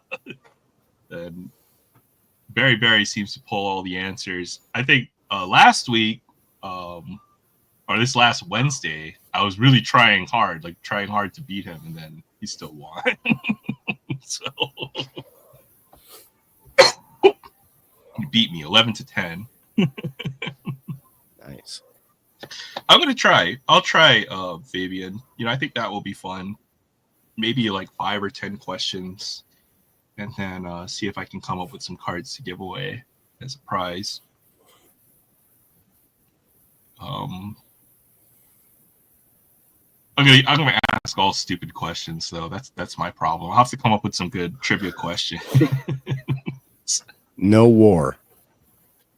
Oh, and war a is a cruddy stat. Oh yeah, who has the greatest war in the year 2023? Who cares? Who cares? I saw an interesting article that said from I guess 2012 or whatever year Trout was. Also, Mookie Betts is. Yeah, I saw that. 2013. And, yeah, who will be the greatest player of the generation? I read that article. It was interesting. It really was interesting because you look and you saw Trout what 3 MVPs and finished second 4 other times. Yeah. So when you said war, that triggered it off because it went into depth on that topic. Yeah. That was the big stat they were talking about to define the best players of each generation. And when they got into the whatever it was, the 70s era, and Joe Morgan was at the top of the list, I was like, all right, well, that explains everything you need to know about war. Joe Morgan was great, but I'm not going to say he was the best player of that generation. Yeah, and that's the way I felt because Mike Trout's peak, I think, was, don't get me wrong, I'm not taking anything away from Mookie Betts because he has been consistently a great player, but as far as peak or who will be the better player, I still think it will be Mike Trout. Just because he was for all those years statistically great and then also great center fielder as well. So yeah, I mean, well, so is Mookie Betts, but I mean, not the same level. Yeah. Mookie Betts, the more consistent player, and Mike Trout, the more injured player. Yeah, well, that's really what it is, because if you look at his stats last year, he played 29 games, hit 10 home runs. This year, he played 24 games or something, hit 9 home runs. 1,600, Ryan.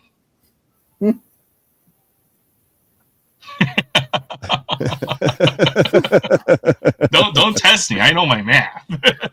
I'm Asian. You gotta remember that. I got an advantage in this category here. That's funny.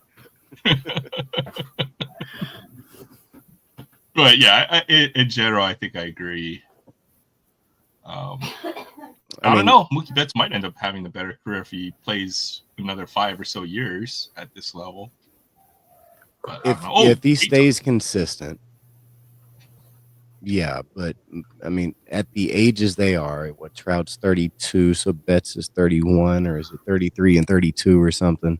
I think they said in the article Mookie Betts is 1 year younger. Yeah, 1 year younger. I'm just not sure if they're 32 and 31 or 33 and 32. But this is when the peak ends for non-steroid users. I really do. True. Mookie's better. Oh, Jay Thompson. Mookie says Mookie's better. Fair enough. Fair enough. Mookie's got the best ability available. That's availability. I'm trying to count the zeros. 1/10, 0.1. Yeah. I can't math. Count the zeros. One has 6, one has 7. You. It's basically one to the 6, or you do it in scientific notation, which would be one times 10 to the 6, and the other is 1 times 10 to the 7. Yeah, that'd be 0.1. I know how to math. I am back. I have this awful critter in my house that decided I was to be awake. Does it have legs? It does. It does. And after spending all that energy to get my ass up and out of bed, she decided to lay down in her little cat bed. Oh, it's a cat. I thought it was like a mouse or something. No. No. DK Apostle. Squirrel? You got a squirrel living in there with you? Oh my God. I would love to, but no. I can see a squirrel being pretty destructive as a pet. Yeah. I mean, this cat's bad enough. She likes, I don't know, her favorite toy is anything that bleeds. Oh yeah, that's right. I used to live in a house where they had like 4 or 5 cats, and then I would always get like a dead mouse at my doorstep or something like that. Like, I don't know if that was the present from the cat to me, or if it's like, you better show him respect, or else this is what's going to happen to you, or what that was all about. That's either a, hey, this is my rent payment, or B, you're next. Yeah, exactly. You just better figure out what it is quick. I just know my cat'll chew on me constantly. Vampire cat. Oh yeah, we play rough. So I mean it's all play, but she gets vicious when we play because I pop her back. So it is what it is. That's right. You got to show who's boss.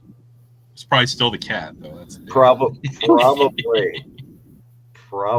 She's pretty wicked at times.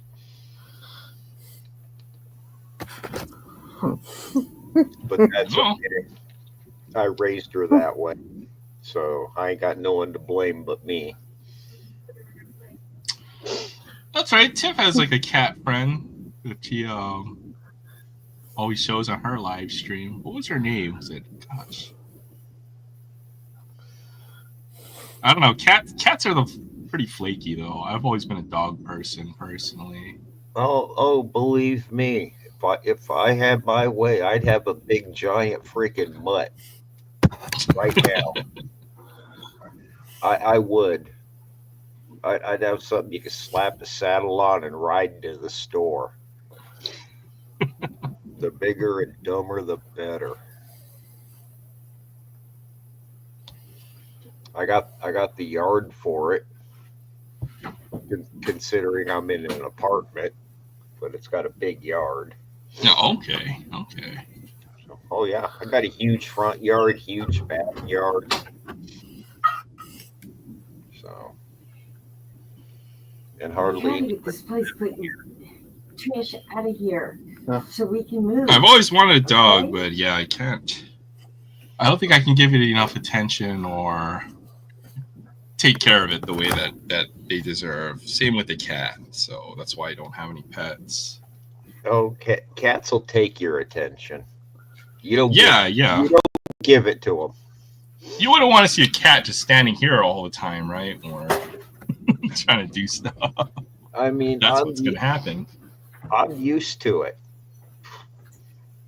The second I sit down on the couch, I got the cat right here. Yep. Yeah, that's all there is to it. And sometimes she holds on for dear life. Oh yeah, they have like the retractable claws. I always Yeah. thought that was cool. Yeah. Oh yeah. It's real cool until she retracts into you to hold on, because all of a sudden she's gonna fall off. If you drop a cat from a high place, do they always land on their feet? I don't know. My cat's not allowed up in the high places. So yeah, she don't go into too many high places. She knows where she can go. She behaves. That's nice. Cats are always just chill too. Dogs can be, when they get hyper, it's hard to stop them. Cats are the same way. They really are. Especially if they decide that you're their human when it's playtime. It's playtime. Just all of a sudden, out of nowhere, I'll have a chunk missing out of my toe. What the hell, dude? You know, or whatever she happens to have attacked. So I don't know. I highly recommend cats if you're like masochistic. I think at some point I'll be able to have a pet cat or a pet dog. Yeah, just pick a pet carefully, man. I do got to say that about them. I thought it was all the Pepsi you drank earlier that was keeping you up, but oh God, no. I've pretty much been wired on one thing or another since I was about 11. So, hence all my heart troubles, people. So, drink smart stuff. water. Yeah, I gotta start drinking water. I notice I don't drink a whole lot of water either. Cat wants to hold. I don't drink a lot of water either, and I should. There's a lot of things I should do. Or should. What I do is I'll keep a pitcher of water in my fridge, but I haven't been doing that lately. And then when I go to the fridge, then I just get something, like when I want something cold to drink now, I'll more likely to grab the water in there if I have it in there than if I don't. So I gotta have something with a lid on it. As often as I spill. And what about putting water inside of the Pepsi bottles? You have that clear Pepsi? No, that's not gonna fool me none. Yeah. It'll just remind me what I can no longer have. Oh yeah, that's a good point. I don't know. I'm trying to think. But I think I should quit it. I'm trying to be smart. Maybe mix it up every once in a while, slowly. Because I mean, I used to smoke cigarettes, and I still do from time to time, but not nearly as much as I used to. Yeah, But that's man, it's hard to quit. I'll tell you that. that's also on my chopping block. Cigarettes, yeah, because I went from smoking, and then I started dipping, and then I tried everything. Now that I got the vape, which isn't as bad, I guess. It's not like carcinogenic, but it's still That's probably not good for your worse. health. I don't trust vapes. I Yeah. don't. I mean, not that I trust cigarettes because I know them things are designed to kill me. Yeah, well, at least I can breathe a little better as far as because yeah, when you smoke, you definitely lose a lot of your lung capacity over time. That's the problem with it. Oh, So and I've smoked a lot of things in my life. I mean, I'm not gonna lie. I used to be on all kinds of stuff. So if you could smoke it, I smoked it. If you could snort it, I snorted it. If you could pop it, I popped it. I just stayed away from the needles. fair enough. Yeah, I think that's the biggest takeaway, man. I can't. Yeah. Once you get to the point where yeah, you're either cooking and then injecting something, and that's got to be rock bottom, in my opinion. So I I don't I'm just glad I have this unhealthy fear of hypodermic needles. yeah, That's honestly, I think that's the only thing that stopped me. or to be that desperate that you need to inject something, right? But yeah, hey, what's up, Michael? Good to see you. Thanks for stopping by. All right, y'all. I'm gonna call it a night. I'm starting to doze off. All right, yeah, we're probably not going to be on too much longer, but it's good to see you. Thanks for Yeah, stopping by, definitely. Tony. I'll be around a lot more now that it's summertime. So Oh yeah, summer Tony. yeah. No fun. All right. I'll Take care, talk to man. y'all Have later. a great week. You too. All right. Bye, y'all. Later. Sorting stuff. Oh yeah. Oh, since I collect, what do you think of Weiss Schwartz, man? I picked up some of the Hololine cards, and everyone was like, "Man, I feel dirty for opening these cards on stream." Oh man. I don't feel dirty for watching because I never heard of them.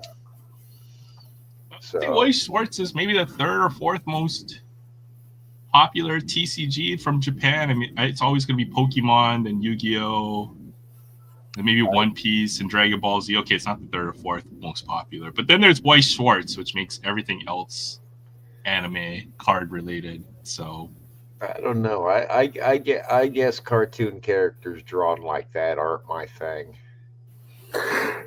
yeah, everyone was getting a little, oh, they look like they're 12, and I mean, it's not even that they look like 12. I'm at the age, if I was to see a 28-year-old lady walking down the street like that, I'm still not gonna gawk and think, damn, you know. yeah, that's very dope. They're aesthetically pleasing. Maybe, not always. Oh man. Not always. Oh yeah, that's true. That's true. We got to take the good and the bad. Cool Iron Judge. Yeah.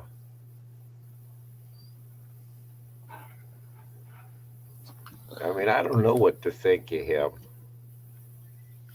Aaron Judge. Yeah. I think he's I Harris. I mean, albeit in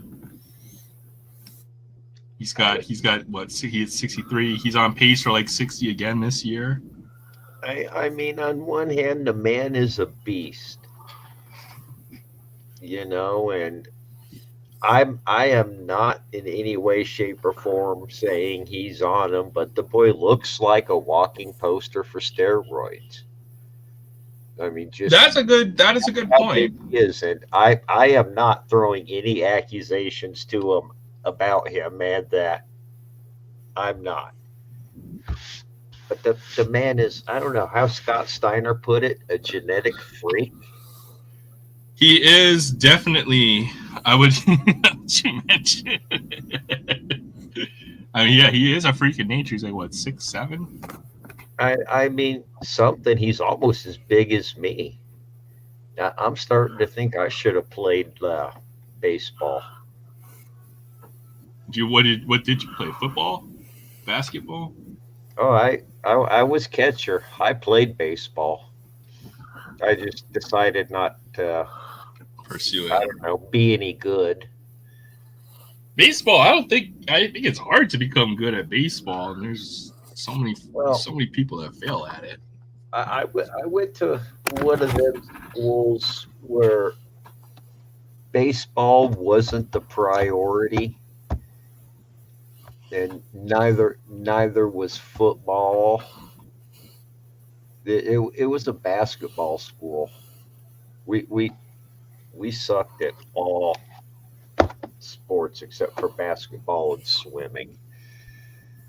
So, Shohei Ohtani too is kind of a physical specimen as well. I'll say it's kind of in that same mold. Let's see if we can find some Aaron Judge cards to look at. I wonder exactly how good Otani is for baseball, because as long as he's both pitching and hitting, he's gonna keep getting hurt.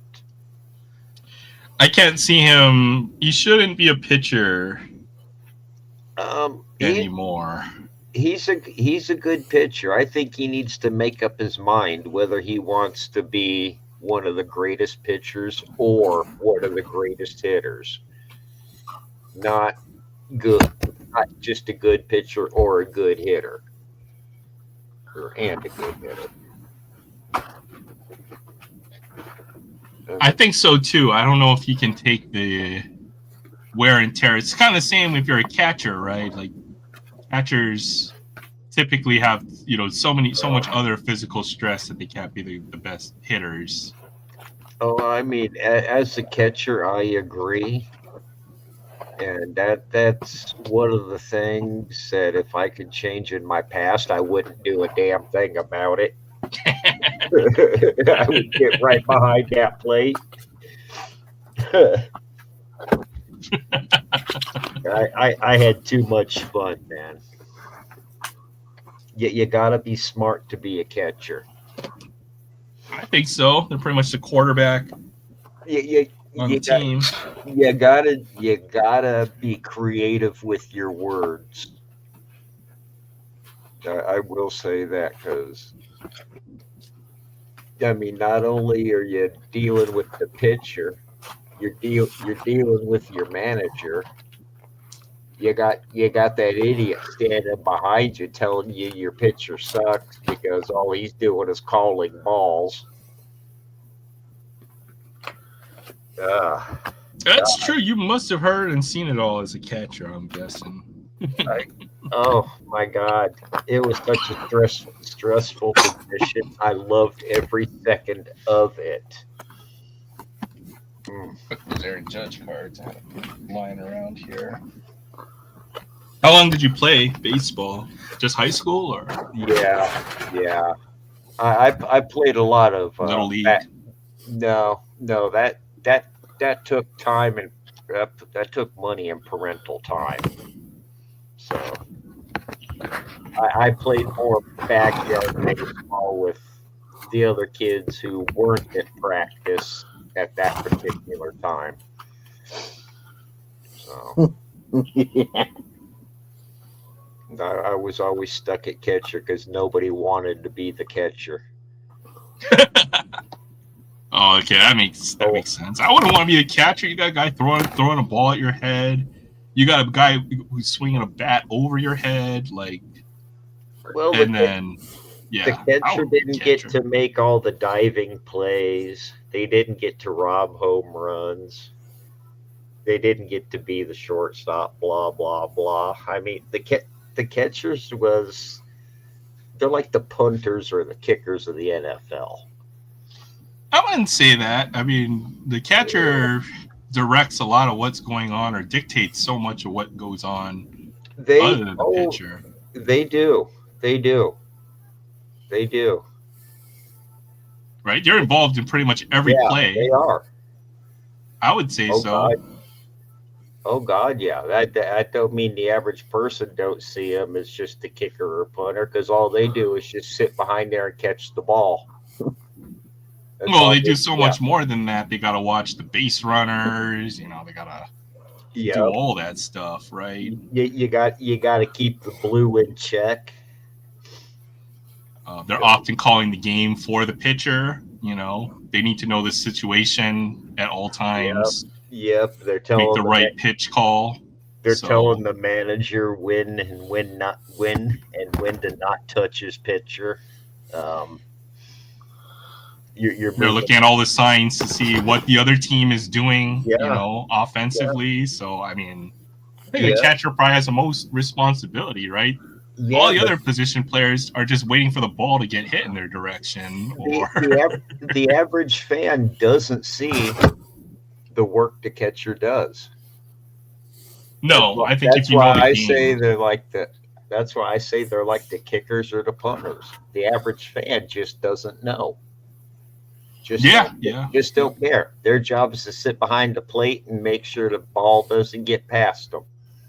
I would say it's more like being a linebacker on defense, right? Because the linebacker is calling or making sure that the rest of the team is in position for the play. They're not necessarily the quarterback where they're the star, but a linebacker on the defensive side of the ball does all of that. You know, they're getting their linemen set in the right spot.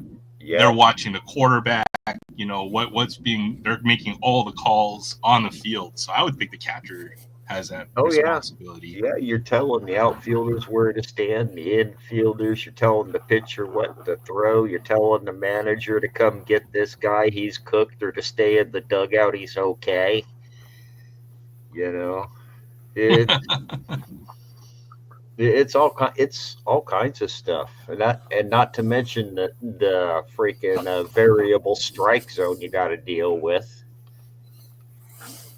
Oh, that's another good point. You know, I tell you what, it's one size when I'm wearing my glove and another size when I'm holding my bat. that would drive me nuts. In France, the rookies don't know much about baseball. They play right field.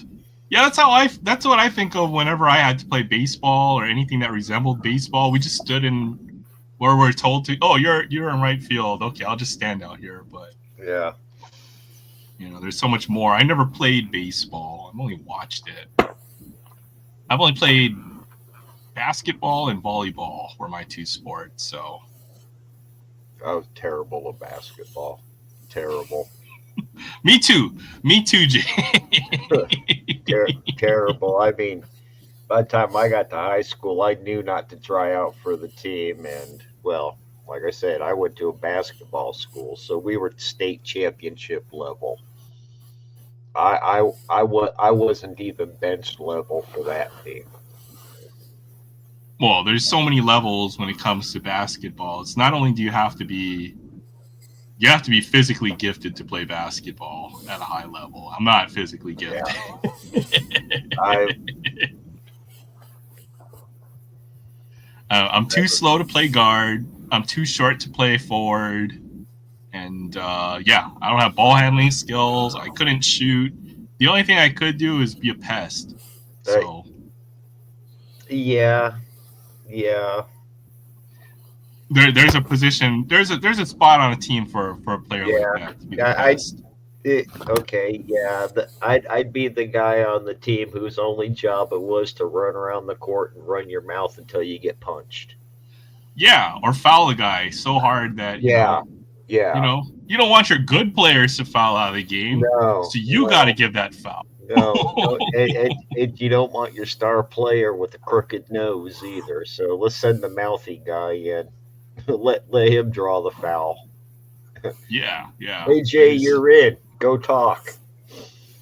Hey, what's up, Derek? Thanks for stopping by. Good to see you.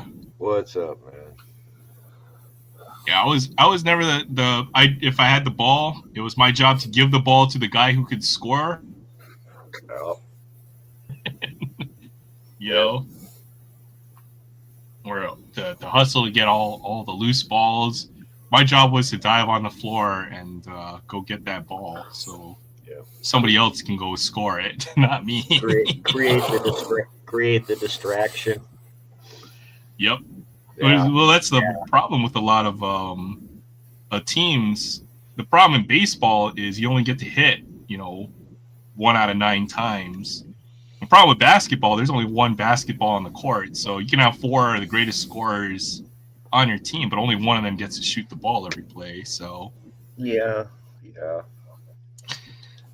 any good polls tonight? Yeah, you're gonna have to go back a little bit. I think Sam opened some top signature. He hit a monster autograph, Jaden Daniels autograph tonight. So that's got to be the best poll for tonight. See, I wanted to do wrestling when I was in high school, but I couldn't get the doctor to sign off on it. I had a really nasty arm break when I was a child. Here, as soon as I turn the camera on, remind me. I'll show you the scar on my right elbow. I was in traction for like 9 weeks when I got 9 years old. Oh, that sounds like pain. Oh my! I bent it the wrong way. Well, I think none of my fingers are straight. Just when you catch a basketball and it hits your finger the wrong way, like you will definitely sprain every finger on your hand. And then this is not straight. It should be straight like this. This one is not straight. It's crooked. Foul tips, dude. Foul tips, man. Them things mess you up too. Ryan played some sports: basketball, football, baseball, weightlifting, and wrestling. That's awesome. I don't think I ever got into wrestling. Football was too violent, according to my parents, so I was never allowed to play football. Baseball, you needed, as Jay mentioned, equipment and time, which we never had, or I never had. So the equipment wasn't hard to come by. It was the parental time and dollars that it took. So there were more important things to do with my life, like mow the neighbor's lawn. So. Yeah, DK, I feel the same way. I was never the scorer or the ball handler, and I was a scrub. I was pretty much the last guy off the bench at my very, very small high school, where like everybody got to play on the team. So I was a really bad baller. I was terrible at the game.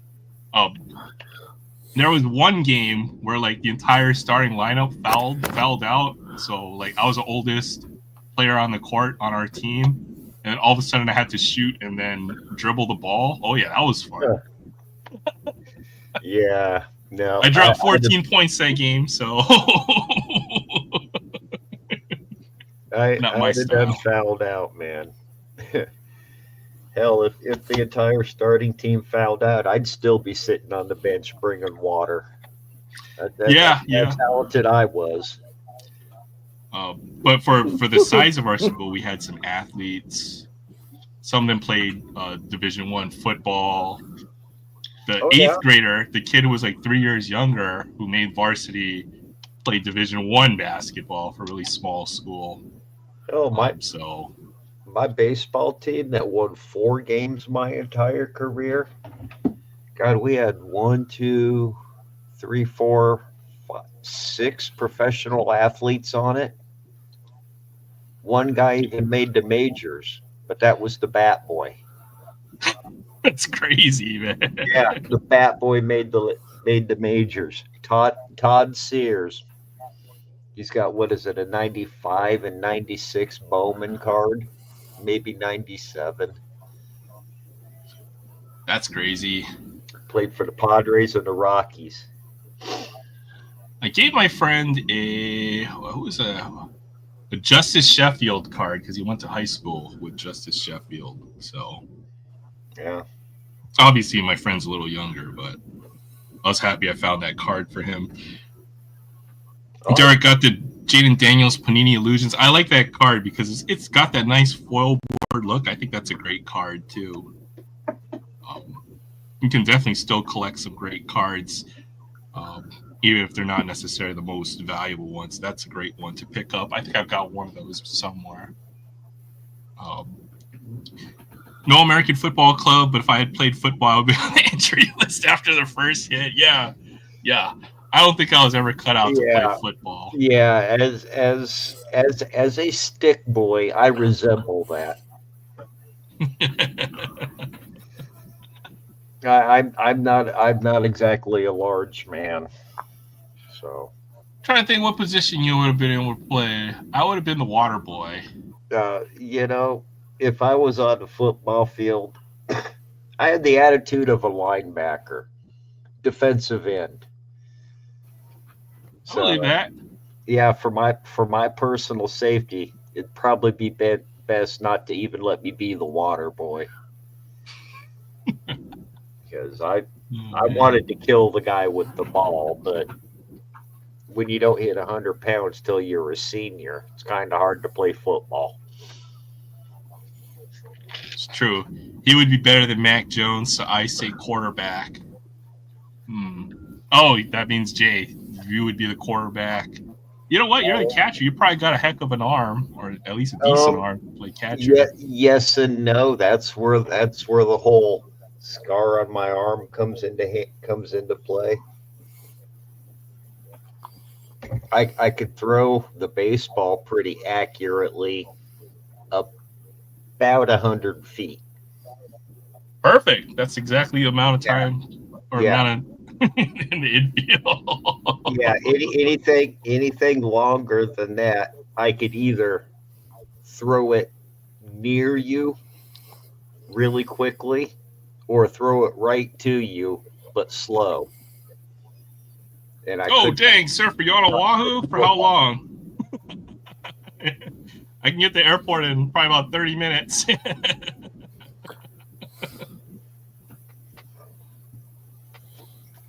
But yeah, welcome to the island. Welcome to Oahu. Oh, you're just here. You're catching another plane to wherever you're going. I won't say where you're going, but another 6. Oh man, I would have met you at the airport. That would have been cool. Well, man, our airport, Honolulu International sucks. Well, actually, you know what? The inner island terminal is kind of nice. I'll say it's separate from the rest of the airport. So that would drive me nuts about Hawaii. Having to fly from one end of the state to the other. And I know you go up. It makes stops in between because you got to stop at the grocery store and go to Walmart or whatever. Well, everything goes through Honolulu International just because it's the hub. So if you're flying even from one island to the other, it's rare that they make a direct flight from, say, the Big Island to Kauai. So that's probably why Surfer's here. I want to be in Hawaii right now. It's been 40 degrees for like 3 weeks. It's pouring rain. It makes me feel so depressed. Yeah, it's about 70. It's probably about 80 degrees right now. So not 75. Here. It's Iowa. I think it got up to 60 something today in rain. Well, that's not bad. That's not bad. It was more sunny than rainy, but the air was wet. You can't really call it rain, even though nothing was really dry. You walk outside and get wet, but not get hit by a single raindrop. So. Oh, I see. It's crazy because you're in the air just long enough, and you know what's funny is they'll have in-flight drink service, so Surfer's gonna get 2 little cups of juice on his flights, or 2 little bags of peanuts. Hit them up for 2 quick beers. They won't sell you a drink, but they'll once you're in the air, like they wheel out that drink cart that you get either a little cup of coffee or some juice that they have, and then by the time you land, like you barely You barely got up into the air. It's about 30 minutes for each flight, I would say. They don't have beer on flights, or is that just a Hawaii thing or whatever? Probably not for these flights since they're so short. If you're flying to the mainland, where it's a 5 or 6 hour flight, you could definitely have a beer. But the secret to that is, okay, you can't bring on like any bottle of liquid, but you know what you can bring on that's under the limit for airplanes are those mini bottles of liquor. So you know how you can have like a 1 ounce bottle or whatever, like your shampoo or whatever. Instead, go to your liquor store and buy those little mini liquor bottles, because those you can bring in through the check-in. So I'll go load up on that and then have my own in-flight drink service when I'm on the airplane. I'll go to like the whatever, they always have a concession stand. I'll buy soda that costs $6 or $7. Well, Whatever I'm drinking. last few times I flew in uniform, so I didn't even have to buy the alcohol. I tell you what, the first time I wore that uniform on the plane, I was hammered when my mom and dad picked me up at the airport. I was hammered in 18. All right, Surfer, have a good flight, man. Hope it's a good one. Be safe. Oh, yeah, when it comes to this, someone gave me a Valium on the airplane. I took one of those on when I was in flight, and I was sitting like in the aisle, and the drink cart like ran over my foot like 3 times. I didn't feel a single thing. That was like the easiest 6-hour flight I've ever had in my life. If you get hammered before you go on the plane, the only thing is I would be careful, because when you're at altitude, like the alcohol kicks in even more. So if you're hammered, you'll be even more hammered when you're flying. Or flying, quote unquote flying, if you take a gummy before you go up. I always entered every plane flight I ever been on sober. Can't say I disembarked that way.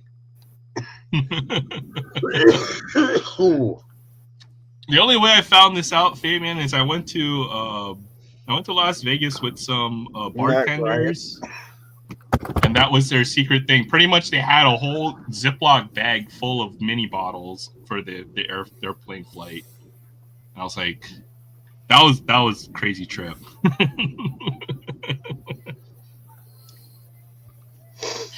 Oh man, a blast in a hot tub. Yeah, that's the other thing, man.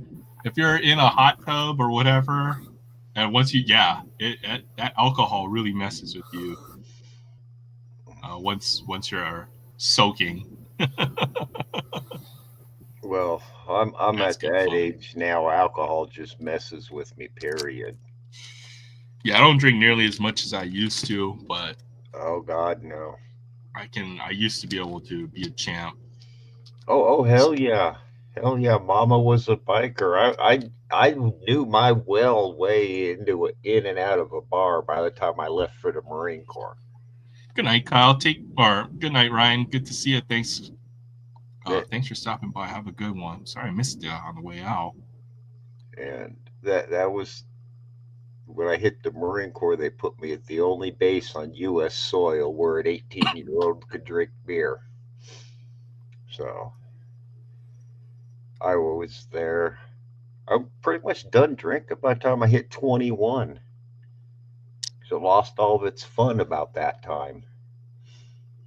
I went pretty hard for a good 15 years on alcohol and other substances.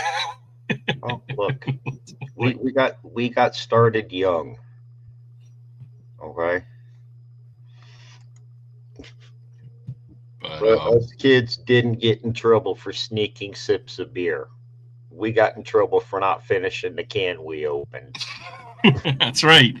Children of the Depression. That was an absolute sin. You wake up and you got half-seas all over. It's like, come on, you got to do better. Because then there's no beer in the fridge when you wake up in the morning. Well, my grandma and grandpa, they were children of the Depression. So the rule was, if you opened up that can of carrots, you ate every carrot. Yep, at least not one. Yep. It did not matter what you opened.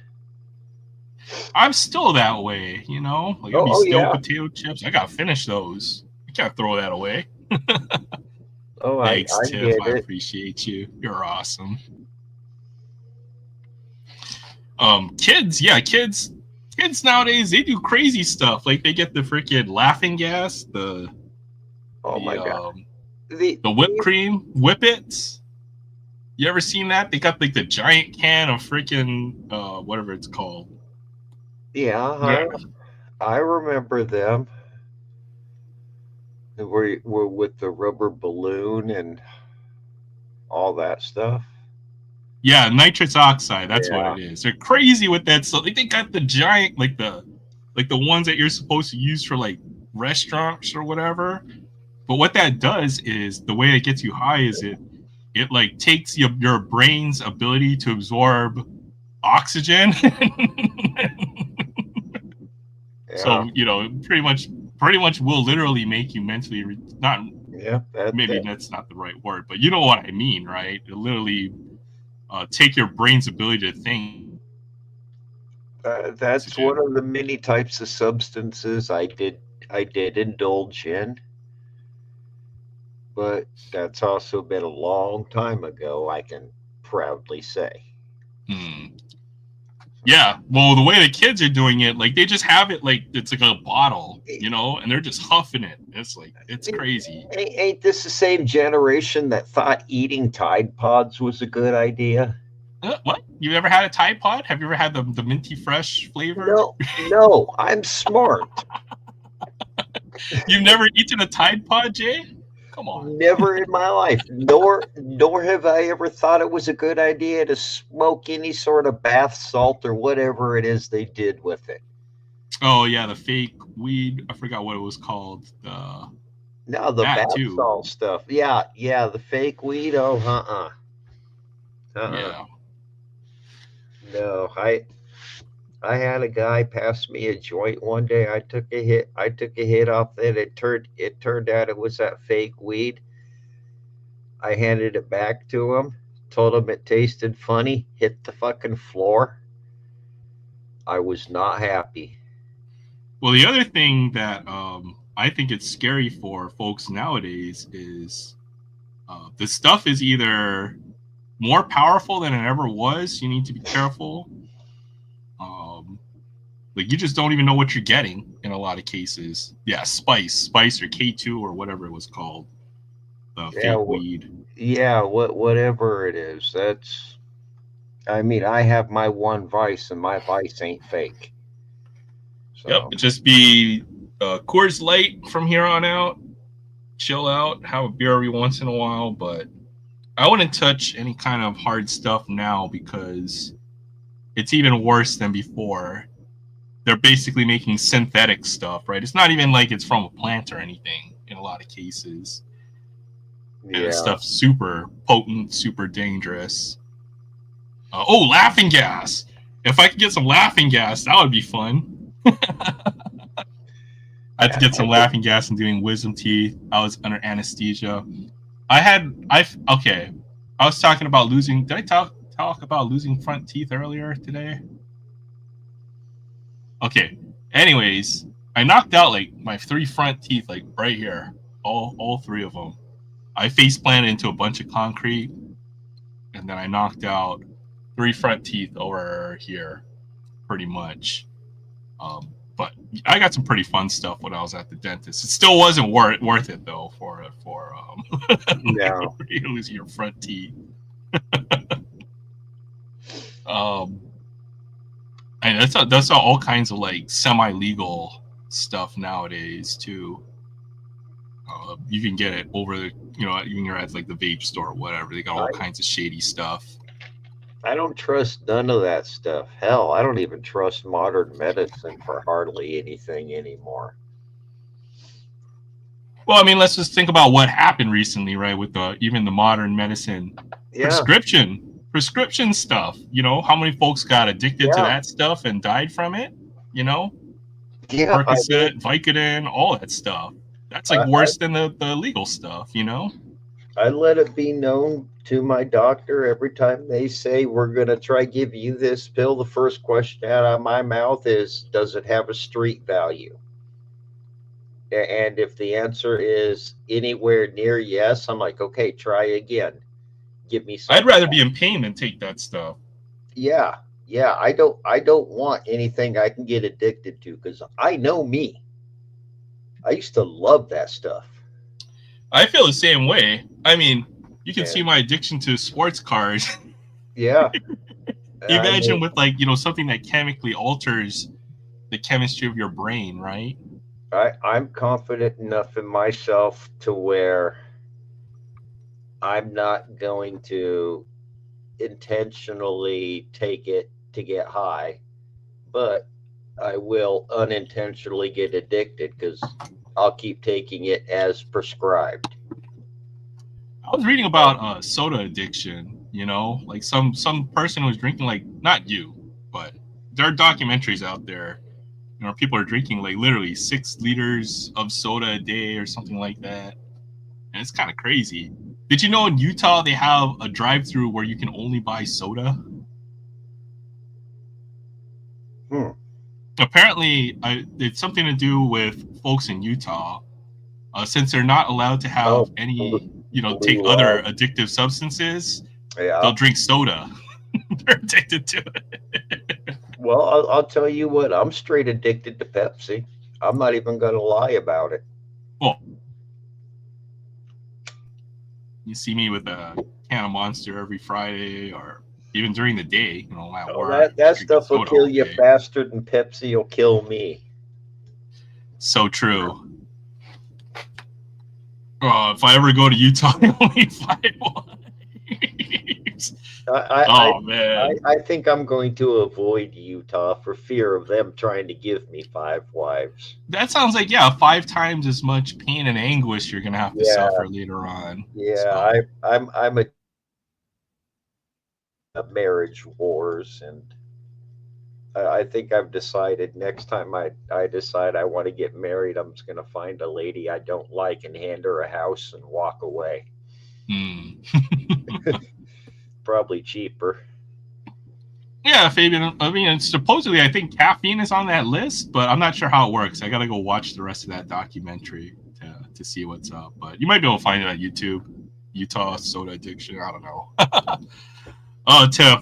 I had to have soft food for weeks after I had my wisdom teeth pulled. Yeah, I had to drink. I was just drinking soups, or making soup or stuff like that. And I had some kind of like vegetable barley soup, and then the little kernels of barley were going into like the hole where your wisdom teeth used to be. It felt like you had a tooth there. Yeah. Oh man, Yeah. had my wisdoms out too. Hopefully, I don't lose any more teeth because I don't have too many more to lose. That's the problem. Oh yeah, I'm down to a couple 3 myself due to adventure living / being a mouthy / dope. Oh dang! Yeah, I'm trying to cling on to the remaining teeth that I have that are yeah, real. Oh yeah. man! I've See? taken a few injuries here and there, so.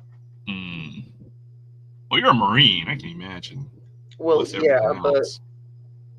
I also was like a catcher, so I was getting run over. I was mouthy in a rough neighborhood, so I was always getting run over.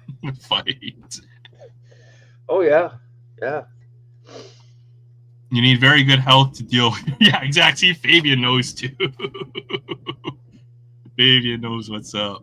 When it comes to getting your wisdoms pulled, supposedly you have extra teeth, you know, that start to impact and start to crowd your mouth. If you haven't gotten your wisdoms pulled, I'm sure your dentist will be able to make the recommendation on whether you should pull them or not.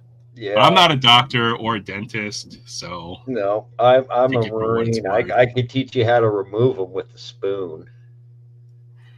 I'd say it depends too, as well as how your wisdoms grew out of your mouth too, right? Yeah. So I suppose so. In my case, all four of my wisdoms came out of the roots, so those are easy to pull. But in some cases, folks don't even have their wisdoms, come through the jaw or whatever holds your teeth in place. So sometimes it can be a surgical procedure to remove your wisdom teeth. But in general, you probably should, just because they're hard to manage. Even if you brush your teeth religiously every day, they're hard to reach with your toothbrush and stuff. So, Yeah.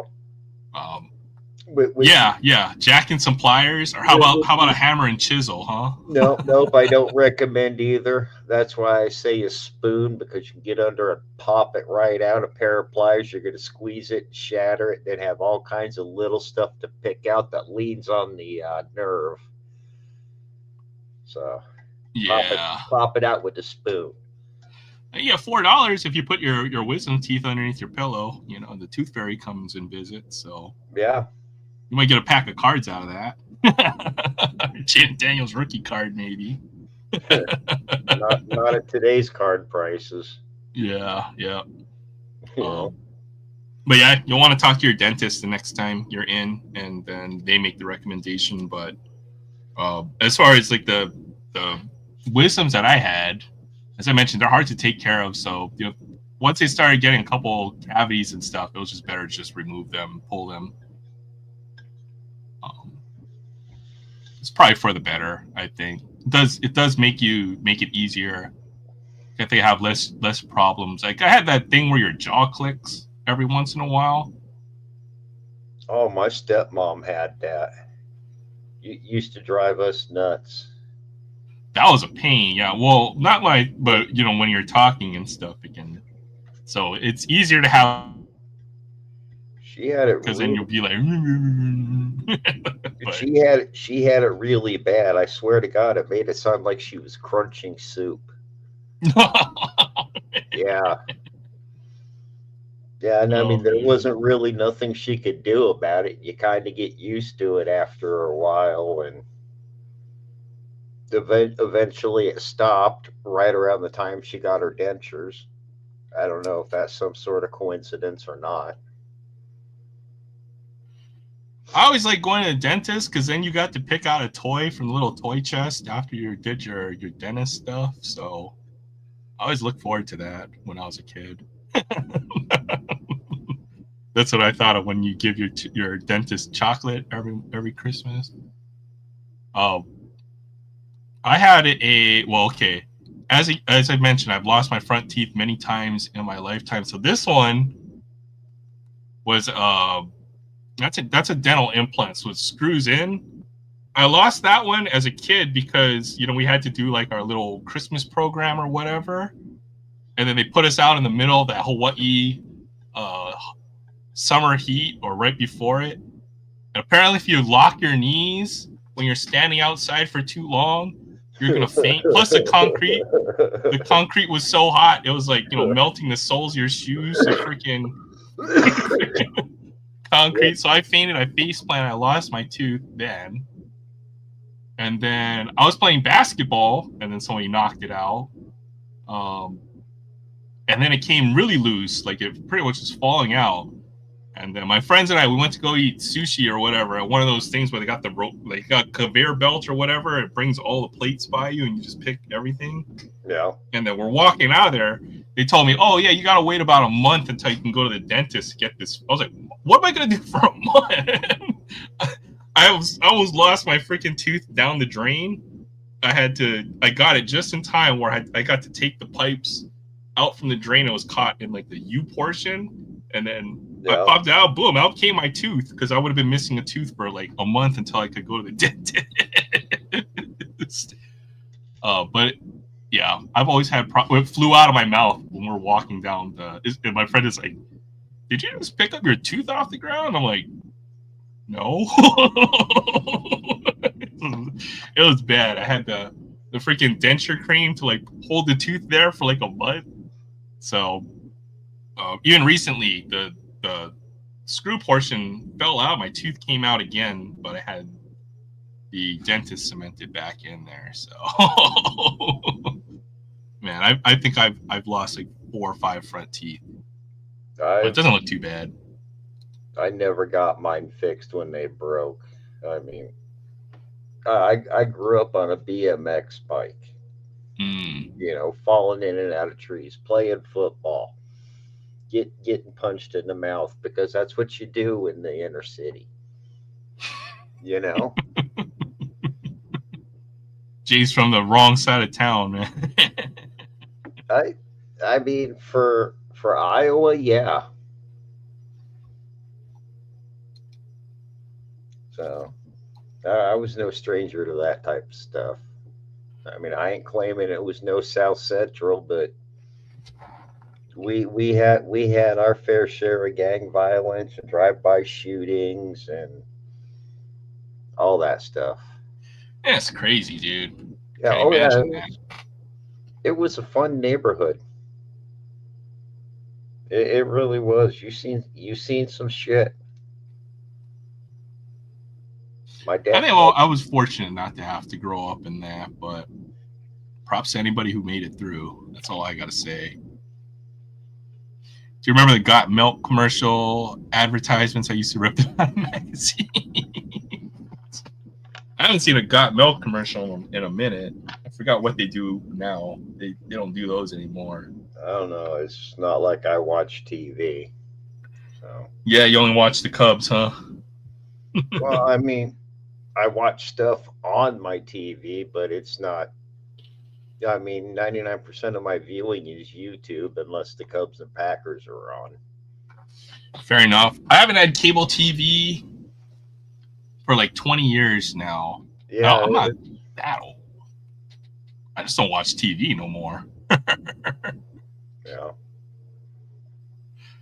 Yeah, that's the one great thing is we all made it through whatever we went through. Oh yeah, yeah. I always thought about that, you know. Yeah, my When you're younger, you just don't know how things work, and eventually you figure it out. It just takes a while. yeah, my whole family, all of us siblings, we made it through. Not a single gang member, not a single one of us shot, not a single one of us robbing banks. So Hell it, yeah. it's Hell yeah. possible. It's possible to make it out. Hell yeah. You just got to establish yourself as crazy, and they leave you alone. I think I was fortunate. Have the good best- parents. The best Always piece looking of out. advice I ever got was right before we moved into this town because we came from small town. Before we moved into Des Moines, right there in the middle of the ghetto, my uncle hauled me aside as the first motherfucker that fucks with you. You take him out in the street and you beat his ass and you do it loudly. So, first Yeah, I'll time. stop the next guy from messing with you. Oh yeah, yeah. I took that advice to heart. And the first time I got messed with, I'm screaming, I'm yelling, and I'm swinging, and yeah, yeah. They didn't bother. They didn't bother us Thompsons too much after that. So it was all good. Got rid of cable. Yeah, I mean, so yeah, I was at the LCS and they got new cable there. So like whoever was running it was showing how the remote worked. And I was like, man, I don't even know how a TV remote works anymore. Like, Oh, I'll figure out a TV remote if yeah. when I was a kid, the channels only went to like 30 something. And I know before, you know, you had the knob, you only got a few channels. Up, Yeah, what, channel that's 13. that's when I was a kid. I mean, I do kind of miss Survivor, but I know a guy who was on Survivor, and I am not a fan of him. I think in order to survive, it takes a certain mentality. You kind of have to be a total Well, jerk or asshole to make it through Survivor. This guy was made to look like a complete jack off during his show on Survivor. True, so true. They dumbed it down. I swear to God, this man, I just want to pop him on sight because I know he's going to open his mouth and say something stupid. I think they do that on purpose, right? They don't want normal people like you, me, or anybody here. They want the most extreme personalities, and then they throw them all together. It's like boiling. Then they put them all into a pot or a kettle, and then that's what reality TV is. This guy didn't get thrown off for lying. He got thrown off because he pissed off his alliance. They're like, no, fuck you. You're gone. Oh, okay. He went over the line where he's like, yeah, I can't deal with this guy no They were more. like, fuck you. You're gone. Even though I want to say it cost them the numbers, they still got rid of him. They were like, screw him. You're out. They got a lot of good movies on YouTube honestly, right now. I watched Hoosiers last night. So I want to say he was on the 7th season, I believe.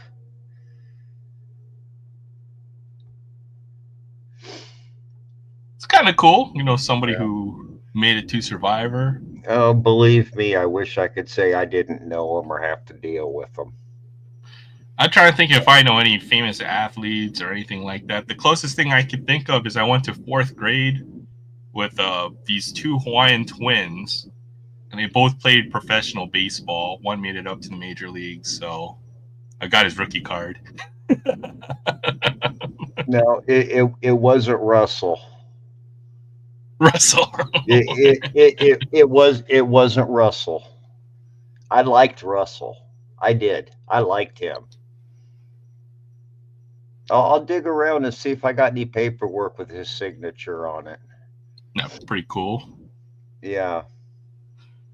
Yeah, Tiff, I've been enjoying all the movies on YouTube Movies, so I might go watch one when I pass out later on tonight.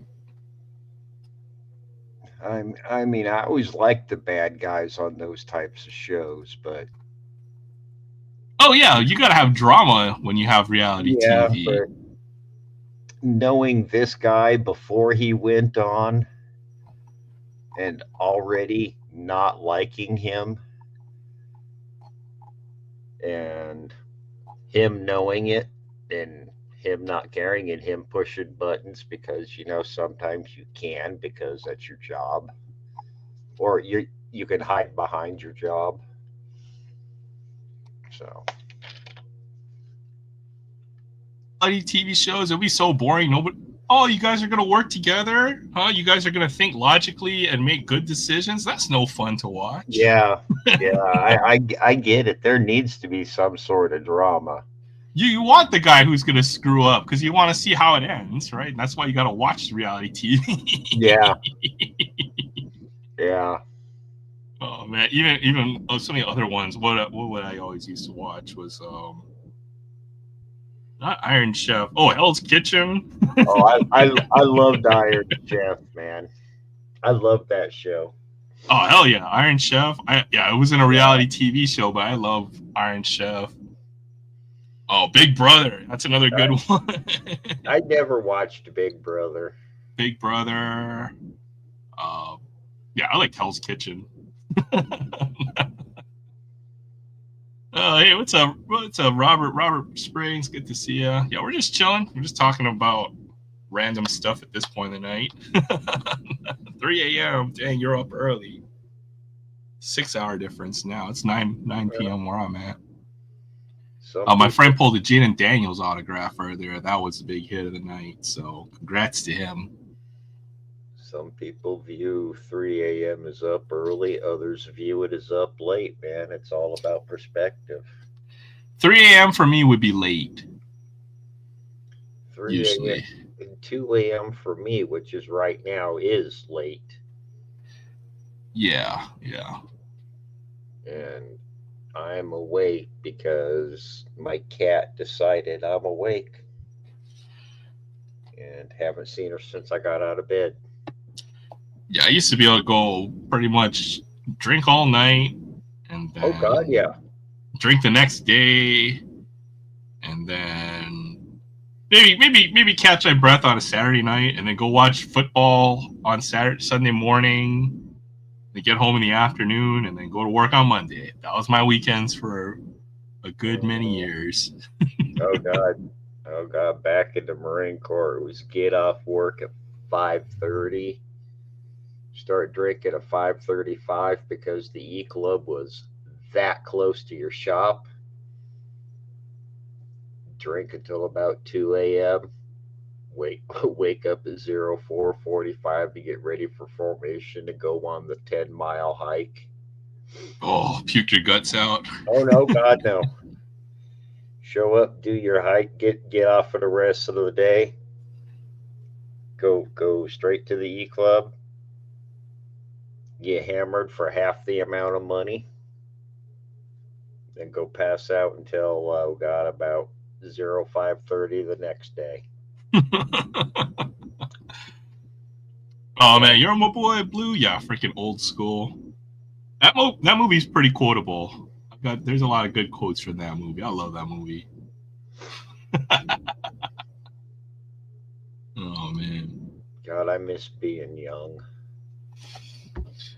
And now I'm still young, not Yeah. relatively. I'm not gonna say I'm old yet, but it's starting to catch up a little bit. Not there, but I kind of see what you guys are talking about. You're at that age where I was when I should have started paying attention. Well, you're actually past that age where I was when I should have started paying attention. I think this is true, Derek, where you're only as old as you feel. I wouldn't use age as an excuse to stop me from doing anything, you know? I'll put it that way. You know, if it's something that you're not supposed to be doing at your age, what you want to do, I say go do it because you might not have another opportunity to go. You know what I mean? Yeah. So that's the way I look at it. I never use age as an excuse not to do something. No, but I will use how will it physically affect me afterwards to prevent me from doing something. Oh yeah, I have paid the price. Yeah. I have paid the price many times. Of many stupidities. Yep. One time I was like Sunday night, and it might have been like 2, 3 o'clock in the morning. I was like, yeah, I'll be fine in a few hours when I got to go to work. I was paying for it till like Tuesday, 2 days later. Oh, yeah, dude, this guy is living his best life. Freaking Bill Belichick. Although I think the chick he's with is kind of crazy, so he's got to deal with that. Yeah, I don't want a 24-year-old. You probably met, Robert Kraft, told him what's up, and that's how that happened. That's younger than my child. I don't need that. Oh yeah, dude. You just you gotta go get a crafty, whatever that is. Yeah, I'm joking. I'm gonna want something more my age. I don't give a crap if you're 50 or whatever no more. I don't care. I mean, I couldn't keep up with a 24-year-old. Ain't no way in hell I'm not gonna be able to keep going out. And we live in a strange world because I don't think anybody had that on their bingo card. What how that whole situation is unfolding. I'll put it that way. It's like once you think you've seen it all. Nope. Something else will come and surprise you. That's what I see when I look at this situation. I'm like, really, huh? Okay, I see. Yep. Anymore, you step out the front door, the first thought should be, okay, what should I look out for this time? Yeah, pretty much. Oh man, pictures both. So I take what I say with a grain of salt. Yeah, it's all. Yeah. What's crazy is you always have hindsight when you look at everything that's happened in the last few years or whatever. Like, it only gets crazier, I think, when you say this. Things are unraveling so fast, it's going to pass to when They've started to suck. Yeah, I mean, Oh, for the Patriots, yeah, I can see that.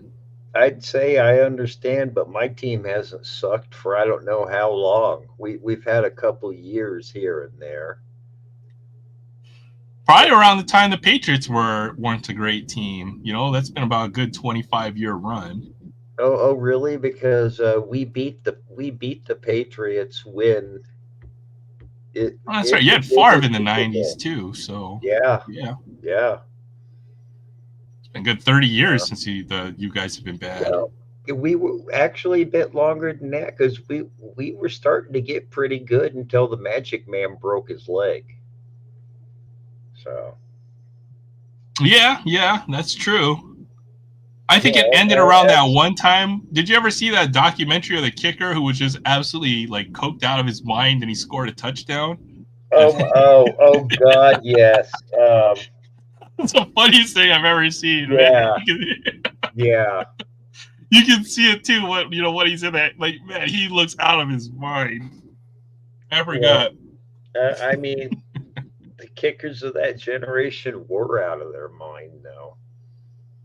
It's a kicker for the Patriots, and there's a documentary, where he's talking about how he was like completely high when he played that game, and then like he scored a touchdown. He couldn't believe it himself. Like the look on his face is priceless.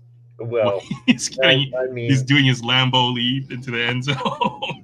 when most kickers score, they generally can't believe what just happened because that's not normal. You know, that might be around the last time the Packers weren't, were maybe mediocre, right? Maybe that. yeah, for more than a season and a half, yeah. Yeah, Yeah, you'll have to go find that video, or I'll see if I can find it real quick. it's been a while. So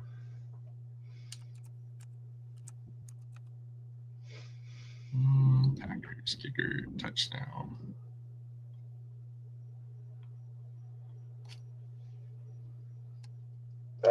God, what was it, Chester McCarkle or whatever his name was? Markle. Show this. Do I have this on my? All right, we'll just play it without sound. All right, now we're in the commentary community. Oh man, wait, what's the view look like? Yeah, that looks okay. But he's gonna take his helmet off. The dude just looks like he can barely even walk. He's like, look, he's got that glass in there. Oh, you gotta pause like right when you see him on the freaking couch. You gotta pause, freeze frame it. He's got like, man, I am so high right now. Look on his face. Oh man, let's see. Oh, come on, YouTube. Yeah, there you go. Look, he's about to drool right there in that picture. Oh man, he looks. Yes. What are you doing, animal? I will beat you. All right, thanks for stopping by. Robert slipped off the forklift. Oh man, I hope you're okay. And that you heal up well, Robert. But take care. He does kind of look like Rudy. You got any? Oh, you know what I got? I got some One Piece. Let me go get some One Piece. We'll do some One Piece. Oh.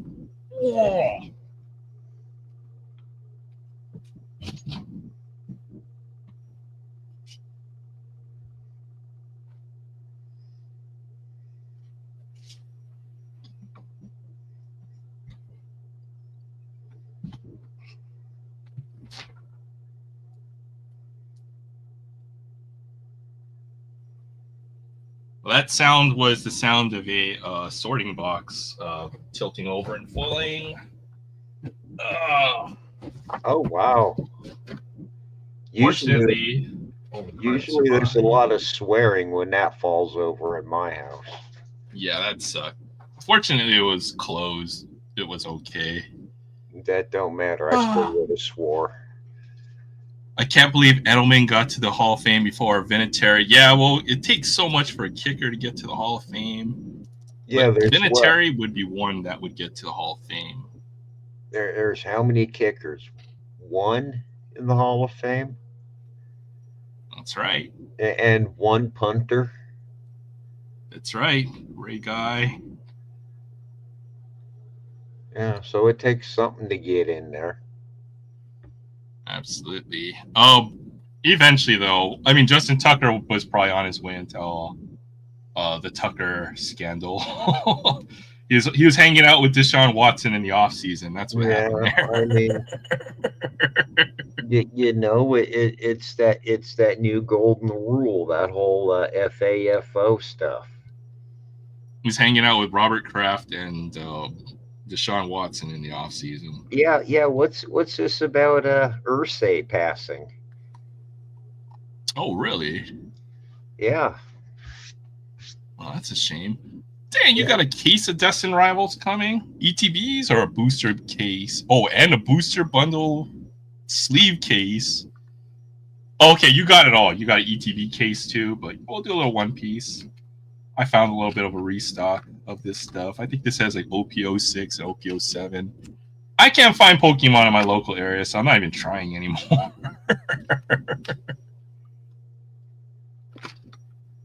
These are just the 2-pack bundles, I think. So, yeah, hope you pull some monsters. I mean, Destin Rivals looks like a fun set to rip open.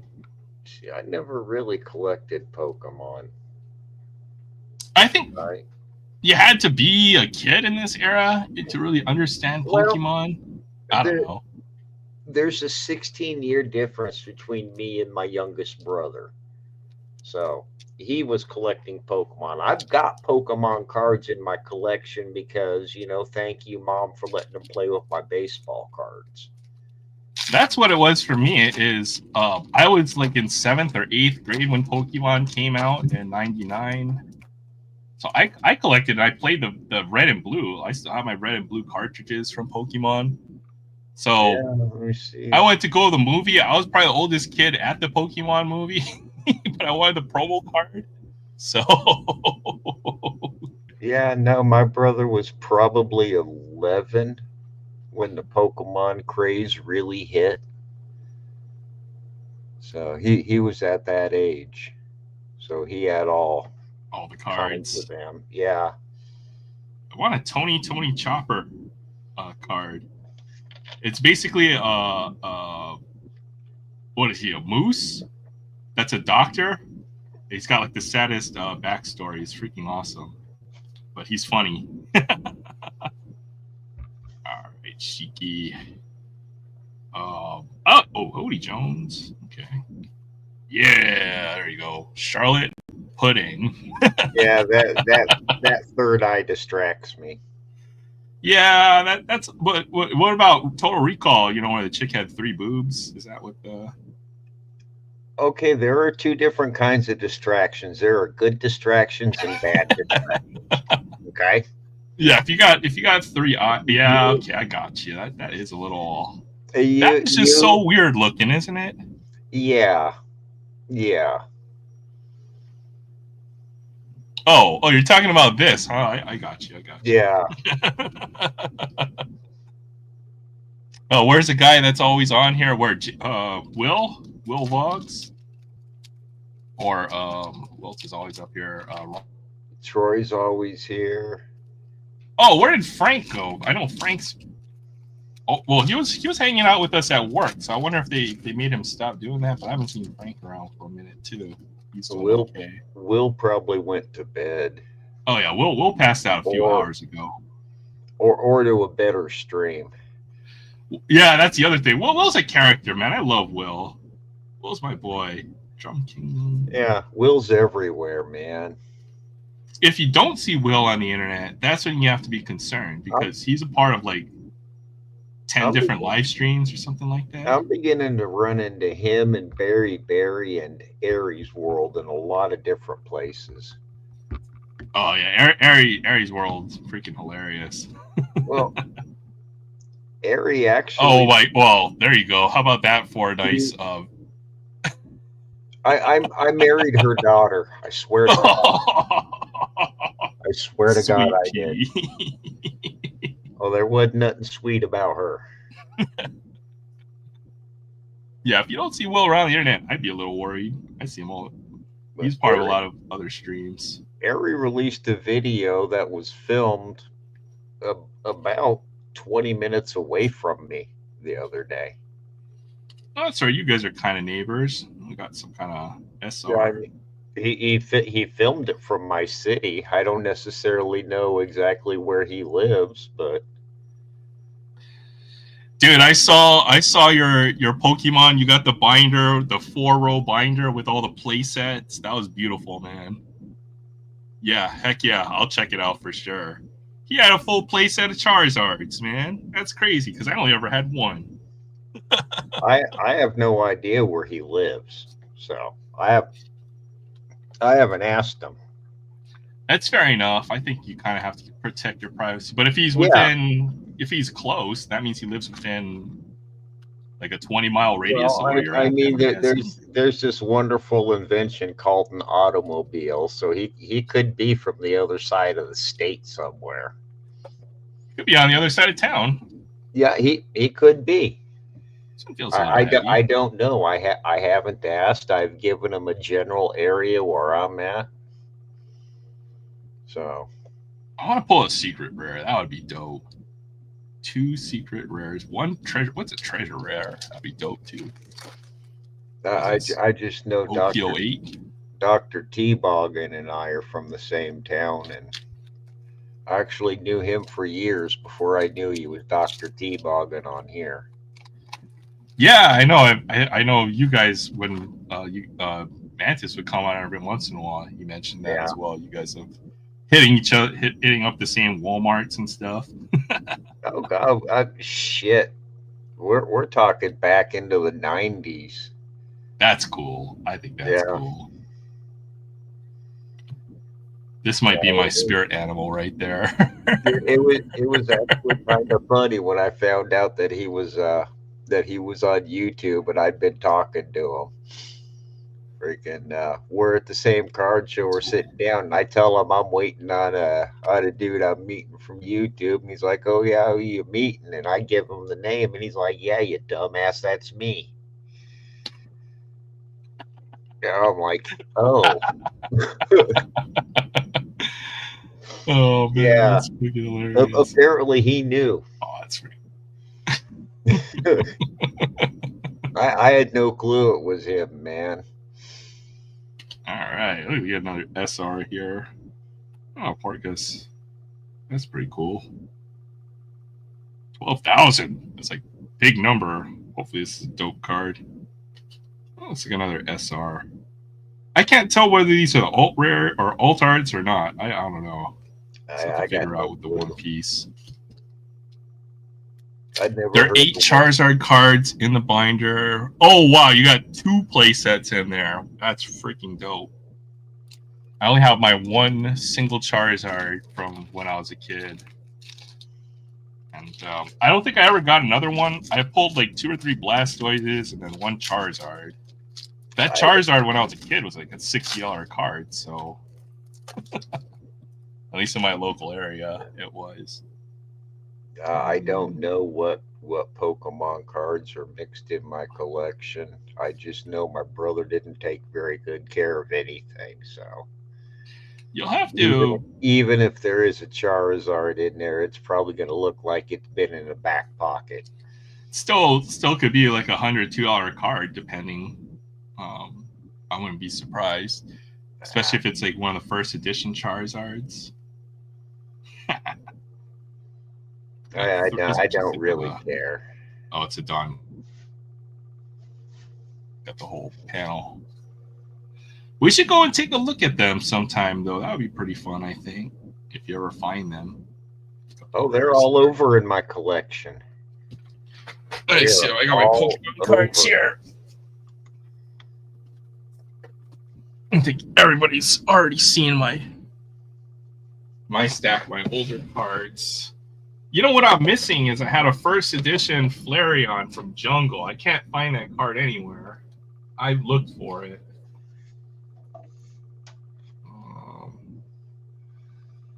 No, now you see, if I'm gonna collect non-sports cards, it's gonna be something like the A Team or Kiss or something like that. I picked up another one of these at a show that I went to. It's a pretty common card. This is the movie promo, but I got it for like $10, so I figured I'd pick up another copy of this card to trade or to sell. I found some Shadowless Charizards or Charmanders. I found the Shadowless Charmander in my collection a little bit ago when we were looking through at some point.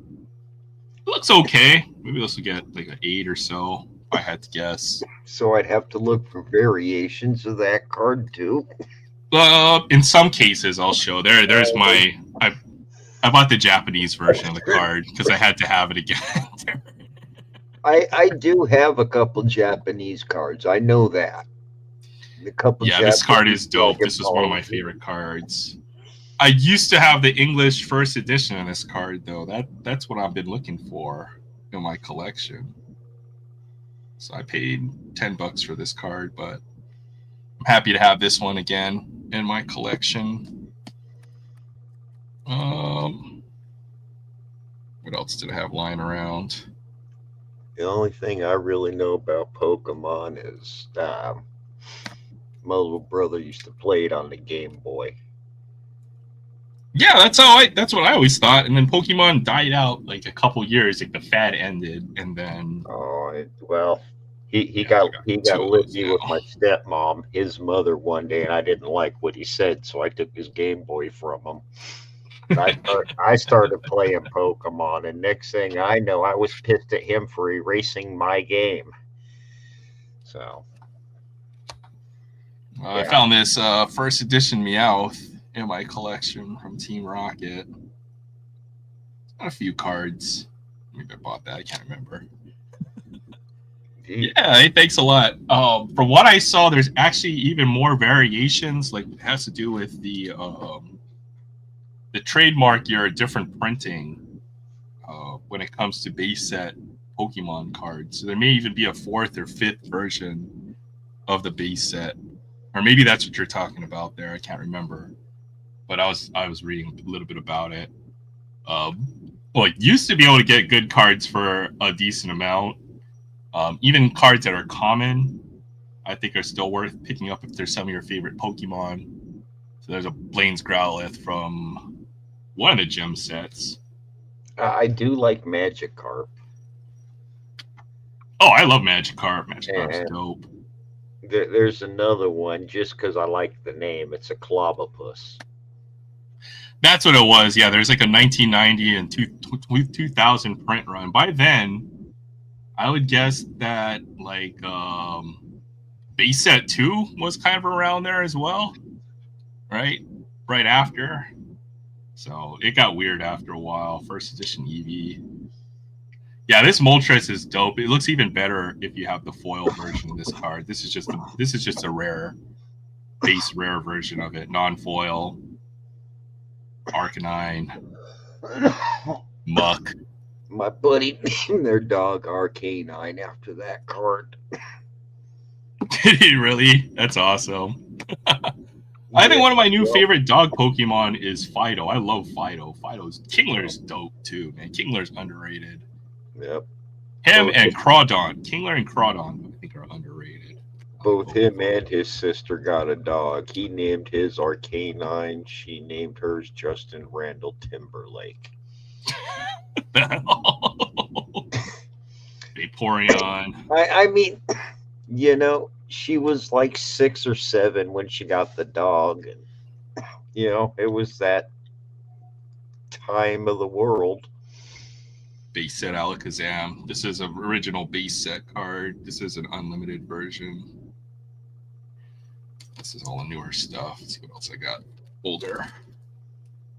Oh, you know what I picked up? Oh, it's on the floor because I dropped it all. I'll show a couple, I guess. Let's see what I got. So they have, I don't know what set this is from, but it's like some kind of Japanese set. I had to pick this up. It's freaking Ludicolo. It's not a TCG card, but it's a recent printing. I'm not sure what it came out of, but some Japanese Pokemon set. I freaking love Ludicolo, so I mean, he is kind of cool looking. go look him up in the Pokemon movie. He has like literally one line. He's like, Ludicolo! He just yells out Ludicolo. He has more than one line. They can only say their name, so I was gonna say, so. ain't that all they say? Yeah, pretty much. I mean, I can almost quote Pikachu's entire vocabulary. You got Pika, Swirlix, Pikachu, Pika. I picked up this XY Chansey just because it is this original base set art. Cool Chansey there. I think that was about it for the. Oh, hey, look! I had a couple Yu-Gi-Oh pulls. I need to finish my freaking Exodia. I have two pieces. I have like the left arm and I have the main body. So, okay, I always thought Yu-Gi-Oh was the stupidest card game growing up because of this card. If you manage to draw Exodia, all of the pieces into your hand, you just automatically win. So you could build a deck of Exodia or a deck, and if you got really lucky, you just drew all of them, and then you would win the game before it even started. So I thought Yu-Gi-Oh was the stupidest game for that reason. Yeah. But now I want to try to finish Exodia, so I've got at least the main body. This is from the 25th anniversary, or was it 30th anniversary reprint? So I need all the Exodia pieces of Exodia. I never played Yu-Gi-Oh. I found one of those lenticular things. It's got Wigglytuff if you have it at one, Jigglypuff if you have it at. Well, it's not really coming out. I don't know if you can. It's like a lenticular card. If you can see, it changes the image in there. This was kind of cool. Wigglypuff, Jigglypuff. I want to see if they have a Psyduck and the. Obviously, I need freaking Psyduck and the Golduck. I got the Pikachu, Raichu one as well. Doesn't show up very well, probably because the light is weird, but those are kind of cool. Oh, dang! Freaking DK pulled a red ink auto out of Heritage. Of what? Heritage? Spoiler. No, but who signed? I'm sure the box didn't sign it. Yeah. Tyler Locklear out of 76. That's crazy. You know what? I pulled one out of 24 Heritage high number, and you know what was the most disappointing thing? It was the red ink checklist, but it was numbered 75, and it was not in red ink. I'll find it. I was very disappointed with my quote-unquote red ink autograph. Lechonk is probably my favorite Pokemon from the new Scarlet Violet. Lechonk and Fido, I think, are I mean, that looks like favorites. A couple of the squirrels I feed. Well, he's eating a bowl of candy, and he passed out because he ate too much. Yeah. All nice and fat like that. There's another Erica's Clefairy or Clefable, which I think isn't that the hot card in the new set? Or am I thinking of something else? I might just be tripping. There's a Japanese version of the card. Oh yeah. I always look on the back to see if the edges are good, because that's usually what's wrong with these older cards. I feel so bad. I'm just gonna say that I stole some of those cards. Hey man, I've got a lot of regrets from when I was young too. I wouldn't know anything about stealing 1983 and 1984 Topps packs from the local gas station as a kid. I wouldn't know anything about that. Would you steal would you download a car, Jay Thompson? Huh? Would you download a car? Yes, I would. I would. Someone teach me how. I'm going to be driving the baddest vehicle there is out there. first edition Jungle Pikachu. Not with the pink cheeks. There's an error card of this that's worth big money, where the cheeks are a different color. There's a new Bulbasaur. What else do I have in this box? I used to. Okay, this is okay. Nobody needs to know about this. Hopefully, nobody I know is listening to this. None of my relatives, but I used to steal like a few dollars out of my parents' wallet, and then during church, I would walk over to the card store and I would buy a couple of packs and then walk back to church. I was a bad kid. Oh man. Okay, this is some newer stuff. Tapu Lele from one of the new legendaries. That Mewtwo is pretty dope. I forgot what's it. That might just be a promo. Yeah, it is a promo. Togepi. Kangaskhan. This is a jungle hollow. It says it has a scratch. I don't know where, but I got that for a couple dollars. The Hitmonchan from the frickin' starter deck. There were a lot of these. This and a few of the other hollows. Hitmonchan, Mewtwo, Machamp obviously was in the starter deck. So certain hollows are a little bit more common than others. Charizard you can only pull from a pack. Yup, I'm going to hell. Hopefully I've apologized for all of my sins and I will atone. This was a nice card I picked up a while ago, the Chansey. You like that one? I do. Chansey's awesome. I mean, how can you not? It's pink. It's like a little, and then it sings Chansey, Chansey. You know, it's got the the back looked really good on this card though. It looks like a pink guinea pig that wants to be the Easter bunny. Yeah, it sings and it uses. I used to have a team for the red and blue Pokemon. It had a Chansey with like 600 hit points. And it had a move Double Edge, so whatever damage you dealt to it, like it dealt back twice as much damage. So that was a fun. Mm-hmm. It never worked though, but obviously Psyduck. This is from a newer set. That's the reprint. Roaring Moon, Jolteon. My favorite evolution has always been Jolteon, and it always will. Yeah, everybody loves Chansey. I think I got this for like $10. And I think this will grade really well if I ever send it in. I don't really remember nice. using that Pokemon, but I only played on the Nintendo Game Boy. I think this might get a 9 if it's real. 8 or 9 at least. Chansey sells quick. Jolteon has always been my favorite evolution. Flareon was cool. Vaporeon was kind of lame. And then it came out with all the newer ones, but it's always been Jolteon. I probably beat the original Pokemon Red with just Jolteon and Mewtwo. I found this cool Ludicolo. I got this.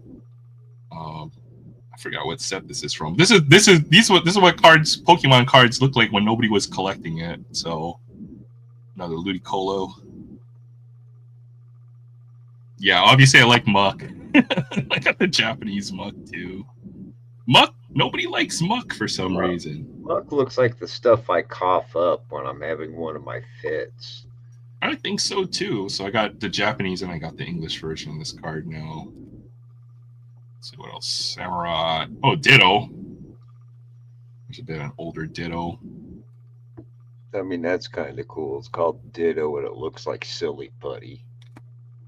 Radiant Charizard. This one's got a cool foil pattern. Psyduck. Chance gave me this card. Thank you, Chance. Shout out to you, Chance, for giving me this Psyduck. Some random trainers. I think I found a few. Oh, this is a promo. This has a gold stamp on it. Has a little Wizards of the Coast stamp right there. So this is a promo. I pulled this out of a magazine. So you bought the magazine, you got the promo.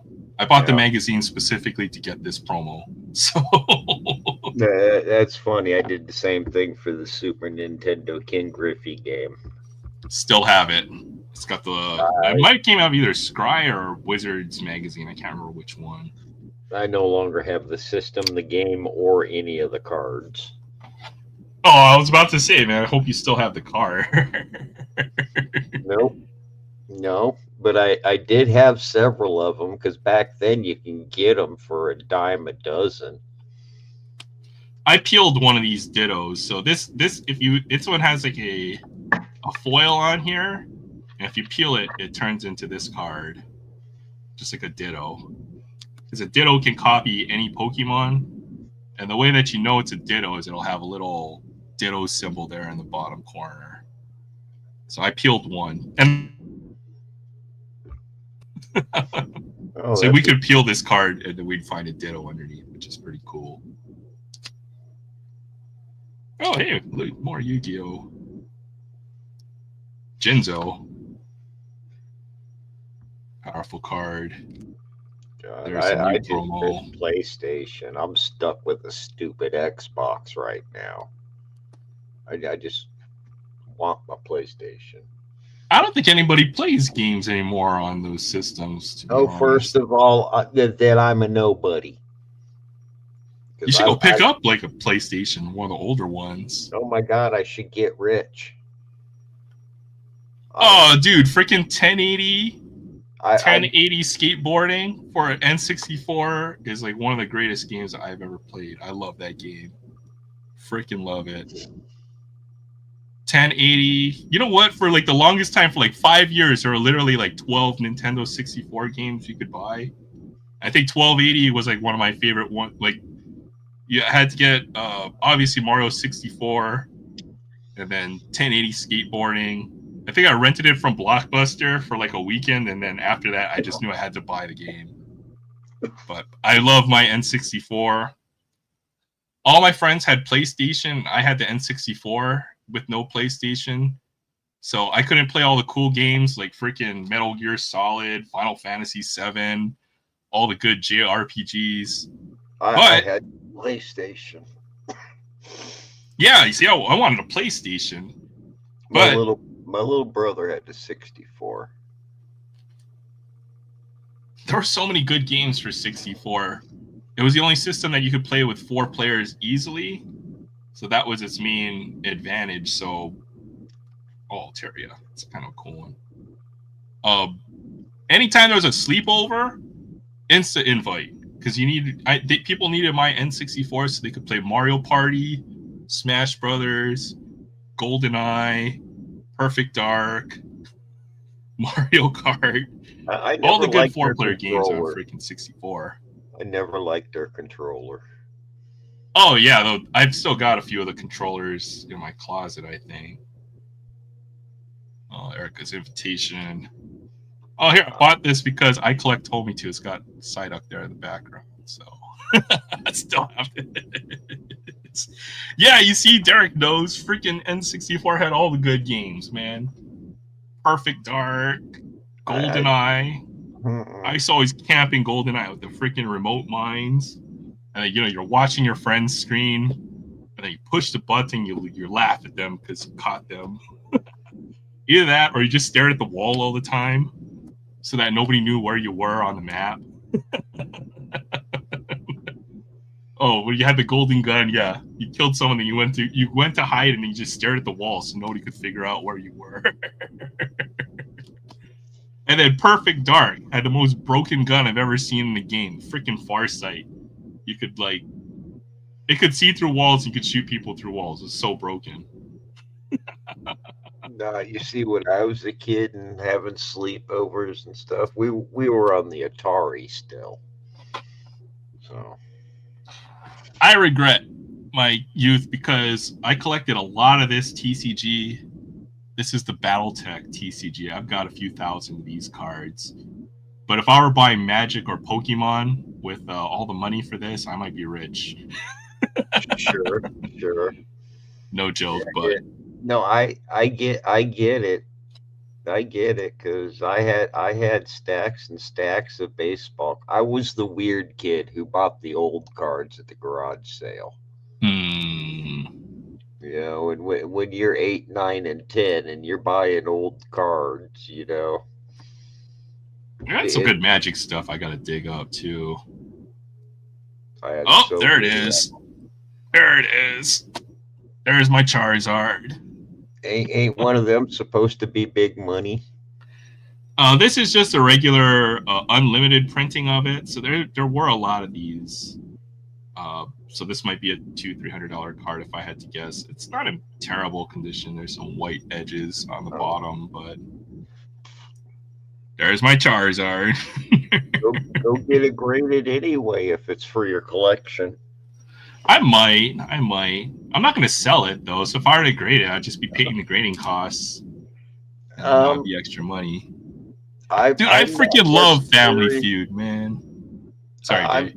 I'm not necessarily a fan of grading cards, but sometimes you got to grade them just to protect them a little bit better. Very true. You know, I mean, very true. I got a couple beat up cards I'm really thinking of getting graded just so they could be protected. I'm not doing it for the number grade. I think, well, I don't know how many of these would grade very well. You can see they've got some, because nobody played with sleeves back in this era. Nobody had card sleeves to play their cards with. No. These are beat to hell. Like this Blastoise is beat to hell. They didn't. I mean, there wasn't such a thing as trading card boxes when I was a kid, you know? Do you see the bottom corner on this? I think this card's trimmed. You see how that one's like nice and uniform? And you see how this corner is kind of messed up? To me, it looks like it's been dropped. No, this card was trimmed. I can't remember where I got it from. I think I traded for it, but somebody trimmed this card. The thing is, you needed 4 Blastoises to run your freaking Rain Dance deck, because with Blastoise, its special ability, as often as you like in your turn, you may attach 1 energy card and doesn't use your 1 energy drop. So Rain Dance was one of the bigger decks. Haymaker was the other one. I'll show you the difference in the printings. So this one is different. This is considered a shadowless Blastoise. And then this is the unlimited version. The first edition would have a little first edition stamp over there. If you look at this right edge of the card, you see there's a shadow over the portrait. And then on this one, this has no shadows. So this is an earlier printing of this card, although not considered first edition, but a little bit more limited. So maybe like a second printing almost. So this is a shadowless Blastoise. I agree. I think I like Blastoise more than Charizard. Definitely picked Blastoise anytime I played through Pokemon. Be right back. I gotta go potty. Okay, this is shadowless Poliwrath as well. So I opened just like 4 packs of shadowless Pokemon. I think I got those 2. So I've had these in my collection ever since I was a kid. And just a lot of the newer stuff. Dragonite, Mewtwo, Zapdos, Alakazam. There's a Mega Blastoise. Or not the Mega Blastoise. There's another one. But I got this one. This is a less rare version of this card. This is from XY, I think. One of those sets. Mega Evolution. Miltank. I don't know why I like Miltank. Because it has a move that's like drink or something. And then it like refills your health. What is this? This is a Mewtwo promo. This also came out of a magazine. This way it came out of Scry magazine back in the day. So I've had this one as well. They also used to have a Magic magazine called Duelist. So maybe it was from a Duelist. Can't remember. I do have one Venusaur. This is the base set unlimited Venusaur. So I have all the 3 big ones, I guess. There's a reprint of the Blastoise. I think that's a good price. So I grabbed it. And then, yeah, Miltank. Yeah, that's pretty much everything I had top loaded. I've got a couple got a couple binders, but it has mostly newer stuff that isn't too valuable in there. But if you've seen that pile, that's pretty much all of the Pokemon that I have. I think Evolutions is a great set, to be honest, though. Derek created that Evolutions Blastoise. Yeah, PSA, they became more strict on the grading for the graded cards, so I'd be a little wary when it comes. Yeah, I brought my Pokemon collection too. And some Magic stuff as well.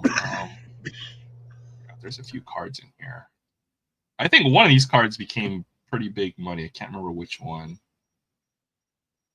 Oh, it was either a Mox Tantalite or it was a Mox Opal. Both these cards are pretty big money cards now. And of course, the most OP common of all time, Soul Ring. Soul Ring OP. I got so many 10s the first time. Second run, I got only 3 out of 25. Oh man, that's a bummer, dude. That's the risk when you grade your cards. I mean, I grade mine on the rare occasion I do, not for to sell it or anything. I do it just to protect it because I like the card and I intend on keeping it. We're gonna open. I mean, I've got to beat the White shit. Schwartz. 52 Phil Rizzuto. I want to get encapsulated just so it don't fall apart.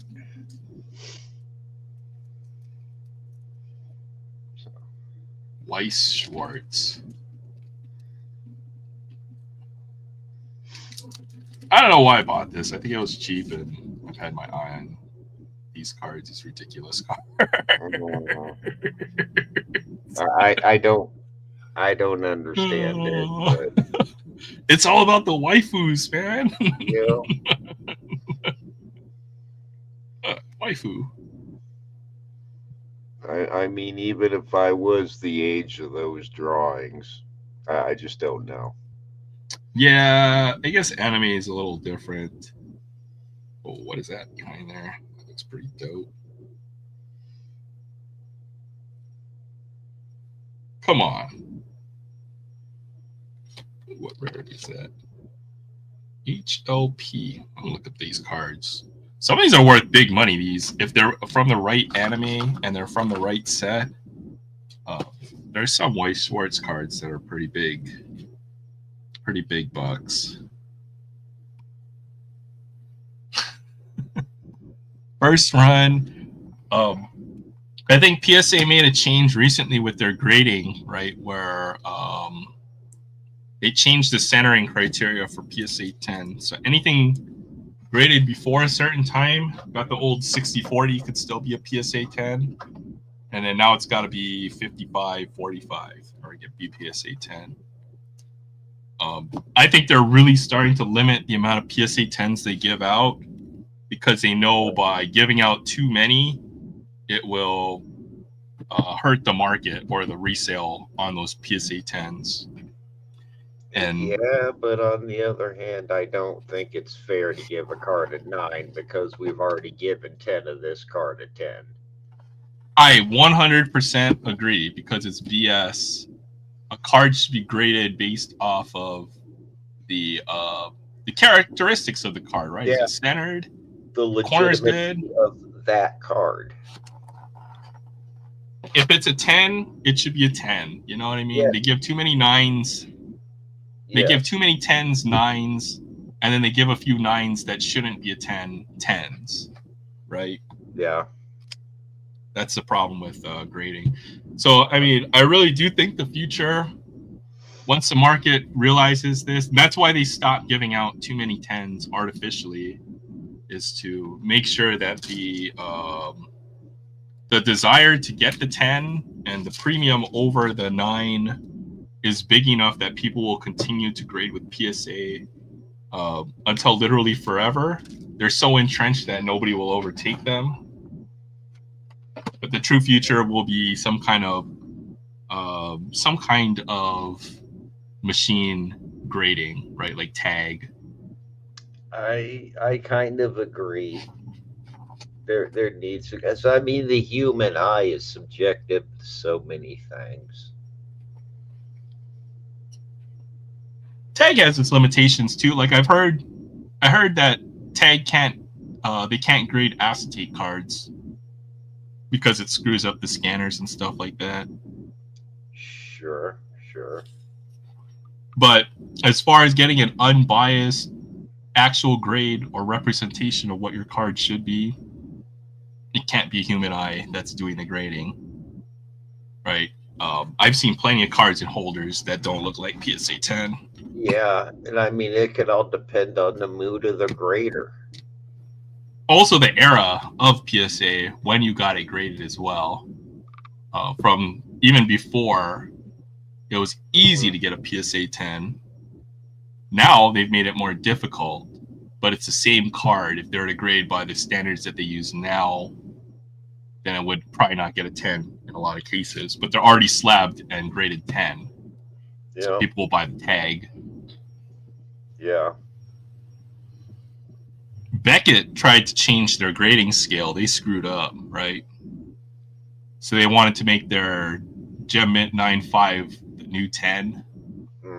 So they could give out 10s because people want 10s. So Beckett 10 is harder to get than a PSA 10, right? So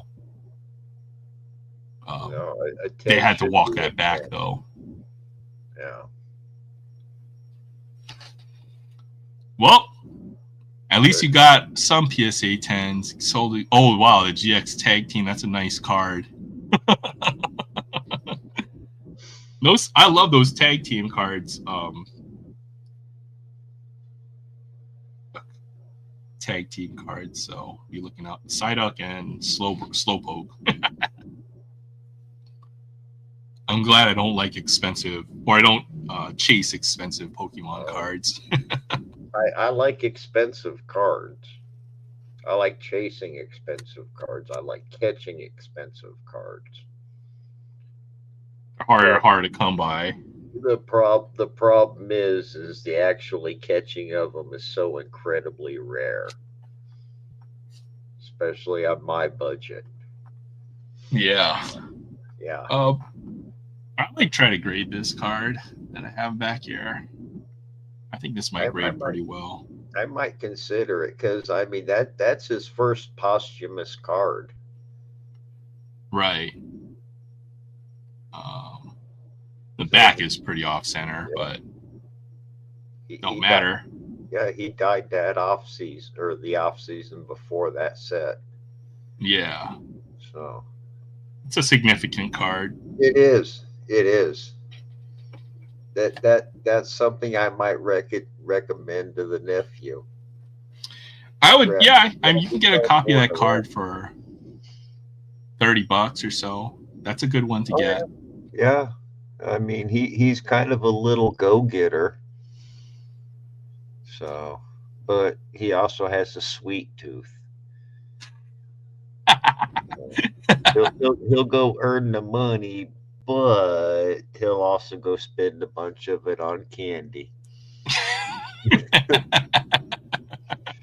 Well, it runs in the family, I think. Well, no, what runs in the family is there's a little girl about his age that's been his buddy for a while now. So. Oh, she's being a bad influence. No. Oh, he's getting to that age. Yeah. Where all of a sudden girls don't have cooties. So yeah, he's at that age. So if I had the money to grade everything that I could grade, I probably would, but I don't. I do. Yeah, it's too expensive to grade everything. Well, there's that, and I don't know. I've just got so many damn cards. I couldn't afford to grade everything, and you know how much research they're not going to appreciate me just dumping them in a box, just slapping a stamp on it, saying grade them all. Yeah, you've got to have. I mean, to grade, you've got to have the right supplies. You need Yeah, the soft sleeve or the soft top loaders, and then you got write up the submission like you're writing your freaking book report to go and get your cards, which cards for the grading, and then they can get lost in the mail both ways. They can get damaged at the grader. Yep, It's and such a hassle. You never yeah, get your cards back. that's all too much for me. I could do it for one or two cards, or I could hand my card to a buddy and some money with it and say, hey, put this on your grading submission set or whatever. I might do that. I do probably need to grade a few cards if I'm gonna try to sell some of the cards that I've pulled, but I'm probably gonna move off of this card, sell this one pretty soon if I get a chance. I probably would. I'd probably get rid of that one. Out of bias or no, that's foreshadowing. I'm get rid of it before he makes it before he makes it not worth getting rid of, because it's only like $2 or $3. yeah. For he's one pitch away from yes being a completely different pitcher in a lot of cases. Yes. One minor injury that he's going to ignore because he's the only thing good on the team. And that's a good question. Would I ever want to leave Hawaii? It's honestly very tough to move geographically, right? Because you would have to put everything into a container, ship it to the mainland. You can't go out and like house hunt ahead of time. You'd have to take a plane flight if you wanted to do that, or basically rent or buy something sight unseen. So it's difficult. Because then I could do, I've only been to like maybe a handful of states. I'd love to see the rest of the United States at some point. where you been? I mean, most of the time, if I go to the mainland, it's going to be like California, Washington, Oregon, Nevada, mostly on the West Coast, right? But anything, I've never been to Iowa. I'll tell you that. I've never been to like Chicago or to the East Coast, so I'd love to move to the mainland at some point for at least a few years, just to say that I've experienced it. I got to see it. I tell you what. I grew up in the Midwest, but I fell in love with North Carolina when I was stationed there. It's nice over there. I see a lot of people moving to North Carolina. Yeah. I mean, I paid no attention to land prices, taxes, or anything. I was just a young, brand new Marine living on base, so I didn't have to worry about none of it. Oh man, my company has an office somewhere in North Carolina. They're right outside of Raleigh. They're in like Cary, North Carolina. So that might be an option. Yeah, Let's split an apartment. Yeah, you know what? It's so expensive to live in Hawaii. We could probably rent a house on the mainland. So they rent out here is crazy for a lot of different reasons. Well, One, there's no land on this stupid island. Two, there's all the military that have BAH or basically they rent all the rental. Oh my God! I bet sometimes the military personnel get on your nerves, and I'm saying this as former military personnel. I've worked in the DoD for a few years, so I know what it's like. I've seen a few things that we'll just say Marines aren't very smart. Well, they have the Marine headquarters. I was working over there at the headquarters, which is Camp Smith. That's the Pacific. That's headquarters for Pacific Fleet, Yeah. Pearl Harbor. I worked Yeah. at Pearl Harbor. So Yeah. Pacific Command is over at Camp Smith. So I was working over there for a couple of years. Most of them, it's all officers.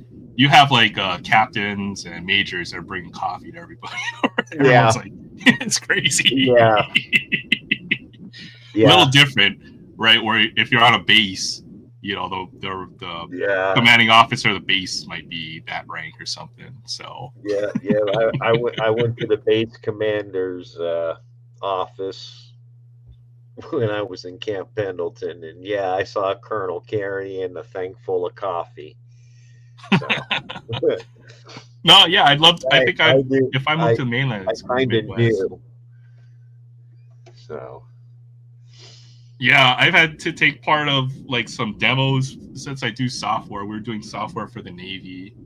It's like a logistics application, tracks all the boats and fuel and food and crap that they have. So, I mean, you can talk about that without going into too much details, but everyone there was freaking. It was, well, for the Navy, it's like commander and up. So basically major or higher. Just the whole room. Either that or, like a master chief or high enlisted. So that was fun. Oh, yeah, the demo is totally breaking right now. Oh, hold on, we'll fix it. Northeast looks pretty chill. Maybe not around the main countries, but I think Sam and his family, they're from Maine as well. I mean, I'm a nature guy. I'd love to go to Maine, but there's no way I can handle 27 of inches of snow and have someone else tell me, yeah, that's just Tuesdays. So. I was thinking moving to the Midwest somewhere, to be honest. I see how you guys live over there. I mean, there's just so much space. Everything looks so flat when you're driving, but it just looks like you can get, well. That's because tornadoes wipe everything out every so often.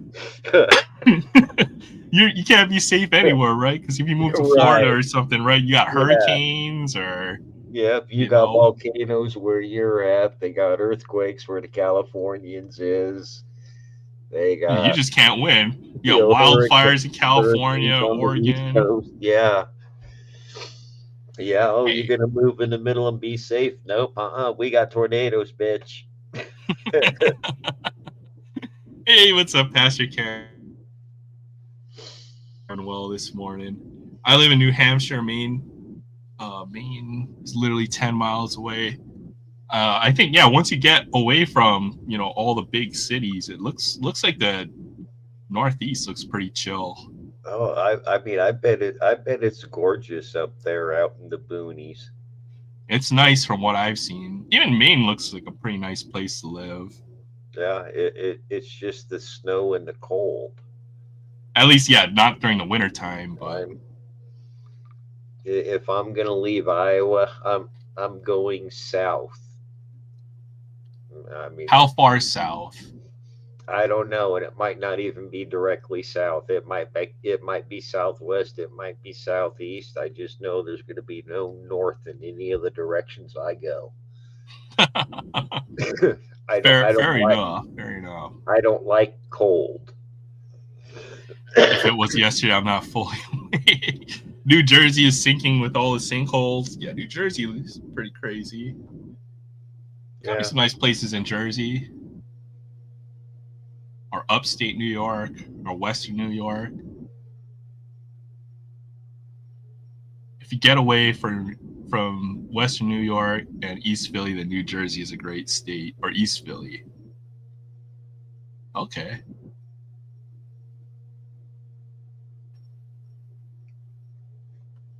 Like Seattle, just not so liberal. Hawaii's like California. We're just not as crazy as California over here. I lived in California for 2.5 years, sunny Southern California. Loved the city of San Diego, but the rest of the state was like a giant bowl of cereal. San Diego is pretty nice from what I've seen. San Diego is gorgeous and clean. I I did love San Diego, but that was it. Oh, that's right. They got a big Navy base over there too. So They do, they do. I went to boot camp in San Diego. They got the Marine Corps recruit depot was there as well. So that's what okay, that's that's where I did my boot camp was in San Diego. I've tried to leave Hawaii, like try to find a job on the mainland. The farthest I got was over to the next island. So that was fun though. Gonna need a So bigger boat, are you?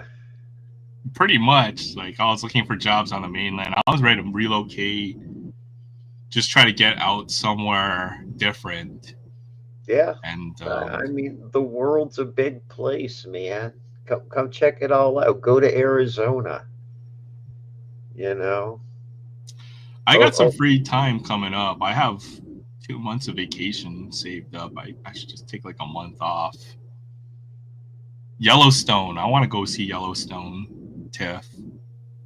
yeah. I got to go see Yosemite. That was nice too. Yeah. Go see something like that. Yellowstone Scientology. Yeah. Scientology looks like a total scam. Here's an idea for you, Aaron. You could take a month off. Come to the continental U.S. Spend a week at this person's place. Do your Friday night show from there, and then go to someone else's place for the week. Do your Friday night show there.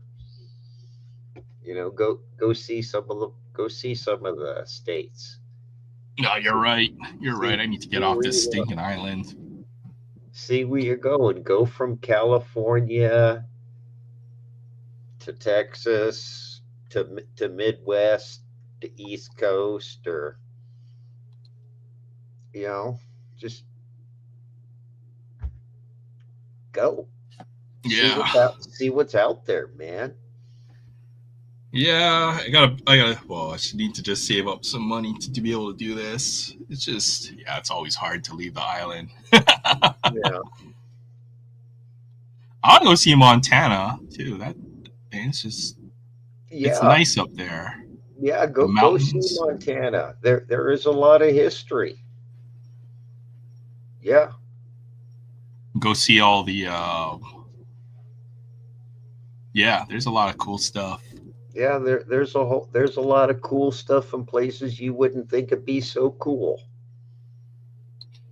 George Washington slept everywhere. Oh yeah, during the well, you Yeah. know what it was back then. There weren't too many towns, and they all turned into big cities. In New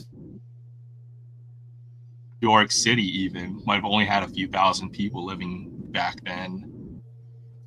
Other cities that are famous in New Jersey, very small in the Revolutionary era.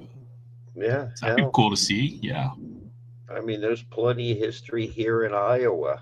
I mean, just down the street, um, right at the corner where the stoplights are, there used to be Amelia Earhart's place. She was a little girl.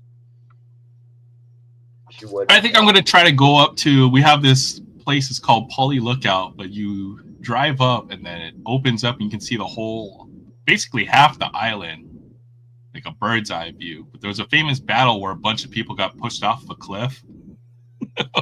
So I'll see if I can find the mural for it. Yeah, there's all kinds of history out there, man.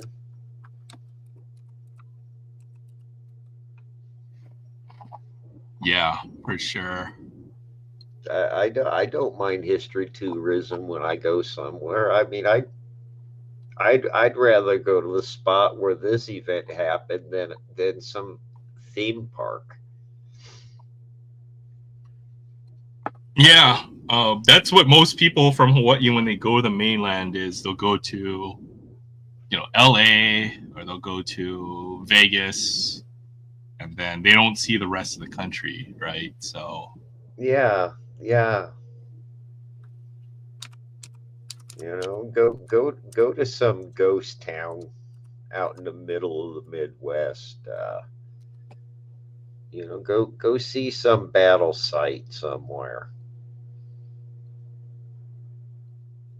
Here, this is the picture I was thinking of. Let's see if I can find a good image of it.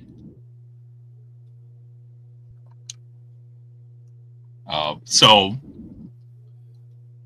before Hawaii was a state, before they were even a territory, there was King Kamehameha who united all the islands. So it was a battle of Oahu, and you can visit this this site here.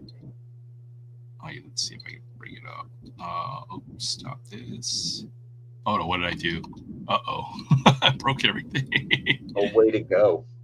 Yeah, I fixed. Okay, I fixed it. Start calling Aaron the breaker of things. Breaker of everything. Yeah. So you can go to this. This is the lookout. You can see it off to the left.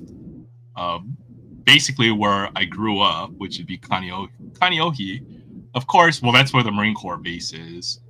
Yeah, I was gonna say, wait a minute, I know that name. So in the left, in that whole, you can actually go to this site and look out over half the island. It doesn't look like this; it's all built up into city, but it's still a nice view. But this is the famous battle of Pully Heights, where you can see they're basically pushing people off the cliff. So this is a haunted place in Hawaii. I bet. If you go drive over the Pully, there's a lot of superstitions about what you should and shouldn't do. But this is the Battle of Oahu. Pretty crazy. Like they have they have guns that were given to them by the Europeans. And they basically fought halfway up the island into the mountains, where they basically trapped them on this cliff and then pushed everyone over. So that's how Hawaii was united into a kingdom, the Kingdom of Hawaii. War is hell, and that was a sound strategy back then. Yeah, for sure. Paul Revere, I was thinking of, that's Massachusetts. Yeah. Trenton, at some point, may have been our capital at some point. Before they built DC. I can't, or maybe it was Philadelphia. I can't remember which one. Great Fall in New Jersey. Yeah, even there's some good nature sites as well. I've never seen any of that. Oh yeah, there's just cool stuff everywhere. Just gotta go look. Some of the small towns, they got great things. That's the other thing is, well, I only see it in like movies and TV shows, but literally, it seems like you can just drive around. Where it looks like there's nothing, but you know, everybody has like their own community and unique culture all over the United States. So There are places like that. okay, so I do remember some of my American history. They were thinking making Paterson, New Jersey as a capital. Then they decided, I mean, DC wasn't even a thing for several years after the Revolutionary War. Like the British basically burned it down in the War 1812. So That was 1812. They burnt it. Yeah. If Damn. anyone wants to come to Jersey, I'll give you a tour. I might have to take you up on that if I ever. Yeah, I'd love to see a history tour because there is a lot of history in the Jersey area.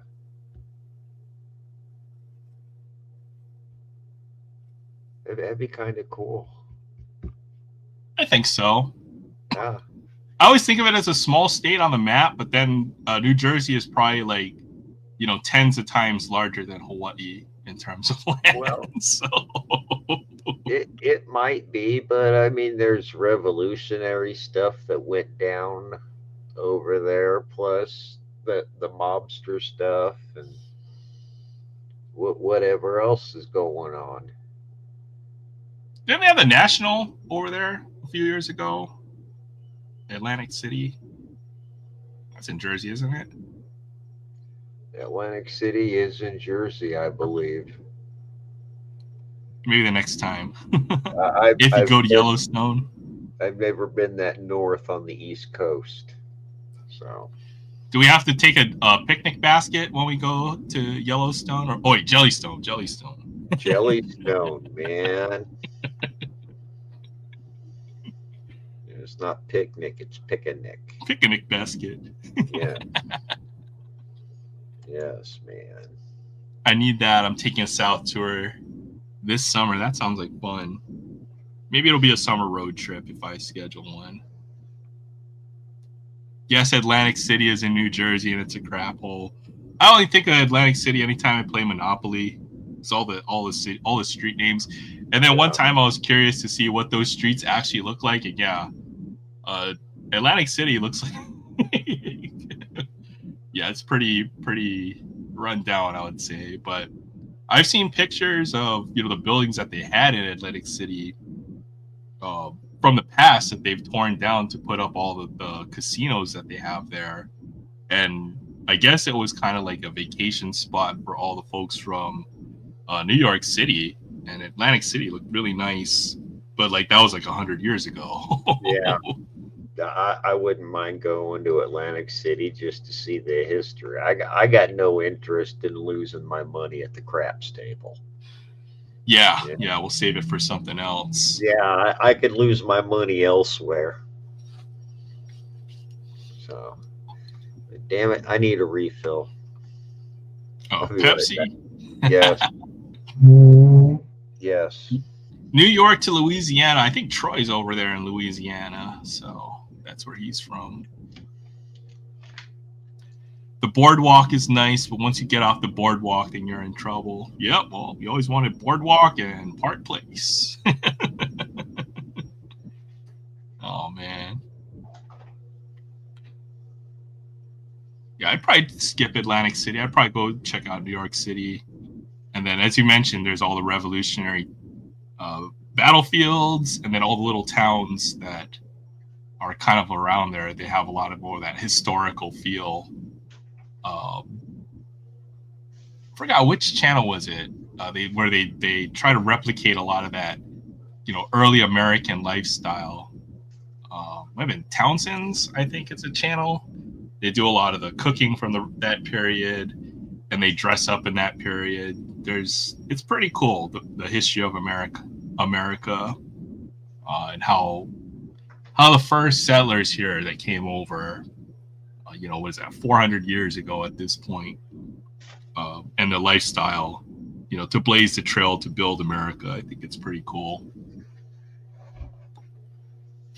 By the time they got to Iowa, it was all cowboys and Indians and all that stuff. So, Battle of Trenton, Monmouth, Princeton. Yes. Yeah. Yes. I always loved history. Well, Trenton's famous. The Battle of Trenton is famous because isn't that the one where you have George Washington on the boat going across the river to go and what was it, ambush the Hessians or whatever? When he crossed the Delaware. Yeah, I think that's the battle I'm thinking of. It's the famous picture. You could even see Grover Cleveland's birth site and burial site. That's cool. We got a president somewhere up in this area. Hoover. In Hawaii, so we got that going for us.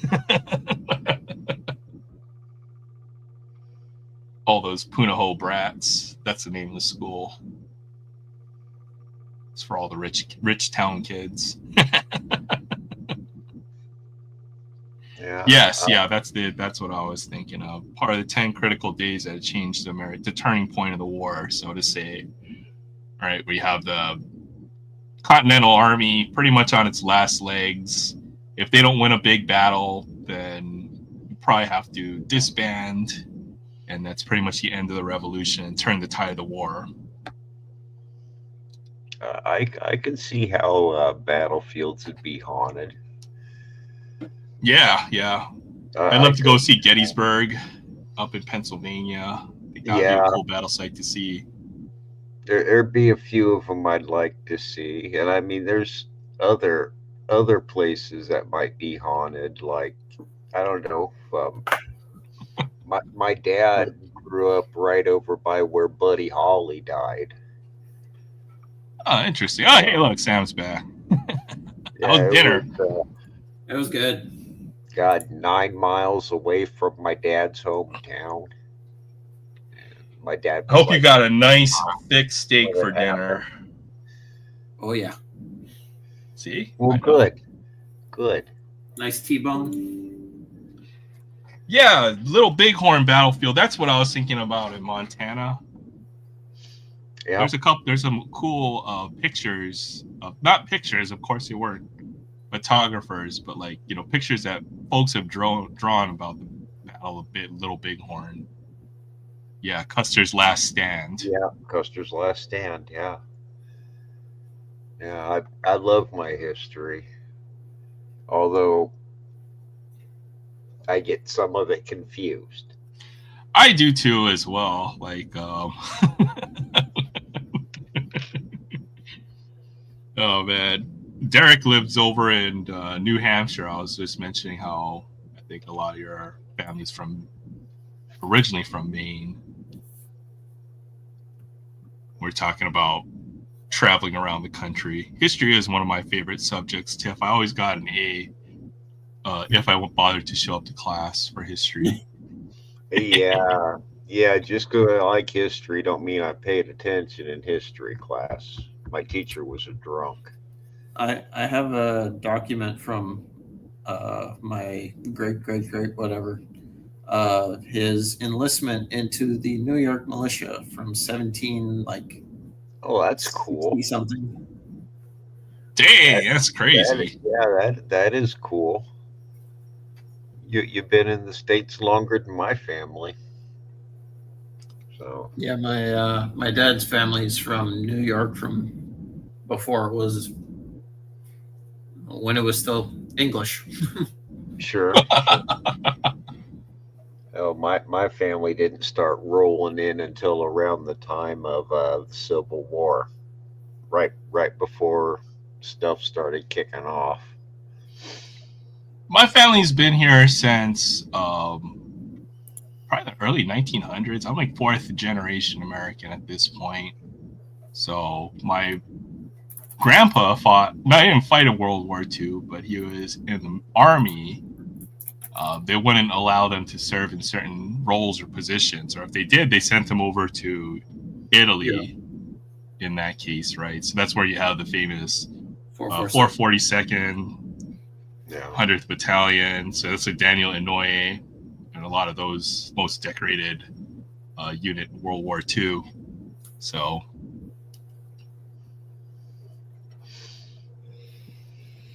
they were the Nisei or second generation. That's what my grandfather was. So that would make me like fourth generation American at this point. Sports, history, and geography are my favorites. Yes, I agree. History was always my favorite subject at school.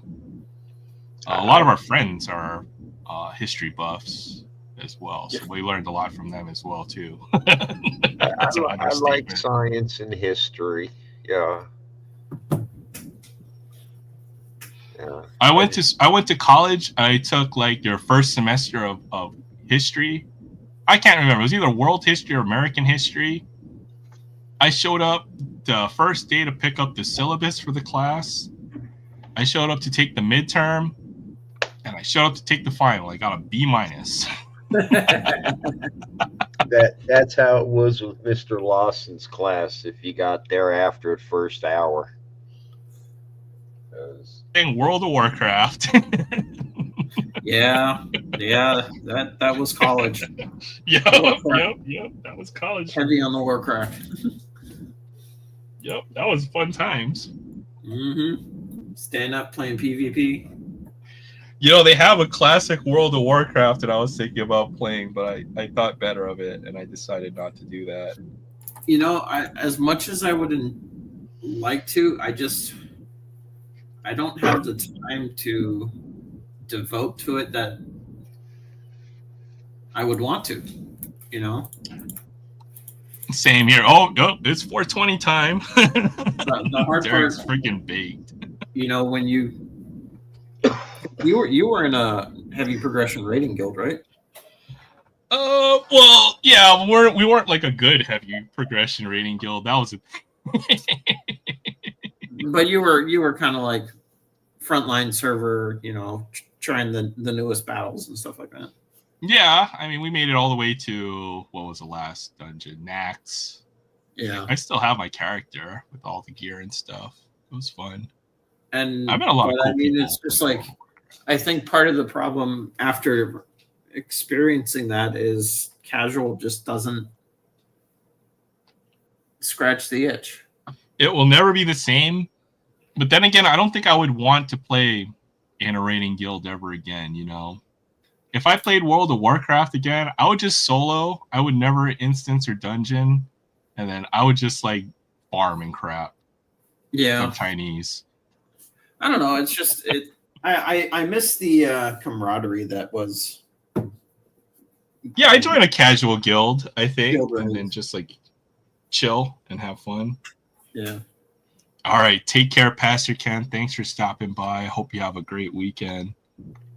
Yeah, you later, taught kid. college level math? Ryan tried to quiz me with some math questions, and I got them. Hell, I'd have got them wrong, even the simple math questions. Yeah, that wasn't my that wasn't my jam in school. I would always do math, but I would never do the work for the math. So even though I would get the right answer, they wouldn't give me full credit because I never showed all my work. So I'm pretty bad at math. Yeah. I mean, what math I know I learned in wood shop. I can count by 16 all day long. That's true. Yeah. That's true. Yeah. I mean, I got a halfway decent handle on fractions. So Did you know that 10 plus 10 and 11 plus 11 add up to the same thing? I'm trying to think what numerical. I mean, if they're a different base, that's possible, I suppose. 2 times whatever the base number is. Math is pretty tricky. I like the abstract concepts of math. 20 and 20 and 22. True. Yes. Or even the trick questions where they put the 1 equals 0 and stuff like that. yeah, no. No, that 1, 2, many, lots. I can count to potato. Potato. I wasn't aware potato was a number. It certainly is. Wow. All right, take care, Pastor Ken. I thought I was educated. Damn, you got me beat. All right. One man sees a cloud. Oh, have you ever seen those Latvian potato jokes? Those are hilarious. Only potato. One man sees a potato, the other one sees a impossible dream is only potato. Something like that. Or impossible. Nobody has 2 potatoes. I like potatoes.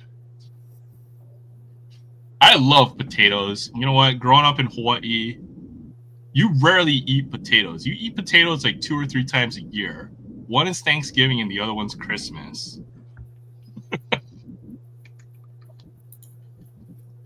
Speak for yourself. I ate lots of Well, yeah. You know what I mean. I mean, maybe that's a little hyperbole. Yeah. Rice is the staple, though. It is. I feel like in my family, we only eat potatoes like like 5 times a year or something like that. See, I Oh, don't know, Surfer's man. gone. Surfer's traveled to 3 different islands in the span of this live stream. Drive safe and hopefully get to your destination safely. But dang, Yeah. his dedication, that's awesome, man. what did he have to fly through Honolulu and then? Yeah, he flew over to Kauai, I think. So restock. Oh, he's hitting up the restock. Oh man, they busted me when I was at Target the other night. I had more than 4 packs of cards, and they're like, I was like interrogated like I was a criminal or something. So, What is your name? you know what?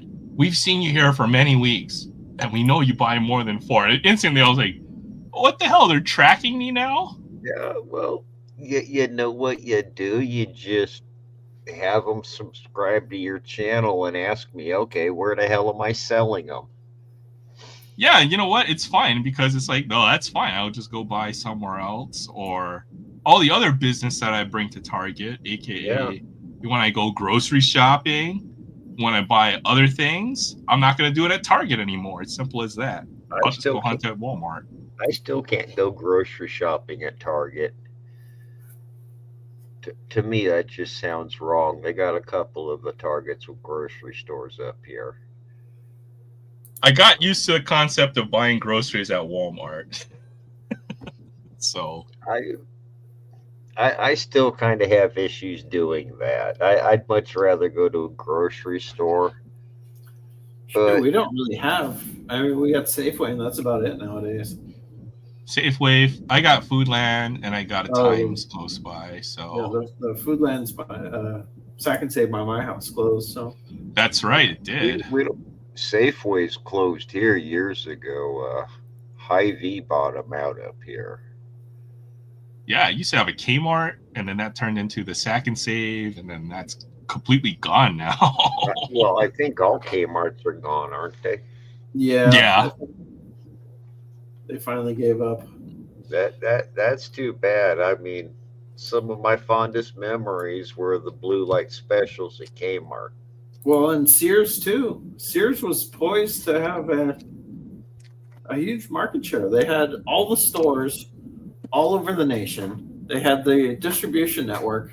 All they needed to do was put up a decent website and have ship to store, and they would have been Amazon. They wouldn't have blockbustered themselves, basically. Yeah. Yeah. Blockbuster could have bought Netflix, or they could have been Netflix. You think Sears would have learned after the first time, because they initially started off like as a catalog company, or that's where they got their big money from. Anywho, Right? That would make total sense. You could have an infinitely sized catalog, aka a website. yeah, And you could mail stuff right to people's door. yeah. I mean, for Christ's sakes, back in the day, you used to buy houses from Sears. Even if you don't mail them to the doors, if you mail it to the The closest store, store, Yeah, and you give them cheap shipping because you're mailing it with the rest of the store's goods. But Yeah. no, they screwed that up royally. They had a shot. Why not? There was 30 cents to be made now, so let's not make that dollar here next week. Well, they also didn't do price matching. So, like, you couldn't see something on the website, especially out here in Hawaii, and say, oh, I'll pick that up in the store, but it's $30 more expensive in the store. And you're like, well, it's cheaper on the website. Oh, we don't price match. It's your website. Too bad. Man, I love Sears as a kid. They used to have the video game section where you could play all the video games. When we run out of money at the arcade, they can go to Sears and go play video games until your parents are ready to leave them all. I was a little kid. I was like 8 years old. They had the Sega set up there. I was playing Sonic the Hedgehog, and I really had to pee, but I didn't know where the bathroom was. But I was playing Sonic the Hedgehog, and I was just like, oh man, I gotta play whatever. And then by the time I decided to go look for the bathroom, I peed my pants. That's kind of funny because as an older teen, I knew where all the playable video games were in the malls and everything, but I didn't know Right? where I all the did too. bathrooms were. Yeah, They used to kick me out of like what turned into GameStop. It used to be a software, etc., or whatever it was before they GameStop bought them. yeah. There were many different 1-2 hours in there. incarnations of game places. Yeah, I knew where all the game consoles were in the mall once I ran out of quarters. Yeah, and which ones had good controllers? Have you Because been to that the was- mall? Not including when they have the card events. Pro Reg is still nice. It's still kind of a busy. ghost town. They kick all They the are. TVs out.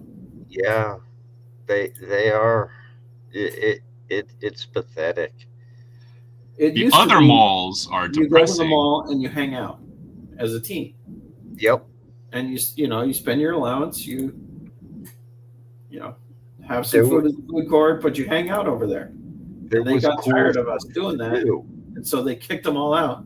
And now the kids have nowhere else to go, and they're wondering why the malls are dead. Yeah, Yep. of course.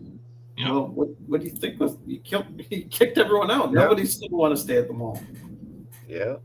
Heck yeah, I'd go to Spencer's, and then I go to bookstore. I just hang out in the bookstore for hours. Or Oh God, yeah. You had 2 or 3 different arcades, video game stores. food court.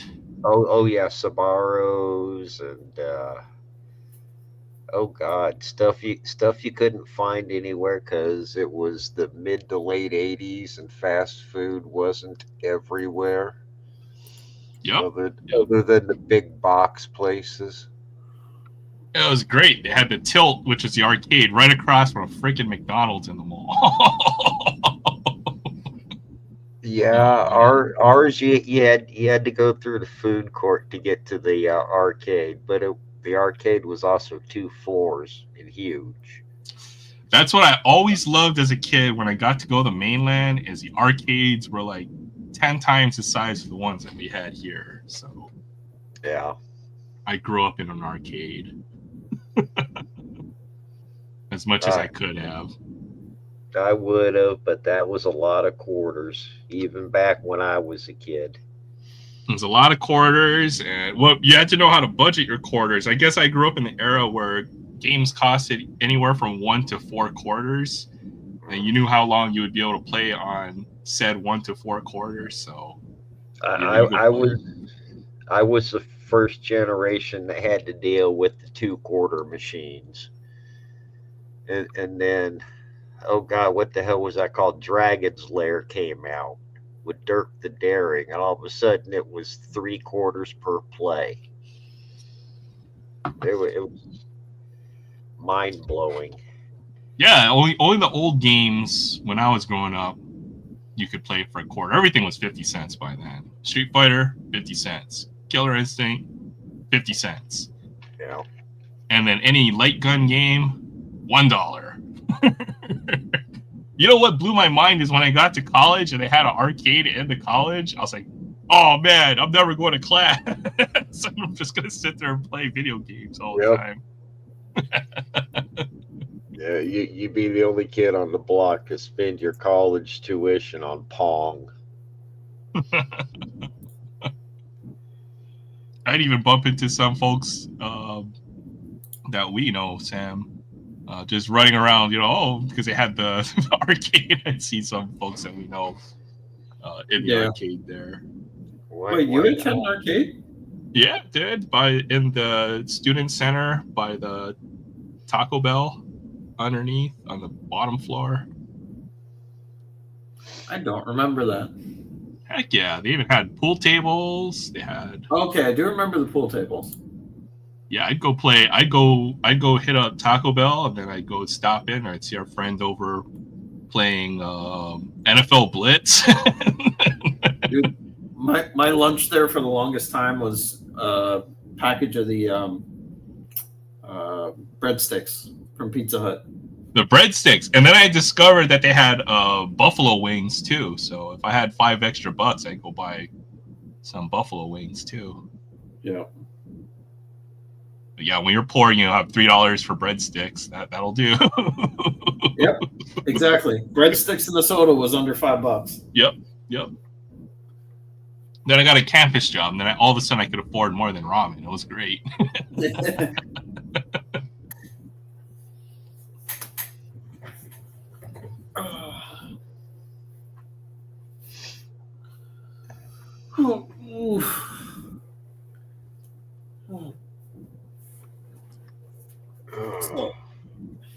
You know what?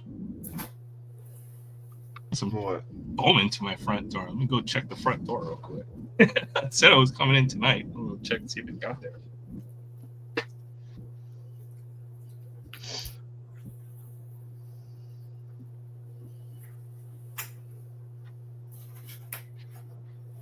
Ow.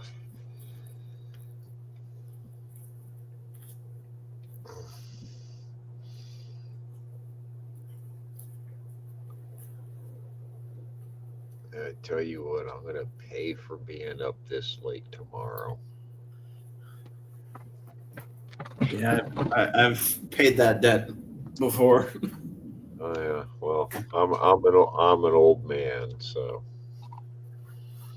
All right, sounds good, Jay. I'm probably Yeah. shut it down eventually too. yeah, I think it's about that time. I still got. I can't believe you made it this long. What is it, like almost 5 o'clock there? Dude, my cat's an asshole. She straight woke me up. Dang. You know how you fall asleep and all of a sudden you get woke right up and it's like you power nap for 2 hours. Yeah. So That time passed by fast, man. I had a fun time just chilling, hanging out, talking story with you, Jay. So yeah, appreciate you, man. I'll try to get to the mainland sooner than later. How about that? yeah, just come on through, man. Right on. We'll find something to do. We'll go and chase the squirrels in your neighborhood. Yeah, that's fun. But y'all behave if you can. We'll try. We'll probably hop off here in a bit too. I'm gonna try to go to bed because that's what I do. All right. Good night, Jay. Yeah, you look pretty tired now. Hopefully, the cat will just bite your foot off, and you'll just be sleep right through it. I'm also pretty elevated. Mm. So yeah, I gotcha. that'll probably help me sleep. There you go. So y'all behave if you have to. All right, you take care and have a great weekend, Jay. Yeah, go away. See ya. All right, we'll rip some Bowman, and then we'll dip out. Almost 3 a.m. See, Tiff, you're freaking awesome. I love you, Tiff. You're amazing. I did find some shark cards. I'll try to show them, and then I'll ship them your way when I get a chance. Tiff the lava shark. Are they doing the Short Pro Ridge tomorrow again? Second week, right? Or am I missing something? I lose track. What week is it? I thought it's every month, unless they have more than one every month now. I know they had trade night tonight. Because I kind of want to go back and pick up that Mickey Mantle if it's still there. I think it was a 54 or 55. Show May 24th, 25th. Huh. So I don't know if it's the same show, but I guess there is a show. There is a show. Yeah, I don't think it's the same show, but I'm guessing a lot of the same vendors will show up if I had to guess. Yeah. So maybe. Yeah.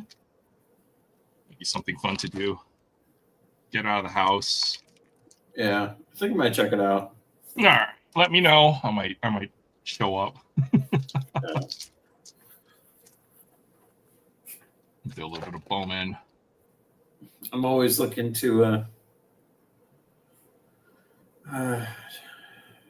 add to the personal collection. Yeah, you never know what you're gonna find. Yeah. VIP. I wouldn't mind trying to get there a little earlier before all the good deals on. Oh yeah, before the good stuff all gets snapped up. But Yeah. I think I've had a theory. You either show up really early to get all the good deals, or you show up really late because people want to move stuff before the end of the show. Like one time I showed up like on Super Bowl day, like before the Super Bowl started, Mhm. and it was dead. Oh, I got some good deals that day, if I remember. So Because they were just trying to sell something. either trying to sell because there wasn't a whole lot of folks at the show, or so I think there's a couple of different theories I've had. Oh, there's a Rocky, Dale Amador, Montgomery, Barrios, again, Lou Bob.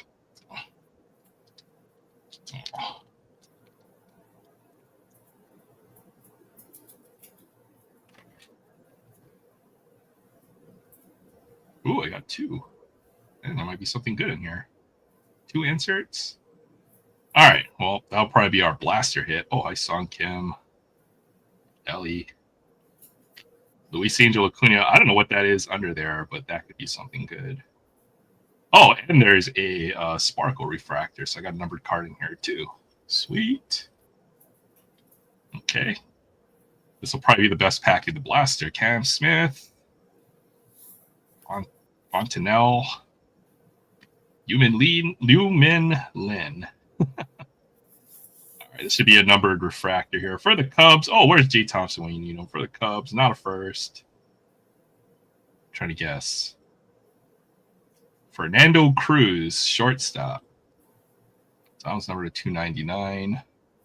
Not a Bowman first, so probably a first-round draft pick or high draft pick from Bowman draft this year.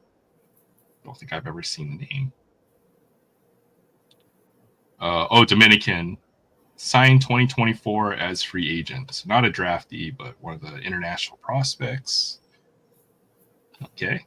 Chris Sale, Dina, Freeman. I'm curious what this card is. I see another insert behind, so hopefully that'll be a big card. Number 67. No, they just put 2 inserts in there. I'm an idiot. Usually you don't get 2 inserts in one pack. That's why that pack felt heavy. But it was it's Termarr Johnson. He was a lot higher than 67 last year. He might have been like top 15 or 20 last year. Still got to check my Walmart restock. I might go. They're supposed to have a restock soon, but I'm trying to avoid the restocks. There's too many people that go there now. Hopefully you find something good, Tiff. I'd love to see. There's no Chrome card in this pack, so maybe it just got mispacked. Javier. Caleb. Low Vita Bowman first. Rocker rookie. Zach Wheeler. Yeah, Tiff, they are the Queen of Sharks. I found a couple of Allen and Ginter cards that had a couple of Sharks. I think one of them was a Great White, so if I shoot you a picture, I'll send you those cards eventually. I had them on my desk, but I had to put them away for a little bit of time. Oh, there's a snakeskin parallel in here. Oh, there's Aaron Judge. We were talking about him a little earlier. He is ridiculous. Brooks Lee, rookie. Joffrey Rodriguez on the snakeskins. Got the different border. Pete Alonso. All right, last pack. Cool to get some Bowman. These blasters were a lot better than the first ones I opened, so I don't know. I feel like I got a bunch of duds the first time around. Oh, cool. I think we have a gold paper in there. Those might be to like 50 or 99. And it's a veteran or rookie. That's good too. Orlando, Sullivan. There's a Roki Sasaki rookie card. Castillo. All right, we'll save that card for last. Gonzalez, Rodriguez, and last card of the night. We'll end it with a nice parallel. Let's see what team it's for. Oh, it is a prospect, not a first. Let's take for the Diamondbacks. Oh, wow. Oh, there's a nice little hit. Auto. Nice. We'll end it there. That's pretty sweet. Tommy Troy. Where's Troy when you need him? Diamondbacks prospect. 14 of 50. Nice little pull here. Sweet. Usually if they don't have a first, that means they're a notable prospect of some sort. And they got a second Bowman card. So pretty sweet pull here. 5th ranked Diamondbacks prospect. Yeah, cool pull. 1st round pick 2023, Tommy Troy. Nice pull. Got to me. Got an autograph. Number to 50. But yeah, that's pretty cool. Oh, and the other numbered card in there too. So Bowman can be fun. I think that's why I like Bowman. All right.